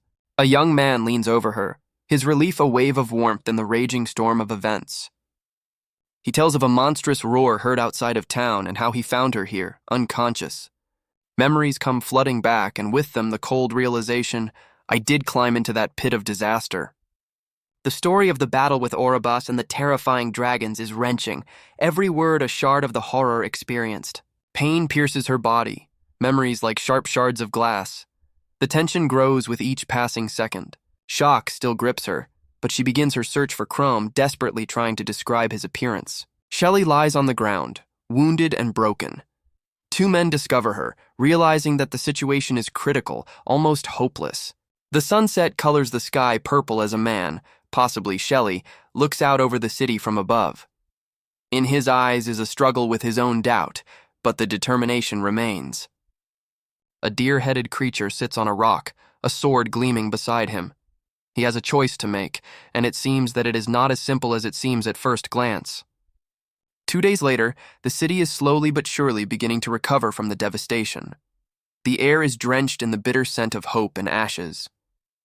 There is a new sign in town, a symbol of shield and swords, a symbol that promises safety and protection. Or does it? Whispers and discussions spread through the city like fire. Is the victory over Devil Monkey a personal triumph or the beginning of something greater? The atmosphere in the tavern is relaxed. The men discuss the coming reign of the new lord, forgetting the recent horrors. Or are they? Victory celebrations, jubilant faces, cups being raised. But there's something fake about this cheer, something unsettling. Shelley, a little embarrassed, answers questions about her role in the victory. She tries to downplay her accomplishments, but something stops her. A shadow of sadness falls across Shelley's face as she recognizes the real hero is gone, leaving behind only silence and a new mystery. The news of the catastrophe, of the monsters bursting out of the bowels, traveled with frightening speed, like a tornado sweeping away everything in its path. The situation was certainly not apocalyptic, but monsters were on the loose. The squad leader, a woman with dark hair, studied the map tensely, assessing the scale of the threat. There was boisterous revelry in the tavern. People, glasses in hand, were celebrating. The peace had returned too quickly, raising troubling questions. This sudden peace is a credit to Chrome, but he himself was nowhere to be found. The red-haired girl looked for the hero with obvious concern, the tension in her eyes undisguised. And so he, Chrome, in his mask, appeared, greeted by a cheering crowd singing him as savior.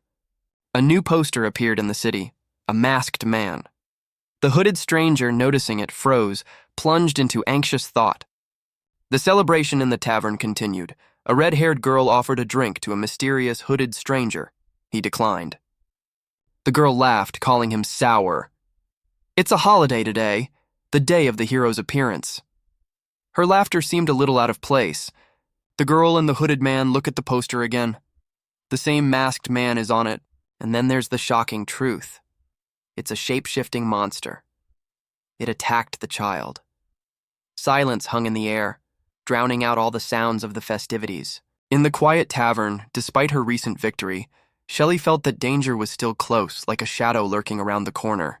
Her gaze caught on the hooded figure hiding his face in the semi-darkness of the place. Something made her call out to the stranger. "Aren't you Chrome-san?" Shelley's question hung in the air, full of indecision and foreboding. The awkwardness and tension was felt in every movement of the man slowly removing his hood. Chrome's face, open to Shelley's gaze, expressed anxiety and hidden fatigue.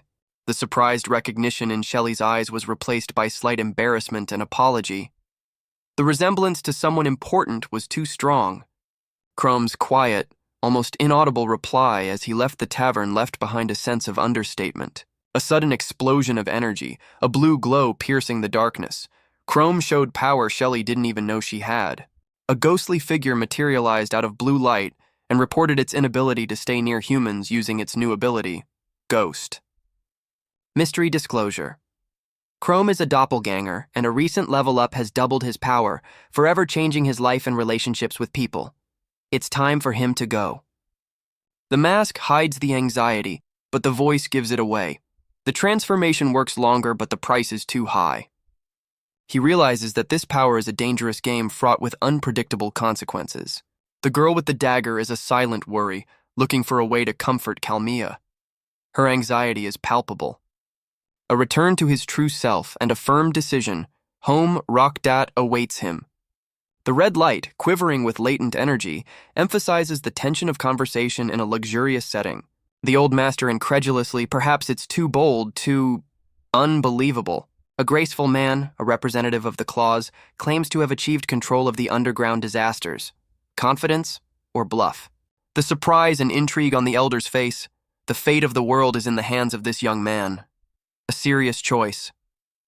The choice fell on him not by chance. The scale of his plans is his element.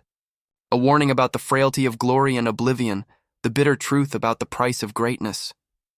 The red-haired youth with a face as if carved from granite snorted contemptuously.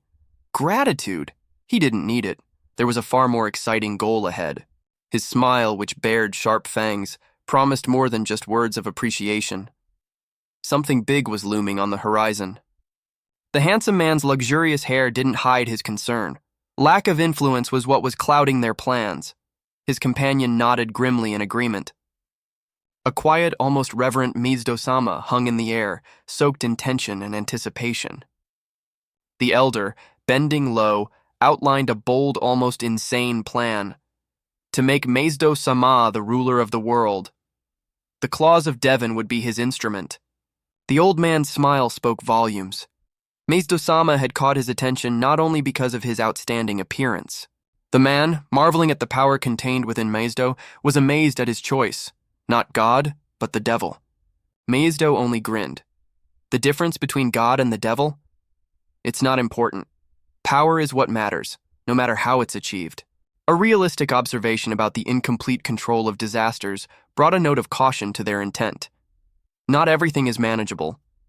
The young man with long hair emphasized the need for careful preparation and the dependence of their success on the state of the abyss.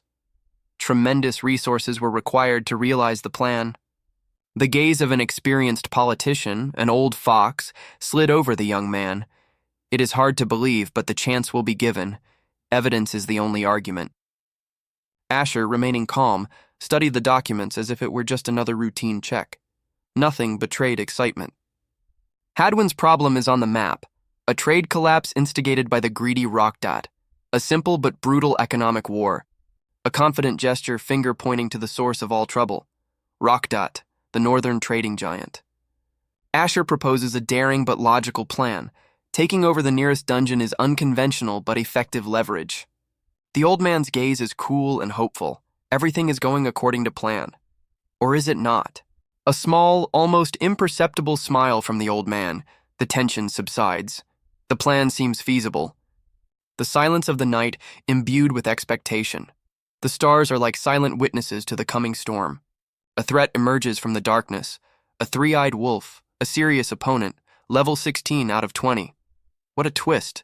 A figure in the shadows, a smile playing across his face. For him, this is the perfect testing ground for his abilities. Suddenly, a huge white wolf came out from around the corner, and the hooded figure, instantly clutching his sword, prepared to attack. Tension was in the air. The wolf came down with a fierce attack. The boy, his face hidden by his hood, parried the blow with grim determination. The battle had begun. Suddenly, a powerful blue hand with a huge eye materialized out of nowhere, gripping the wolf in a vice-like grip. A shrill roar of "Gore!" echoed around him. The words "Soul Eater" appeared above the captured beast. The wolf, spewing a furious "Gawar," desperately tried to break free from the invisible grip. The hooded figure seemed to easily control this incredible force. The furious battle resumed. Sparks of energy flew around. Powerful blows shook the ground. The battle had reached its climax. Exhaling, the young man recognized the limitations of the Soul Eater with sadness in his eyes. The ability to draw out mana and memories, it turns out, wasn't so omnipotent. Disappointment flickered across his face. He lamented the failure in the battle against 16 opponents, attributing it to the Soul Eater's lack of effectiveness against fast enemies. Even the wolf seemed to snort mockingly. The boy noted with a sigh that access to the memories was only granted after victory. He admitted that he didn't feel very comfortable with this new, unexpectedly complex power. Against fast opponents, he said, he was only able to steal some mana. The limitations of the ability became apparent. A decisive blow. The wolf's fangs are stained with blood. The victory is won, but the young man's face expresses neither joy nor satisfaction. New challenges lie ahead. Disappointment showed on the hooded man's pale face, his red eyes scrutinizing the meager experience meter. Only 3 units. The effort was clearly not worth it. A shadow of doubt lingers on his face. The future seems hazy, and the question of his power hangs heavy in the air. Dead wolves lay on the ground, scattered haphazardly. An unusual monster, and far too dangerous for these parts. Anxiety is brewing. Sadness and anxiety show in his gaze. A sense of misfortune presses down on him, leaving no room for optimism. Are the blazing bodies of the wolves an act of desperation or an attempt to erase their tracks? Either way, the young man's emotions are running high. The hometown of Rokudai looms on the horizon, promising both hope and uncertainty. It's an unpleasant sight, a guy eating something inedible. His explanation sounds creepy, replenishing the mana needed to maintain human form. Fear is reflected in his eyes as he describes his true form, a monster with horns, 4 arms, and a terrifying face. It's not at all an inviting sight. Remembering Kalmea, he whispers a promise to return home, determination mixed with longing for his loved ones in his voice. There is a tense conversation at the table. One of the men is depressed, the other tries to calm him down, reminding him of the complexity of the situation and the need to find new allies. Tears rolled down the cheeks of Arthur, the red-haired boy in the snow-white cape, his face expressing deep concern and a growing sense of hopelessness. The stout man in the bandage next to him, his companion, arched an eyebrow questioningly, his bewilderment obvious. A girl with black hair and a staff in her hand said something that made the air around her tense. Her brother had last been seen going into the dungeon, with them. Disbelief and horror were reflected in Arthur's widened eyes. He didn't understand what the girl was saying, and his question sounded harsh. The girl with the staff gathered her thoughts, preparing to explain everything as clearly as possible, trying to overcome her inner tension. Her words came down on them like hail. Arthur and his companion had dragged her little brother into a deep, dangerous dungeon. The grim scene, their flight, the girl's brother left in danger. The atmosphere is heavy and full of despair. It's like this. A sudden epiphany illuminated everything that was going on. The rumors about that woman, her influence, was the reason why everyone was turning their backs on them. Arthur was filled with rage. He realized that this whole disaster was a direct consequence of her actions. His fists clenched. The man in the blindfold watching Arthur noticed the change in his demeanor, noticed the change in his character from that very moment. Outburst of anger. The redhead, all in white, knocks over mugs of milk, unleashing a barrage of accusations at the man in brown. "I told you not to blabber about it!" His roar echoes through the room. Fury contorted the redhead's face, clenched fists, despair in his eyes. "It's not my fault," a desperate cry rips from his chest. The dark-haired man in the cloak with a heavy sigh talks about the insidiousness of demons luring people into a death trap. The atmosphere thickens. The redhead attacks the man again, this time in a whisper, but with no less fury. "And if we hadn't prevented this, everyone would be dead." The man only mumbles helplessly, "Calm down." The boy's face twisted with pain and resentment. Tears streamed down his cheeks, breaking through the rage. "It's not my fault. I'm not a murderer." His cry is full of despair. Suddenly, a girl with dark hair and a frown appears. Her dismissive tone cuts to the ear. "So don't stare at me." The red-haired man's rage is back, his face contorted with a grimace of hatred. "That woman, I won't forgive her for spreading rumors about us." A quick digression. Someone's feet in high boots rapidly disappear off screen, leaving behind tension. A girl with silver hair performs a magical ritual while enveloped in purple smoke. There is a quiet, enthusiastic whisper. "Whoa, oh, oh." On the screen is Dungeon Boss, Fenrir, a huge wolf with many eyes. The girl, holding her breath. "Even 100 people couldn't handle it, but we did. The boss is so strong. My boss is a genius." A sinister wolf with blazing eyes and a grin is ready to tear the enemy apart. The air thickens with a premonition of trouble. A girl in a dark red cloak with silver hair throws a sarcastic retort to the wolf, and in her gaze is icy contempt and hidden threat. The tension reaches its limit. The wolf, mesmerized by the magic ball, freezes, waiting for the unknown. A girl armed with a scythe stands in front of a huge, terrified monster cat. Its red eyes are full of terror. Her sly smirk speaks for itself. She manipulates the creature using her master's power. The wolf, stunned and confused, tries to figure out what is going on. His disbelief is obvious. The girl's calmness is deceptive. Her words about the dungeon lord and his master's impending desires are imbued with icy certainty. A wicked grin stretches her lips. She's openly enjoying her plans, dropping the name Rockdat like a death threat. Two men are in the shadows. One hides, the other steps forward, and the atmosphere thickens with mystery and imminent danger. Bloody punch. The red-haired man delivers a crushing blow and the silver-haired girl falls. But is this the end? Her purple hair blended into a pool of blood, her face contorted with unbearable pain, reflecting the depths of despair. A sudden burst of power, a kick that knocks an opponent off her feet, contradicting her apparent weakness. Blood on his lips, a twisted grin, cold contempt frozen in that bloody grin. The foe's meanness was obvious. The fury glinting in her eyes was replaced by cynical satisfaction. Her words pierced the silence. Kevin, level 24, stood like a wounded beast. Each new wound was a sharp, unbearable pain. Cold calculation in her eyes. Superiority in strength. Obvious, ruthless. The scythe in her hands is a threat, a harbinger of the coming storm. Behind her is darkness creeping up from the depths. Terror paralyzed him. The price of inaction was innocent lives. The calm, chilling voice of recognition. Her actions are cold calculation and a sinister plan. Disbelief, confusion, shock. The discovery is overwhelming, shattering everything he believed in. Panic gripped everyone. Monsters appeared out of nowhere and accusations flew towards the girl with the scythe. Terror contorted the faces of those around them. Her answer was icy, punctuated by a sarcastic sneer. "Even if I had summoned them, I was still going to kill you." The look was steel, without a shadow of doubt.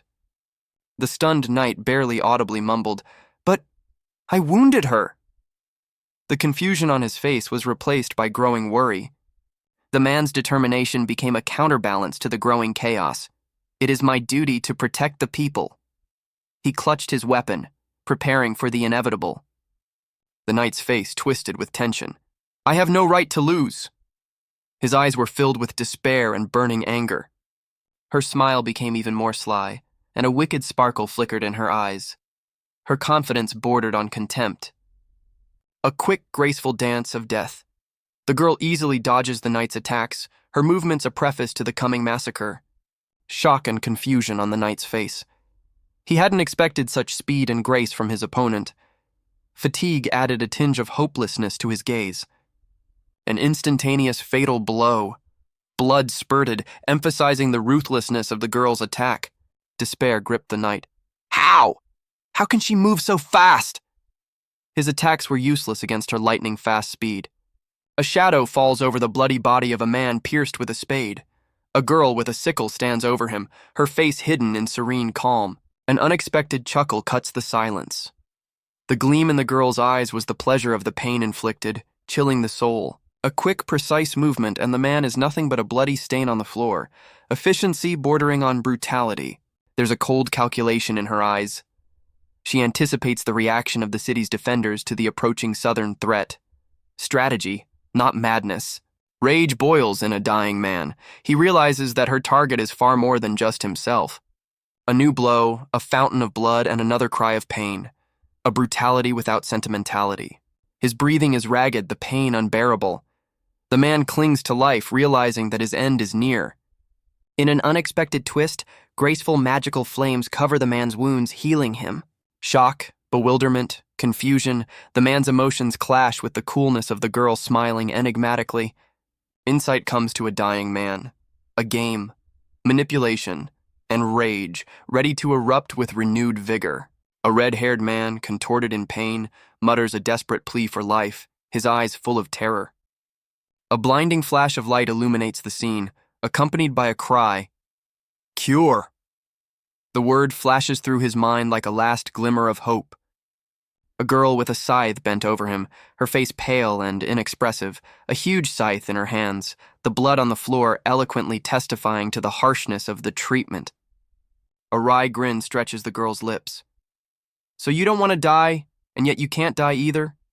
What are you willing to defend? Her question is piercing and cold. With an effort, overcoming the pain, the man raises his hand, shouting, I can't die until I've warned everyone. It's my duty. The girl's face darkens. She is evaluating his words, weighing their significance. No decision has been made yet. Without further ado, she steps her foot on his outstretched hand, mercilessly interrupting his pleading, What a boring man. Leaving the man lying there, she walks away, leaving behind only a mess and an open door, a sign of danger gone and silence to come. The man lies motionless, sighing occasionally, his voice a whisper. Ah, someone. Please hear my last wish. His last breath takes with it the whispered name of the city. Protect our city. Protect Roshdot. Incredible. The red-haired hero, with eyes wide open in amazement, cannot believe that his sworn enemy, Crom, has survived what seemed like certain death. His face is a mask of undisguised shock. Fury immediately replaces surprise. The red-haired man, pointing at Crom, splashes out the accumulated irritation. The meeting is obviously not a pleasant one. Crom, hidden by his hood, looks exhausted and irritated. His sigh is the embodiment of the weariness of endless running. Crom looks thoughtfully at his reflection, his face covered in a shimmering illusory mask. The question of the advisability of the disguise hangs in the air. Maintaining the illusion takes too much effort. Crom's fatigue is obvious to the naked eye. Hiding is a heavy burden.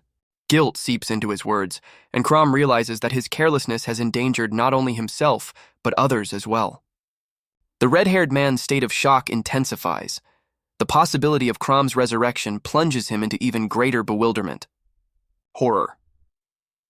The monsters surround the red-haired man, emphasizing the mortal danger he is in. The state of shock gives way to irritation. The red-haired man cannot understand why Crom did not get out of the dungeon himself. Crom appears dejected, but his words suggest guilt and understanding of the situation. His fatigue seems to reflect not only physical, but also mental exhaustion. The emaciated red-haired man in the white robe is a picture of pure despair. His face, as if burned by illness, speaks for itself. An observer on the sidelines with undisguised concern tries to understand what is happening. Maybe an overdose? Although it is unlikely. A sharp jerk, a drawn sword, a flash of rage that cuts through the silence. The tension in the air becomes almost palpable. The sword falls. Was it a sudden attack, or something much stranger? The sudden appearance of a guy in a mask. The question hangs in the air, frozen in bewilderment on the faces of everyone present. An incredible transformation, a smile on the red-haired man's face, and a strange, frightening calm in his eyes. His accusation sounds like the ravings of a madman. There is desperation in the masked guy's eyes as he tries to explain himself, but his words are lost in the growing chaos. The redhead continues to insist, his smile never leaving his face. Lie or madness? The line between the two is blurring. The boy's despair grows. The stakes are rising. Time is working against them. The salvation of many depends on resolving this absurdity. Anger flares. The threat is on. The tension is at its peak. What happens next? A heavy, menacing shadow falls on the stage along with the words of the mask, "I will send you back to the underworld." Tension hangs in the air. The red-haired boy, blazing with anger, responds with a furious roar, "Don't you dare think of me as just a monster." His rage is palpable. The mask chuckles as if watching a familiar scene. "It's always hard with Arthur, he never listens to me. He has a short fuse and he often attacks me for no reason." It sounds with tired doom. The second guy's voice is full of bitterness. Arthur often takes out his anger on him without any reason. The hopelessness of the situation is obvious. The red-haired man's face is distorted by a grimace of rage and despair. But now everything is different. It's like he's gone wild. His words are full of impotent rage. The masked man watches the battle in horror, whispering, "Of all the people I've faced and rocked at, he is the most terrifying." Fear seeps into every syllable. Mask frowns thoughtfully, muttering under his breath, "How am I supposed to deal with this?" His voice sounds confused and helpless. Stunned, the mask exhales. "Damn, how does he move so fast?" His surprise borders on panic. "Hit!" The mask groans. "Ouch!" He's clearly getting it. The situation is becoming increasingly critical. The redhead falls to his knees, breathing out. Unbelievable. His body and spirit are broken. Arthur's wounds were bleeding. Weakness gripped his body, but before him stood a mysterious stranger in a mask, his contemptuous grin speaking of doubts in the young man's strength. Despite the pain, Arthur clutched his sword, hope for victory smoldering in his eyes, although the chances seemed illusory. A determined grin appeared on Arthur's face. He had decided to fight despite the hopelessness of the situation. Arthur had no intention of dying here. He gritted his teeth and stood up, determination replacing his strength. The sudden appearance of the second man took Arthur by surprise. He was sure that the other man was dead. Shock showed on his face.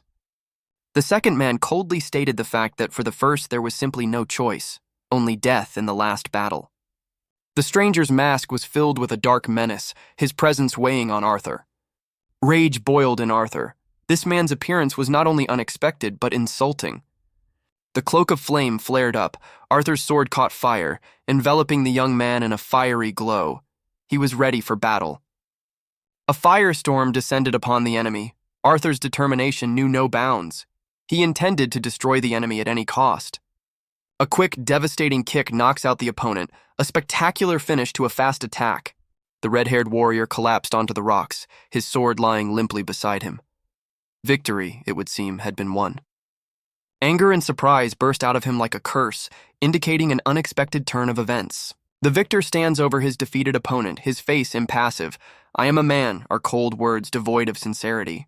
There is distrust in the red-haired man's hiss. "Don't lie!" He senses a catch. The instinct for self-preservation screams about trouble. The face is distorted with horror and suspicion. Something is wrong in the air, the tension is growing.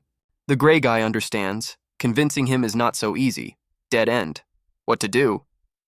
Determination flashes in the gray's eyes. He'll have to resort to other methods of persuasion. The sudden, catastrophic collapse of the wall, the scene becomes fantastical. A terrifying monster emerges from a cloud of dust, followed by other monsters. A real nightmare becomes reality. The city is in chaos. Monsters attack, soldiers retreat, their faces masks of horror and despair. A figure in a creepy mask watches all this. There is worry in his eyes and something else, something much deeper, something that makes you think. Remembering the past, he seemed petrified with horror. The return of monsters to Rakta is not just a coincidence. Flashback, 10 years ago, hell, panic, endless terror etched into his memory. Arthur, wounded and maddened by fear, witnesses a catastrophe of unprecedented proportions. One of the soldiers understands. He sees what the others do not. The blame falls on Chrome. He is blamed for the appearance of the monsters. He remains calm, denying his involvement. Chrome doesn't waste time on empty arguments. He needs to act, and now. Arthur needs help.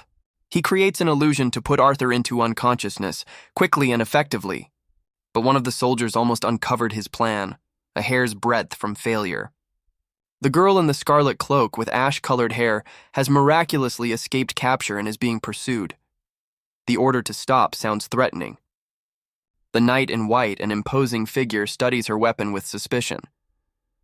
The question of her belonging to the Adventurers Guild hangs in the air. A sharp refusal, a demand to give way. The girl's haste is palpable. The tension is growing. The knight, in a panic, tells of a raid of monsters summoned by a mysterious masked mage and asks for help.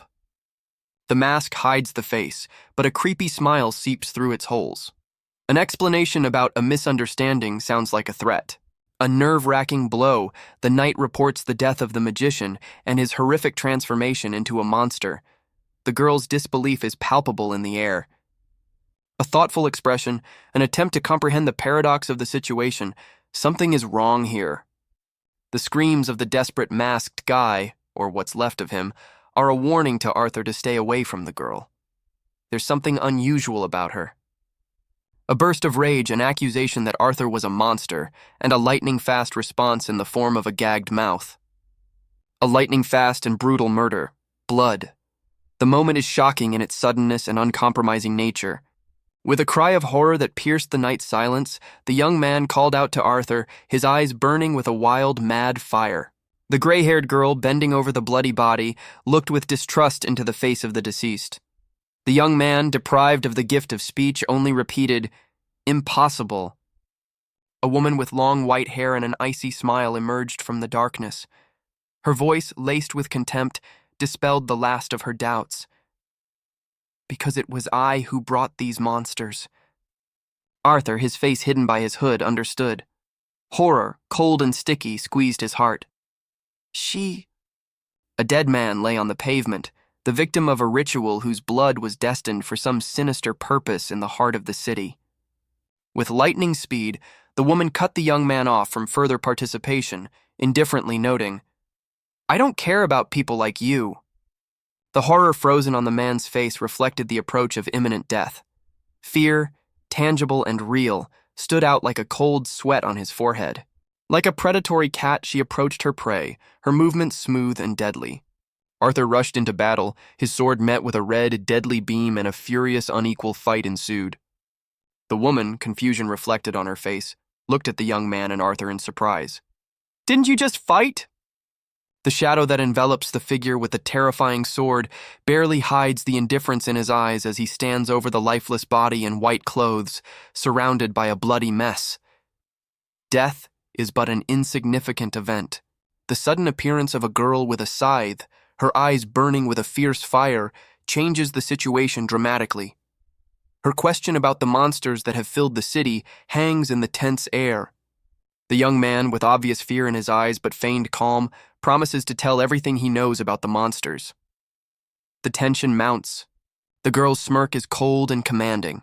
Her words about others like the boy and the demand for quick answers emphasize her complete superiority. The air is filled with tension.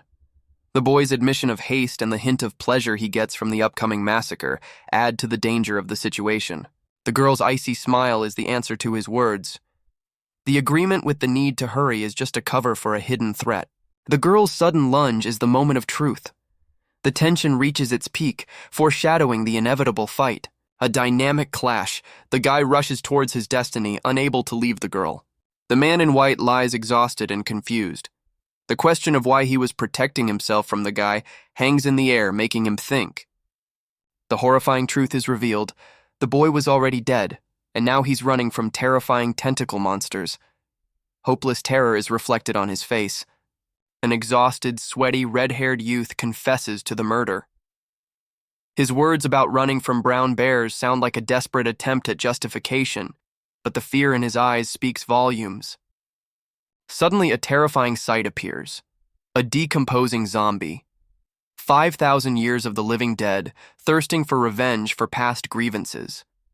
A legend that seems to have acquired an ominous reality. The blond boy, Chrome, casts a worried glance, his words addressed to someone out of sight, full of hidden tension. The redhead's face is distorted with horror. Is his cry a desperate plea for salvation, or perhaps a bitter accusation? Chrome, pressed against the wall, assesses the danger.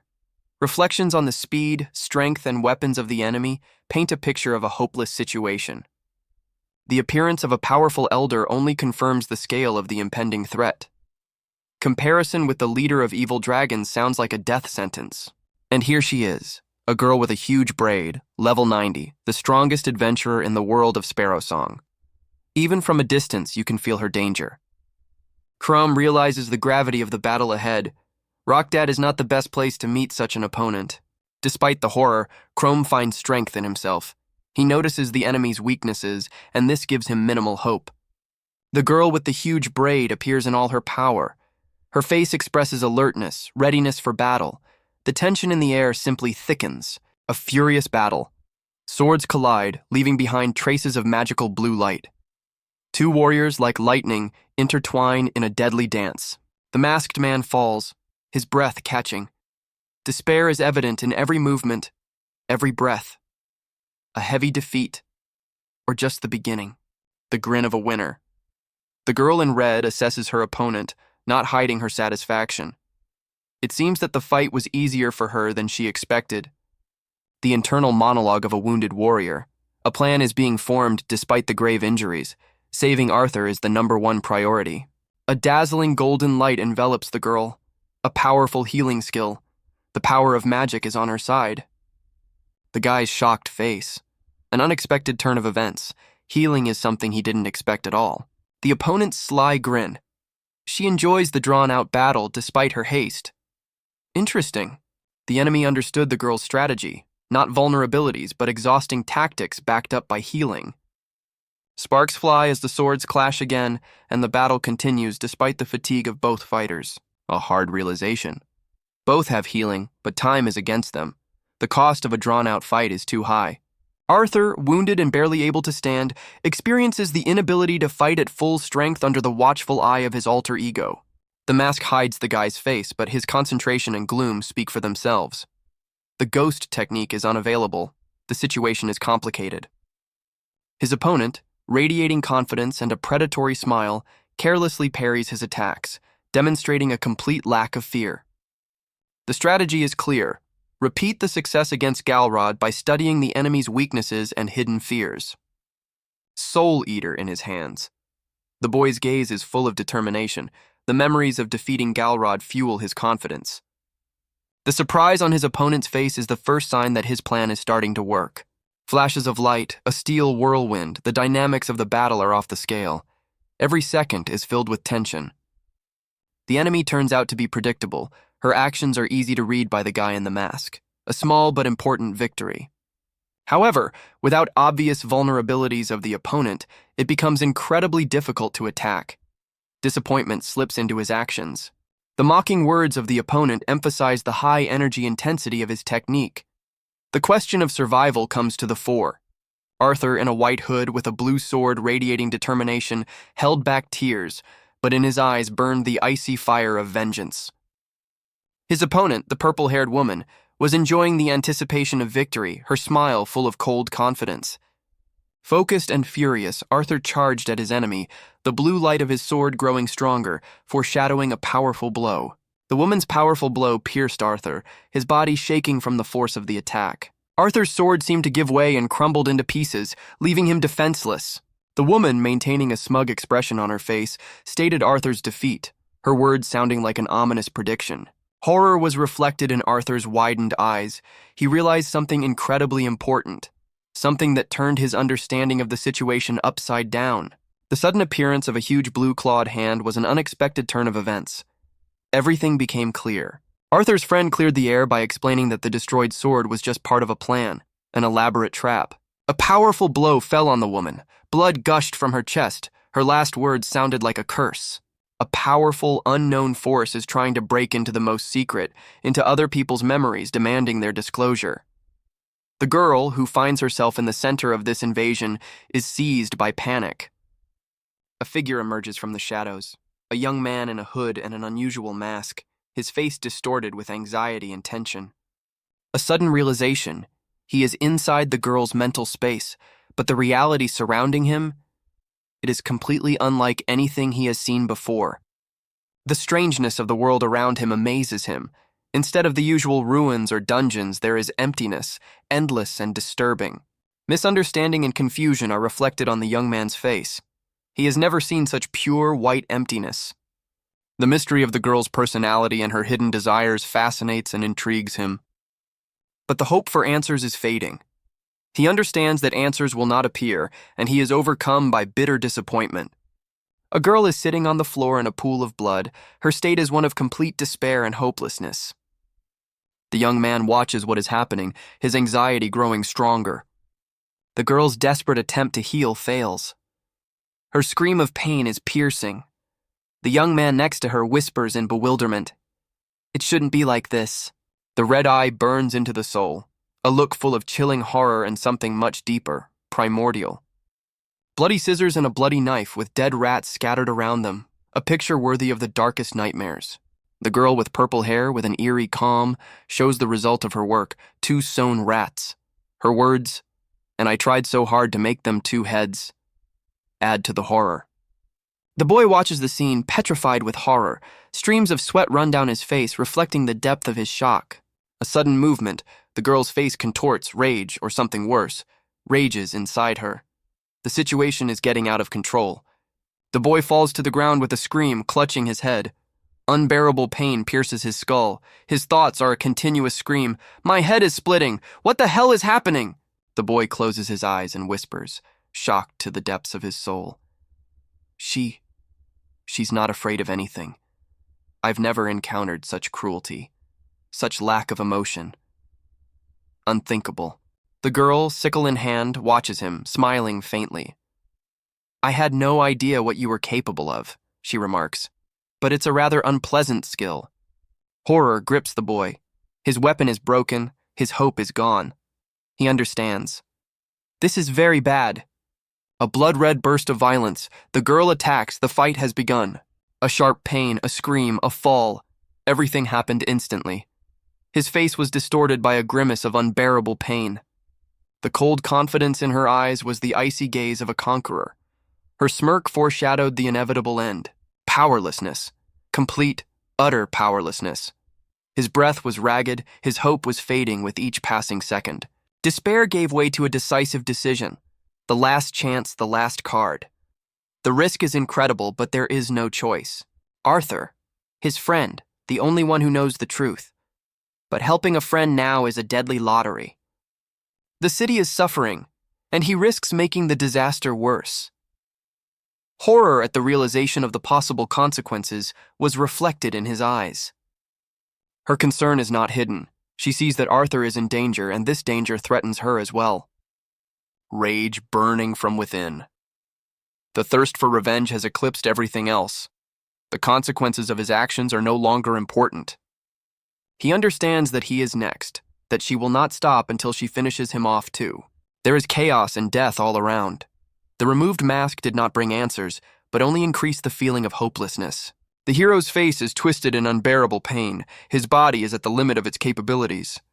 Tension hangs in the air. In a desperate attempt to hold on, the hand clenched into a fist clings to the rough surface. Despair and helplessness, that's what is read in this harsh movement. Despair pushes the man to take a desperate step. He grabs a flaming stone, shouting, "Cloak of flame!" a cry of last hope in the abyss of despair. The exhausted, bloodied warrior clutches his sword, his gaze full of determination. Reveal is his last card, his last attempt to change the course of events. A terrifying vision, A pack of wolf monsters attacks unarmed people. Every next moment could be their last. A swift, deadly sword duel. A red sickle of energy slices through the air, leaving a trail of chaos in its wake. The sword breaks. The blade slowly falls to the ground. A curse is heard, simple and full of despair. Damn! The woman in black, scythe in hand, radiates sinister confidence, ready to deliver a crushing blow. Her gaze is chilling. A fiery crystal appears in her hand, pulsating with incredible energy. The speed and power are mesmerizing. The crystal flares up with a bright flame, concentrating colossal power in itself. At this moment, everything depends on her decision. Arthur, drenched in sweat, looks as if he has just encountered something terrifying. His fear is palpable. The grin of the boy lying on the ground is icy and calculated. His victory seems doomed to be short-lived. The purple-haired girl, her eyes sparkling, vents her anger. Her tone brooks no argument. Anger boils inside her like lava. She moves towards her victim, leaving no room for doubt. A deadly blow falls on the boy. His scream breaks the silence. The brutality of the scene is frightening. Arthur's despair is a cry from the heart, a powerless attempt to prevent the inevitable. The young man's determination is a glimmer of hope in the pitch darkness. He is ready to rush into battle. Even in her rage, the woman is not without empathy. A plea for life makes her stop. The girl's face reflects an internal struggle. Something made her doubt her actions. A bright flash of light. What does it foretell? The beginning of something new or the end of everything? The scene opens with a terrifying sight. A pale, grinning monster with a huge, shimmering purple sickle in its hand. Its potential for destruction is truly terrifying. The purple-haired girl was petrified with fear. Her eyes widened, her pupils darkened. The panic on her face was visible to the naked eye. Horror gives way to realization. These are not the monsters she has encountered before. Despair is the only companion of her thoughts. The appearance of a young man in a creepy mask with a sinister grin makes the girl scream. A premonition of trouble is in the air, and this premonition seems to be material. Without hesitation, the girl attacks the monster with her scythe, unleashing a powerful blue energy strike. The power of the attack is obvious, spectacular, and a little naive. The blow does damage, but clearly not enough. The girl flies back, suppressing a groan of pain. The next attack is more powerful and precise. The monster is thrown back. Blood spurts out like a fountain. Now this looks like something is happening. In response, 2 powerful pink energy beams. The girl miraculously avoids a fatal hit. Assessing the enemy's strength, the girl clenches her teeth. The enemy's superiority is obvious. More limbs, more strength. Fear is reflected on her sweaty face. Watching the battle in horror, a boy whispers a curse to the side, his face expressing hopelessness and despair. The hero's face was distorted with rage. The whisper, "A real monster," sounded like a sentence. The girl's purple hair seemed to reflect the dark atmosphere. The creature is self-aware, but imbued with hatred, a thirst for destruction. Before them is the embodiment of a nightmare, something incomprehensibly powerful and unpredictable. The blades in hand are the only hope in this terrifying confrontation. It is time to act while there is still a chance. Remembered simpler times. Hundreds of monsters, a simple task. Now everything has changed. Inner monologue. Everything I have will be given to this battle. The monster's mouth is a symbol of impending horror and merciless death. White magic activated. The price is accelerated healing of wounds, but at the expense of one's own life. A risky move. The price of victory is that every second brings it closer to the end. The stakes are high. Game over! Is a cry of desperation and determination in the face of an inevitable clash. A powerful blow from the purple scythe cut through the ground, releasing a wave of destructive energy. A wicked grin blossomed on the purple-haired girl's face. Her eyes sparkled with a dangerous gleam. Triumph was clearly to her taste. A terrifying roar shook the air as the blue-skinned monster's body became covered in a network of deep cracks. It seemed that its power was not limitless. The monster raised his terrible scythe and hissed, "Gotcha!" The coldness in his voice was no harbinger of mercy. The purple-haired girl was overcome with rage. An angry roar escaped her lips. The opponent deftly dodged, making her powerful blow futile, a true master of provocation. The white-haired girl staggered back, narrowly avoiding the deadly blow of the blue energy flow. She was on the verge of death. Covering her face with her hand, the blue-haired girl realized with horror and hidden satisfaction the true scale of her opponent's strength. Had she overestimated his capabilities? Concentrating, the white-haired girl released a powerful purple beam of energy, aiming at the multi-armed monster. Even after receiving damage, the purple-haired villainess only widened her contemptuous grin, demonstrating her obvious invulnerability. Pain and rage distorted the girl's face. The loss of her weapon forced her to switch to a new tactic, exhausting and cunning. A white-haired girl in a purple dress clutches her chest, struck by a dark weapon. Pain literally distorts her face. The purple-haired girl watches what is happening, her eyes wide with shock and confusion. The purple-haired girl's face is distorted with rage. Her words are a bitter admission of helplessness before the enemy. Horror. That's the only word that can describe the expression on the white-haired girl's face as she was attacked by a monstrous monster. The monster squeezes the white-haired girl in its claws, leaving her with minimal chances of survival. Her strength is running out, but the white-haired heroine desperately tries to escape from the deadly grip. There is a strange, almost sadistic curiosity on the purple-haired girl's face. She is fascinated by the spectacle. A grin. Cold and merciless, it underlines the cruelty of the moment. Even the monster's power is unable to stop the white-haired girl. She gathers her strength for the decisive blow. A powerful energy beam is the white-haired girl's last hope. The outcome of the battle is being decided right now. The white-haired girl, with a poisonous grin, declares what she believes to be her indisputable advantage, immortality, backed up by her existing supply of mana. The sudden appearance of a monstrous monster with horns. His contemptuous words emphasize the improbability of the heroine's actions in helping people. The girl counterattacks sharply with a sharp question that exposes the monster as a hypocrite. The situation escalates. The wounded man, his question, piercing and not without bitter irony, makes one think about the girl's motives. Her response is a simple insult, but there is tension and stubbornness in it. The monster's relentless attack, blow after blow, is a tense scene that makes your heart clench. Even under the onslaught of the monster, the girl finds the strength for a caustic, sarcastic remark. Self-confidence and a sense of superiority permeate her words. A brutal and effective blow, splashes of blood, emphasizes the seriousness and cruelty of the fight. The girl's powerful backlash leaves traces of energy, and the scene ends on a dramatic note, full of unpredictability. A bloody cauldron bubbles beneath the crouching figure of a horned monster, a scene that makes your blood run cold. A lifeless, bloody body lies on the ground, another victim of the monster. A terrifying picture. A lifeless girl in a maroon cloak is the next target of the horrible creature looming over her. Hope is fading before her eyes. The monster freezes, preparing for something terrible to happen. The air thickens with a premonition of disaster. The monster's huge clawed paws, drowning in blood, complete the grim picture. No comment. But suddenly, the wounded girl grabs the monster by the shoulder, her gaze full of fierce determination. An unexpected turn. The girl's face is distorted with anger. She is ready for self-sacrifice. "I will drag you down with me," she screams, and a well-thought-out plan can be seen in her eyes. The monster, stunned by the resistance, grabs the girl. The tension reaches its limit. A powerful explosion of energy. The girl and the monster fell to the ground. What was that? The girl lies motionless, but on her face there is a strange, almost triumphant smile. Here is the end. The price of victory turned out to be too high. Her violet gaze was piercing, and her quiet, "I feel sorry for you, monster," sounded with sincere sympathy, like a punch in the gut. Before her was a creature of incredible size, deer antlers crowning its head. The sad statement, "If only you would cast aside your mind," sounded almost like a confession.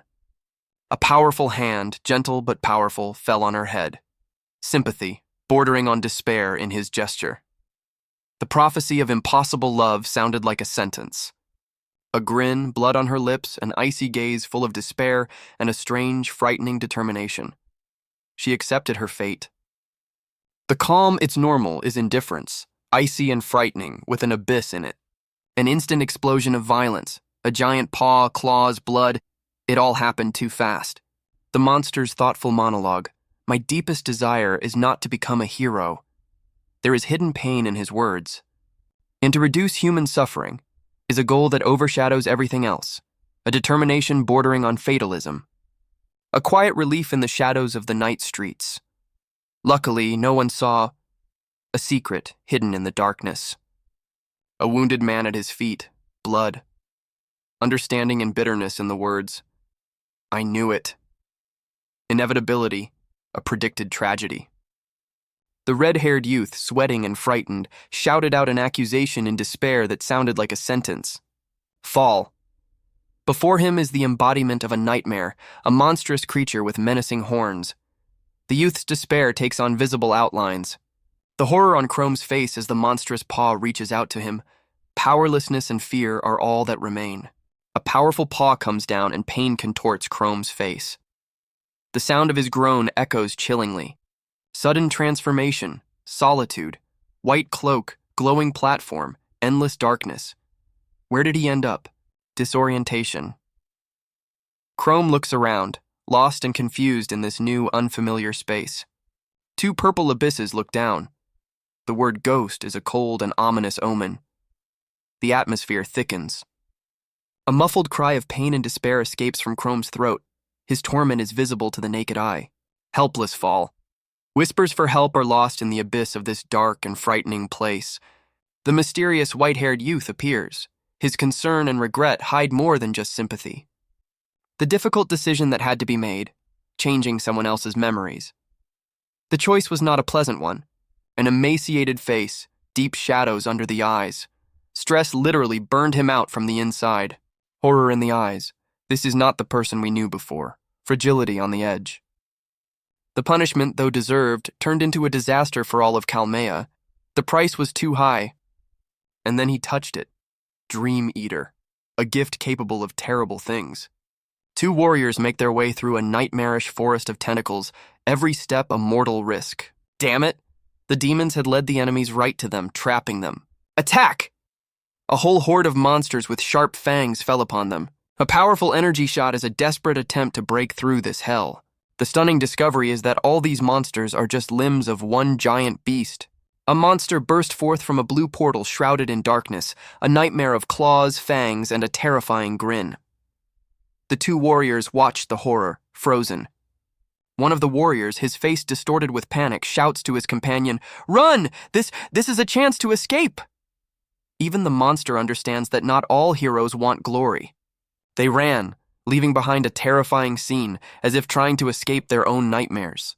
The red-haired warrior, despite his racing heart, clenched his jaw. "Something is wrong," he muttered, feeling an inexplicable anxiety. There were two people sitting at the table, discussing rumors about monsters in the forest. The red-haired one saw this as just an opportunity to earn some money. Naivety, of course, but maybe it would save him? Something made the red-haired man think. His face was covered with a shadow. And it was not only the desire to earn money. The worry in his voice was obvious. Are there really only two of us? His partner just shrugged, showing that he himself was not thrilled with the prospects. The man dressed in black smirked. "Hey, you're the one who can save a life. Just once, right? Sounds like a bad resume." His words were cruel, but perhaps true. You can't fight, you can't grow, you'll never become a real adventurer. The black-clad man summed up why it was hard for the red-haired man to find a normal team. That's why no decent group will take you. There are those who are much better suited for this job. Arthur, in a spotless white robe, extended a helping hand to the hooded boy, offering to take part in the adventure, emphasizing complete freedom of choice. One of Arthur's companions, with a heavy sigh, recalled the tragic death of the young man's parents from the claws of monsters, trying to persuade him to agree. The hooded guy politely declined, preferring a quiet life to wild adventures. Not the most exciting turn of events, would you agree? Arthur nodded understandingly, acknowledging the boy's right to make his own decision. The young man thanked Arthur once again for the unexpected offer. The guy walked away, leaving Arthur lost in thought, his gaze following the departing figure for a long time. A sudden look of surprise crossed Arthur's face. How did his interlocutor know his name? The young man himself seemed to be at a loss, his face expressing confusion and slight fear. Waking up, Arthur looked around, not recognizing the surrounding space. The feeling of sleep did not leave him. The stranger approached a man who bore a striking resemblance to Arthur, asking for help and instructing him to go south. Cold sweat on the forehead, a sharp pain in the temples, and a caring question from a blond young man interrupting the rapidly rolling panic. The attack of the stranger left its mark, not only physical. The red-haired guy, pressing his hands to his face, tries to piece together the scattered fragments of memory. The state of shock only intensifies the frightening uncertainty. The reassuring smile of a savior and a gentle question about wanderings. In this fleeting gesture, there is hidden anxiety. The white-haired man explains that he erased Arthur's memories of what happened.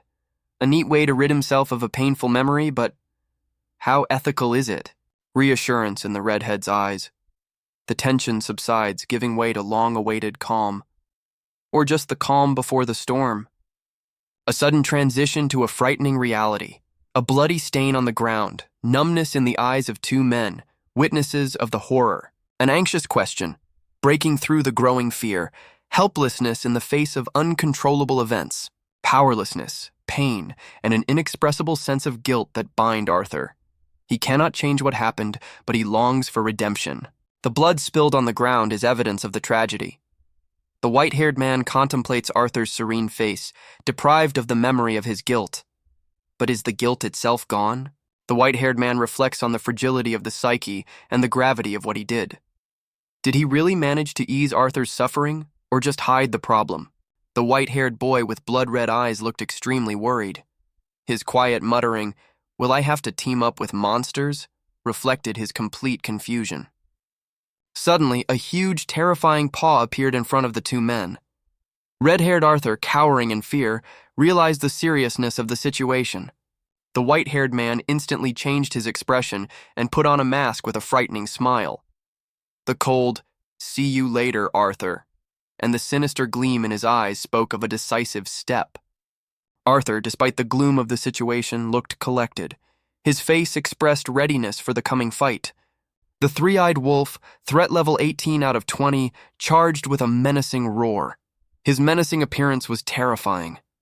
The attack began. A pack of the same three-eyed wolves fell upon the people. The desperate defense with a sword against superior forces caused a feeling of hopelessness. One of the fighters, his sword torn from his hands by a wolf, screams in pain and rage. The situation is on the brink of disaster. A man in armor, his face distorted with worry, gives a desperate order to evacuate women and children. Panic reaches its peak. A huge wolf, larger than all the others, fell upon the city with a wild howl. The blood-red sunset only emphasized the scale of the disaster. The man in armor, looking at the giant wolf, states with a heavy sigh, "This is the boss, the main culprit of the disaster," and his appearance confirms this. And then, silence. The boss left the dungeon, and with him, that same dark power that fed him left. A dead silence fell, broken only by a premonition of trouble. The dungeon, previously ruled with an iron fist, turned into chaos. Monsters, deprived of control, broke free. A real nightmare began. Rokdat, exhausted and weakened, understands that this is the end. His strength is running out, and the enemies are already very close. Howl, the terrifying, shrill howl of three-eyed werewolves. They surround him, baring their teeth, ready to tear him apart. These aren't just monsters, they're death. Every second is a fight for survival. Rokdat, barely able to stand on his feet, tries to fight off the wave of hatred and fangs. But here is hope. A man ready to die for his city challenges the monsters. His cry is a cry of despair and at the same time a challenge to fate. One of the city's defenders, Okan, understands that suicide is not an option. He tries to dissuade Rokdat from a senseless sacrifice. But Okan is no coward. He rushes into battle, his sword gleaming in the dim light of the dungeon. Rokdat stays by his side, ready to help in any way he can. Rokdat screams, desperately trying to reach Ochan. One against a pack, that's insane.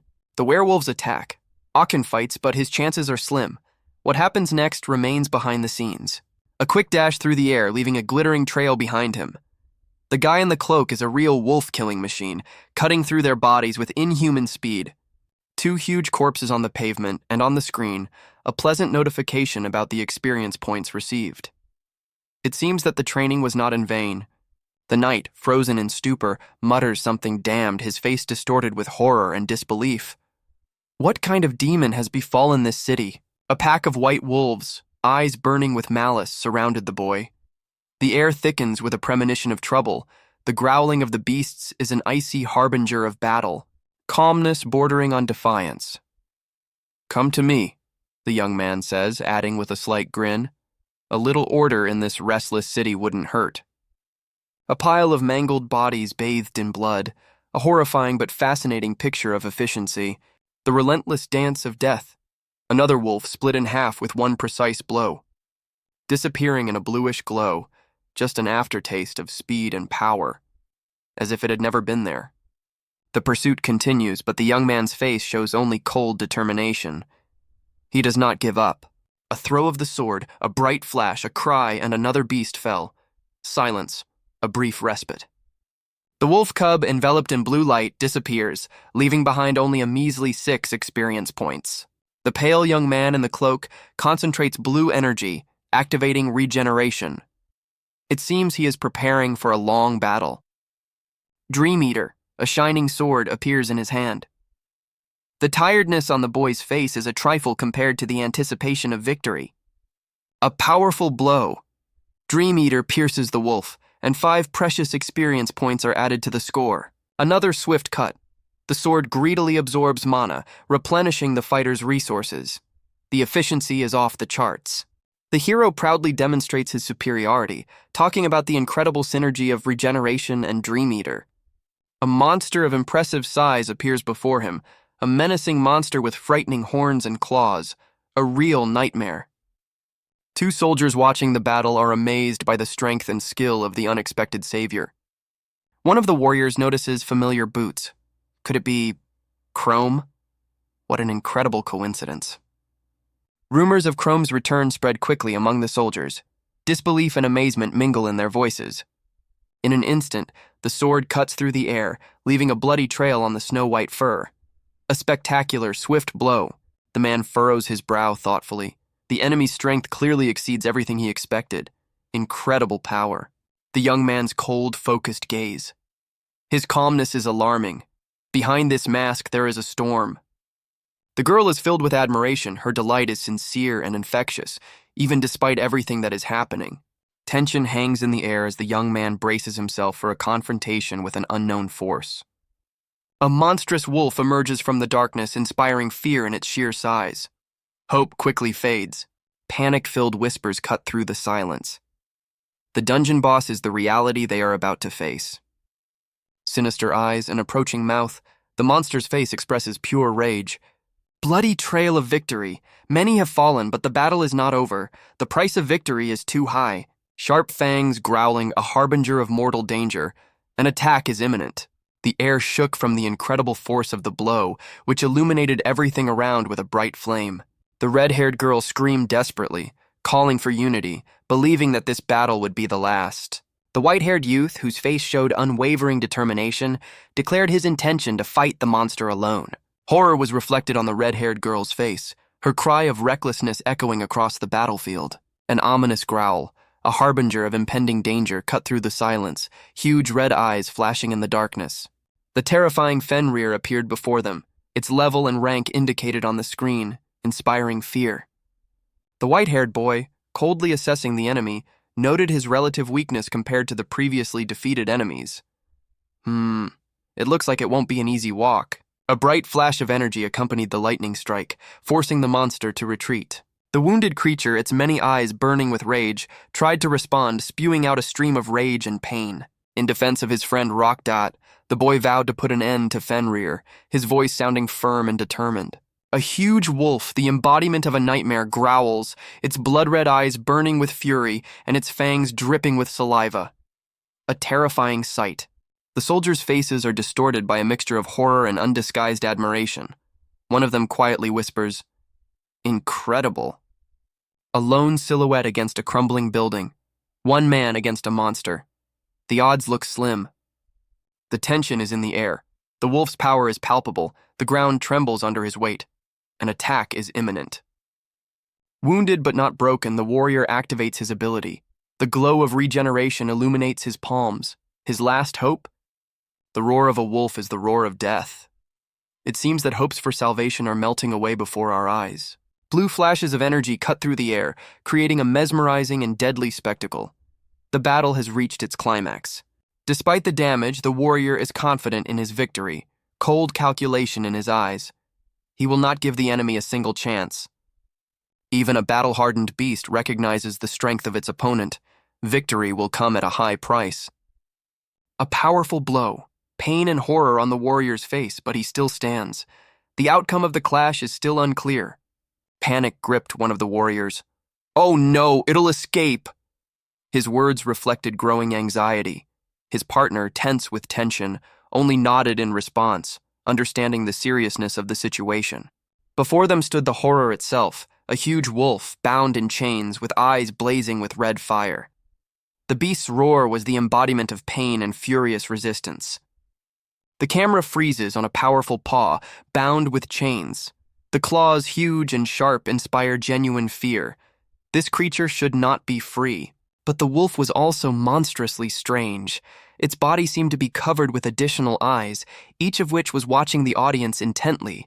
A real nightmare. The beast howled. The chains clanked. The tension reached its limit. The air thickened, foreshadowing something terrible. The creature's appearance became even more frightening. The additional heads swayed randomly. The gaze pierced right through. And as if that weren't enough, another monster emerged from the darkness, horned, grinning, as if it had come straight from the canvases of the most terrible nightmares. The wolf howled again, a piercing cry that reflected unbearable pain and rage. A warrior emerged from the darkness, sword in hand, heading towards the monster. On the blade was the inscription Ghost. Hope appeared, if only for a moment. The blow was precise. Blood spurted from the wound like a fountain. The giant wolf began to fall, leaving behind a frightening silence. A lone warrior stands against a monster of incredible size and diversity. Victory is not easy, but the hero's level increases and experience is added.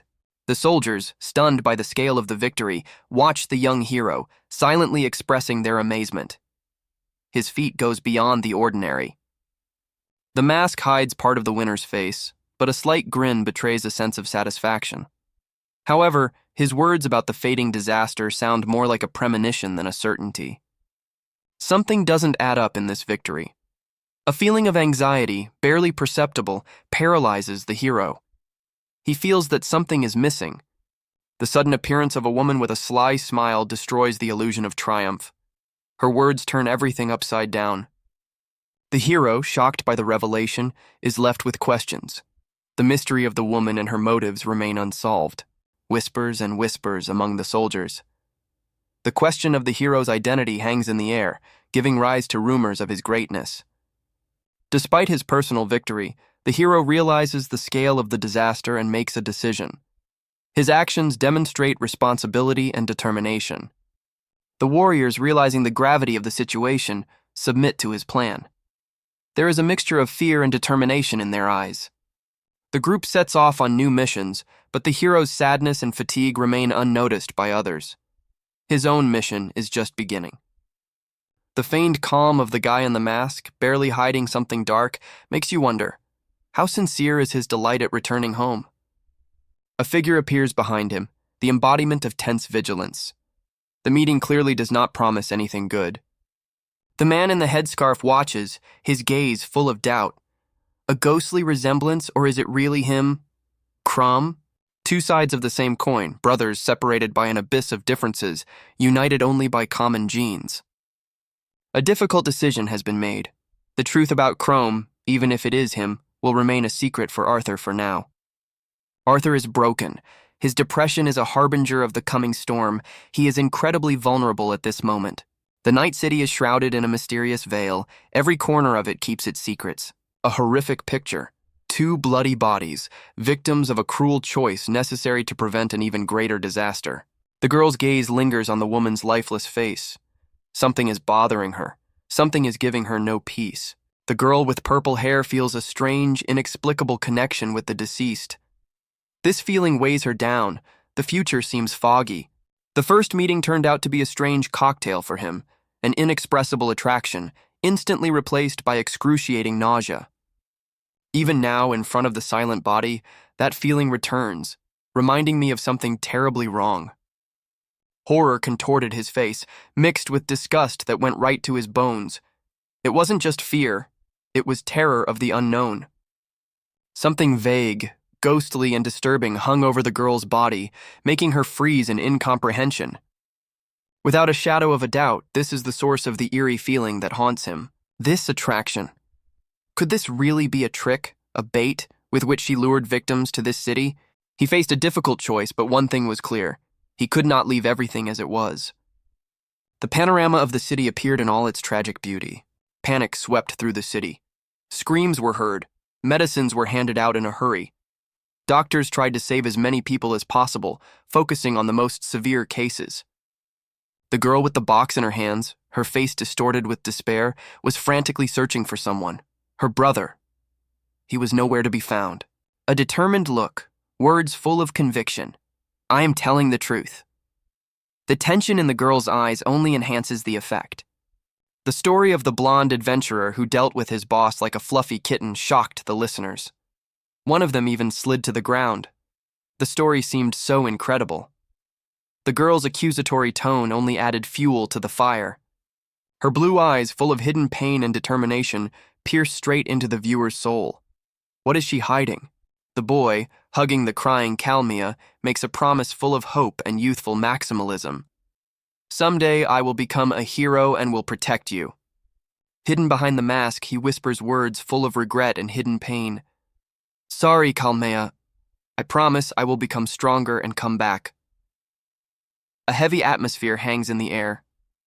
Her back is to the viewer, but her words, sharp but full of hidden concern, speak for themselves. Just hurry up and go home, stupid brother. Ryberg, the capital, appears in all its glory. A majestic city, but behind this external beauty something is hidden. The old lord, his face contorted with worry, sits at the table surrounded by a tense atmosphere. Something is wrong. Anger distorts the face of the man reporting the tragedy in Rockdot. I heard that all the people in the watchtower of Rockdot were killed. Horrible news. The man continues, his words filled with worry. This is someone's work, right? And the rumors of monsters attacking cities are only growing. The young man's distrust only adds to the tension. A heavy atmosphere reigns at the Knights' Council. The disappearance of the Red Man and the threat of the Talon of Devon are things that leave little room for optimism. Anger and anxiety are the two emotions that are clearly visible on the faces of the gray-haired captain and his young companion. The situation is getting out of control. Panic. One of the captains desperately tries to collect his thoughts, realizing that doomsday seems to be just around the corner. A young woman, stunned, repeats the words about doomsday. Her ignorance or fear is a reflection of the growing chaos. The gray-haired captain, without mincing words, vents his irritation on the incompetence of his colleagues. His anger is an echo of hopelessness. The captain, with short gray hair, watches what is happening with bewilderment, as if he knows something hidden from the others. Is the story of the Red Man the key to the mystery? Or just another piece of the puzzle of a terrifying situation? Whispers of something else, the mystery hanging in the air, only adds to the tension. The gray-haired captain's sharp warning is a reminder of the fragility of life in this world. Trust revealed in a quiet confession. But what is the captain hiding? And what does this trust mean to the young woman? The heroine's snow-white hair framed her face, distorted with horror. The silence was more oppressive than any scream. The dark-haired woman told a story from a century ago about the invasion of a demonic army and the fall of the capital. Her casual, terrible, of course, only emphasized the scale of the tragedy. The culprit was named as Viscount Eros, a man with red hair and a noticeable red spot on his face. The girl with blonde hair whispered, as if not believing her own ears, "It can't be! 100 years ago?" An even more ancient story has surfaced, the execution of a court magician 300 years ago for cursing an entire city. The man with long blonde hair noted skeptically that the name of the magician was unknown, and the authenticity of this legend was highly questionable. But the description remained. Fiery red hair and a terrible facial inflammation. The anxiety on the fair-haired girl's face noticeably increased. Suddenly, an image, an angel who descended from heaven 1,000 years ago, blessing the earth. The girl with short blonde hair asked the main question hanging in the air. What does this mean? Before the blessing, the earth was shaken by 7 days of horror, earthquakes, tornadoes, and hordes of monsters. Legends whispered of a monster emerging from the crimson swamp on the last day, a creature whose brightness outshone even the swamp itself. Panic was growing. "Don't tell me it's the Red Man," came a frightened cry. A nod confirmed the terrible assumption.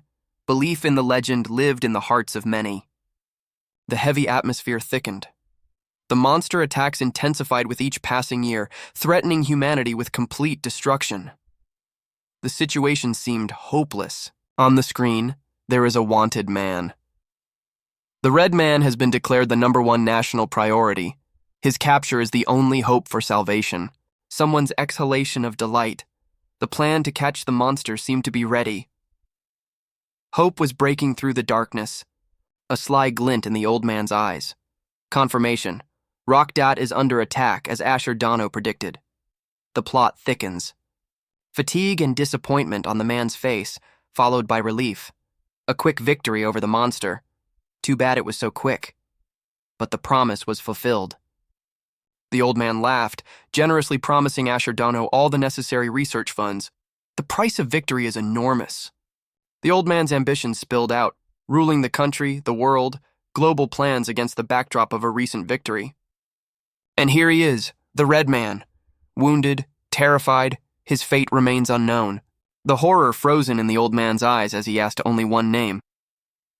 Asher Dono? The question hung in the air, heavy and full of foreboding. The shadow hid the girl's face, but her amazement could be heard in a quiet, barely perceptible whisper. How? Something incredible had just happened. The sudden appearance of Garrett, the girl with the braid, diffused the situation with her confidence.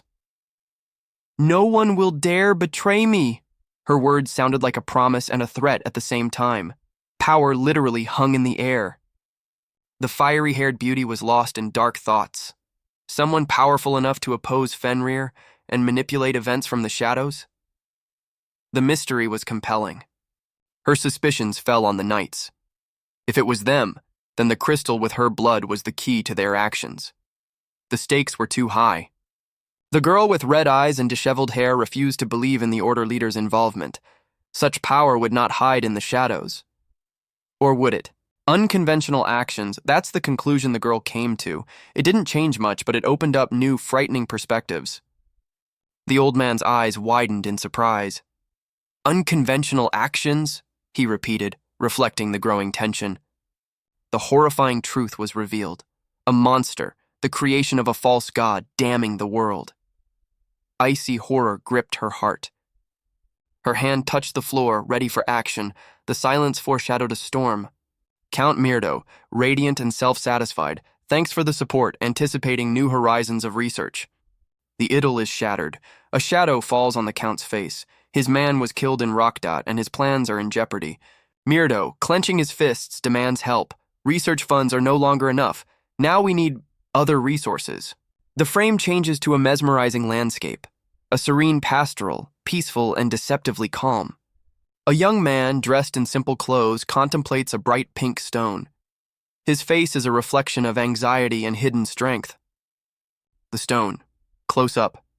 Soft glow, mesmerizing and dangerous at the same time. It's not just a stone,